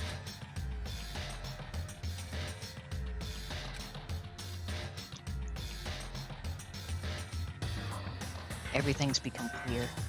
The decision we made was right after all. But when I think about that, honestly, I'd be better off if we were wrong. Because if what we came up with really is the truth, and that truth is that Sayaka was trying to frame me, but even if that's true, I can't say she was wrong. After all, the mastermind. It's all because of that video. Even I couldn't handle what I saw in there. If I was hurt, and the video actually had something to do with me, I can't even imagine. Now we're trapped here, with no way out. They're probably waiting for me. Why? Why? I can't afford to be stuck in here. The one thing that was more important to her than anything else, her dreams, her friends. To have to see something like that happen to them, and Sayaka. I did whatever it took to reach that dream. I mean it, even some things that weren't so pleasant. And that's why Sayaka were the friends that meant so much to her. That's why she betrayed me. So when she said, No matter what happens, please always be there for me. I need you on my side. she was lying to me from the very beginning. She was using me. Is that why she wanted to talk? She talked to me in the first place? I guess I'll never know. Because there's nothing I can do to ask her what she was thinking. Once you're dead, that's that. Boy howdy, the entertainment industry must sure be terrifying, huh? I mean, to try and kill someone just because of those relationships. Ba-bum, ba-bum.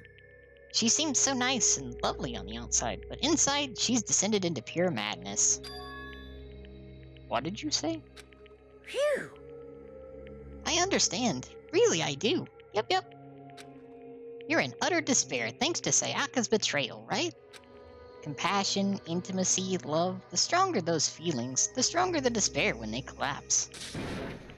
Stop screwing with us. This is all your fault. Sayaka being forced to do something like that, all of it, everything. It's all your fault. Suddenly, in a frenzy, I lunged at Monokuma. But That's enough. As angry as I was, Yoko latched onto my arm without hesitation. Her grip was like iron, strong enough I was sure it would leave a bruise. Calm down. If you really want to make her enemies pay for what they've done, you need to let it go for now. Damn it. Ba-bum, ba-bum. Ah, that was a close one. I thought for sure you were gonna give me a good walloping. Just barely avoided punishment, you did. Yes, indeed. Now then, since you so magnificently revealed the identity of the killer during the class trial, the blackened Leon Kawada will receive his punishment. I agree, Faye.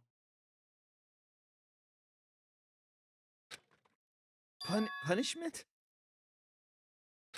You mean execution? Leon done did it now. Wait a second! I didn't have a choice. I had to kill her. Yeah, that's it. I was just protecting myself from the heat of the moment. It was self-defense. Is that okay? How exactly was it self-defense? When you forced your way into the bathroom, did you or did you not use your very own toolkit? After she'd shut herself in the bathroom, you went out of your way to head back to your own room. Then you came all the way back, broke into the bathroom, and killed her. Am I wrong? Do you understand? You had any number of chances to stop what you were doing, but you chose not to. Is it not because you had an unclouded intent to commit murder? So, that's why... No, that's not...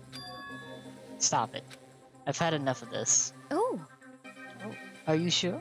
You were close to her. You were closer to her than anyone, were you not? He killed your precious Sayaka. Do you not understand? I can't say Leon is solely to blame. Of course, I don't plan on blaming Sayaka either. Because the one to blame is him. Huh? What? If it weren't for you, this would never have happened to Sayaka or Leon. We shouldn't be fighting each other. We should be fighting against the one who put us in this situation. The mastermind. Unbelievable. Uh-oh.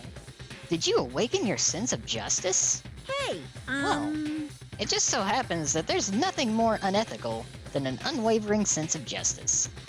After all, it's people with that sort of mentality that perpetuate war all over the world. Is that the kind of justice that's awakened within you? Just shut up. Okay, well, anyway, more importantly, Thrills, chills, kills! let's hurry up and get to what everyone's been waiting for, the punishment. I'm begging you! Please, don't do this! Hey, come on now. No more begging, no more excuses. You must pay the penalty for breaking the rules. Society demands it. Stop! Please! Now then, I prepared a very special punishment. For Leon Kawada, the ultimate baseball star. No! Oh yeah, it's pretty brutal. Let's give it everything we've got. It's punishment time! No!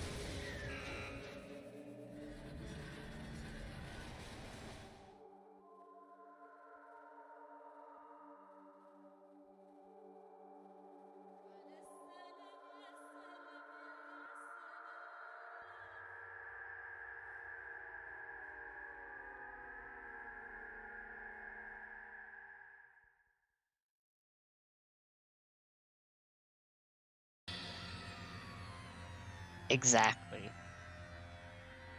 What we saw, that was the true face of despair.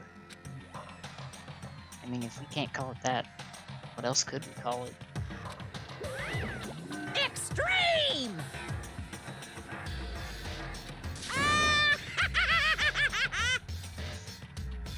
Man, my adrenaline is pumping right out of control.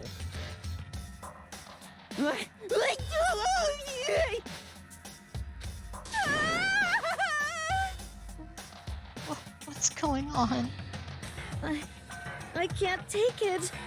I can't take this anymore. Do we really have to keep doing this? I just can't take it. Well? Well, hey, if you don't like it, all you gotta do is swear to cut all ties with the outside world and accept living here forever. That's only if every single one of you can get on board with that.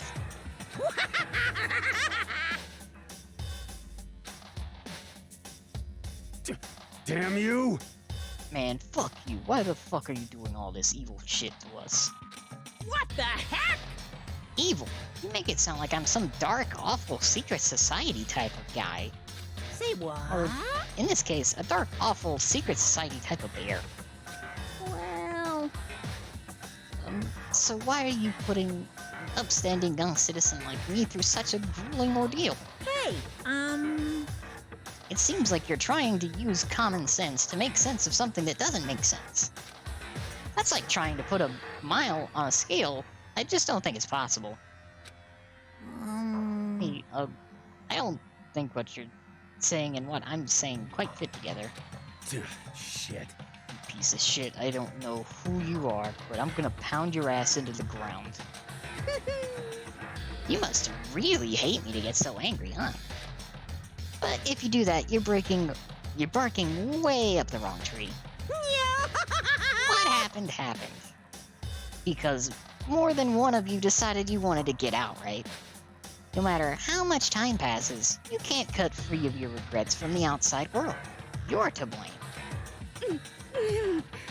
Of course we can't cut for free the outside world, being trapped in this insane place. You're trapped, are you? Well, I'm sure once you learn all the mysteries of this school, your thinking will change for sure. You'll think, boy, isn't it so wonderful how we all get to live here forever? What does this mean?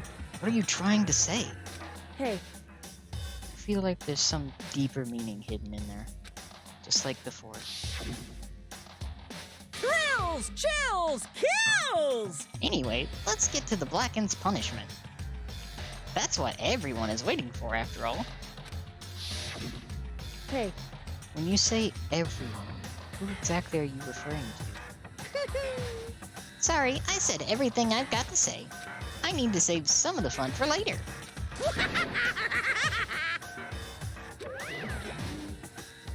And just like that, he was gone. He left us there, overwhelmed by a nightmare turned reality.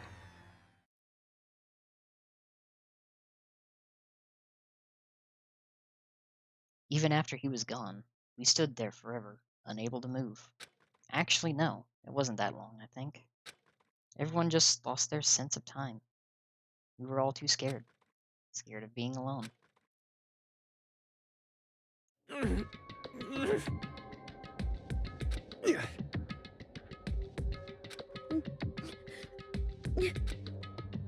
No one even tried to speak. Their faces were stone, their voices dead. But it was in that moment, just a second. Makoto, can I talk to you for a second? She moved in close and whispered into my ear. Makoto. Before we head back, there's something I want to talk to you about. It's about Sayaka, isn't it? I'm surprised you figured it out. Listen. I told you before the class trial started. You had to figure out the mystery of this case yourself. You wanted me to realize how Sayaka betrayed me by myself, didn't you? The thought never even crossed my mind. I feel like such a fool, becoming such an easy target like that. It's true. Sayaka meant to double-cross you. That's a fact that you can never change. But even till the very end, she wasn't sure of her decision. That's why, as she lay dying, she was thinking of you. She was thinking of me? You can't just say something like that. I mean, there's no way you can know that. Only Sayaka would know for sure, and we can't ask her now. However, Even if you can't ask her, you can infer it, don't you think? Her final thought was how she could protect you. What? so... The fact that she used her last ounce of energy to leave her dying message proves it. If she didn't care what happened to you, she never would have left that message. Well, maybe she just wanted to get back at the person who had killed her. That's certainly one possibility, but I don't think that's what it was. Anyway... She was uncertain. She wasn't sure she could kill someone or deceive you, which is why her plan failed. Her hesitation attracted failure. Right. It's almost ironic when you think about it. Why are you telling me all this? Because you're the kind of person who can overcome this. Because you can move past the death of your friends, Sayaka and Leon, and keep moving forward. Correct. Without someone like that, the others would never be able to break free of such a desperate situation. Move past their deaths? I could never do that. No. I'm going to carry them with me for the rest of my life. How could I possibly move past something like that? Leon, Sayaka, I'll carry them with me forever. I'll carry their memories with me wherever I go. So instead of forgetting them, you're choosing the hard road. Well, I have high expectations for you. As she said that, she revealed the smallest smile. Hey. By the way, I have to admit, I'm curious. How did you know I wanted to talk to you about Sayaka? Oh, well, I'm psychic. What? Kidding. I just have pretty good intuition.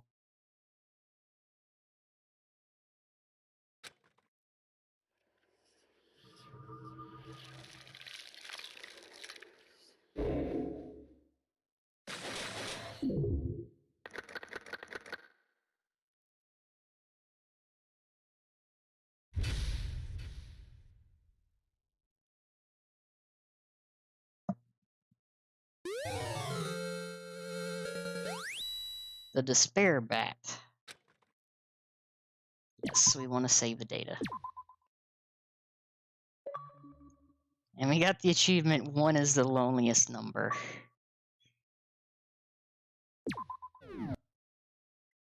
That's a cruel, cruel name.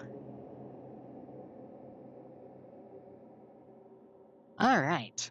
So... that was the first trial. I'm gonna save again, by the way.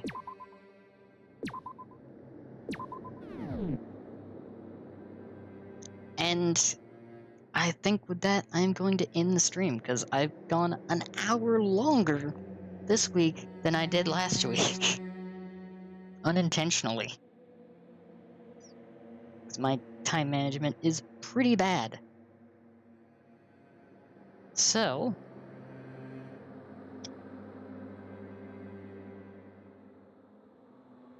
I'm going to see who is streaming right now, and we'll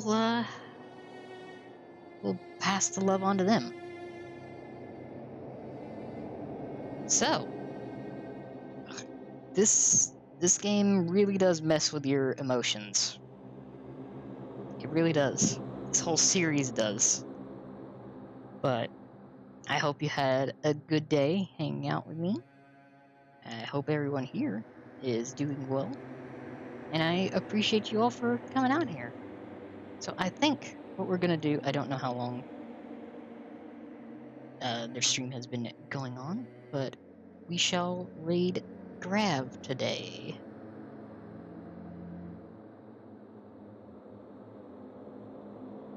Grab is playing 5D chess. So, thank you all for watching. I appreciate you all.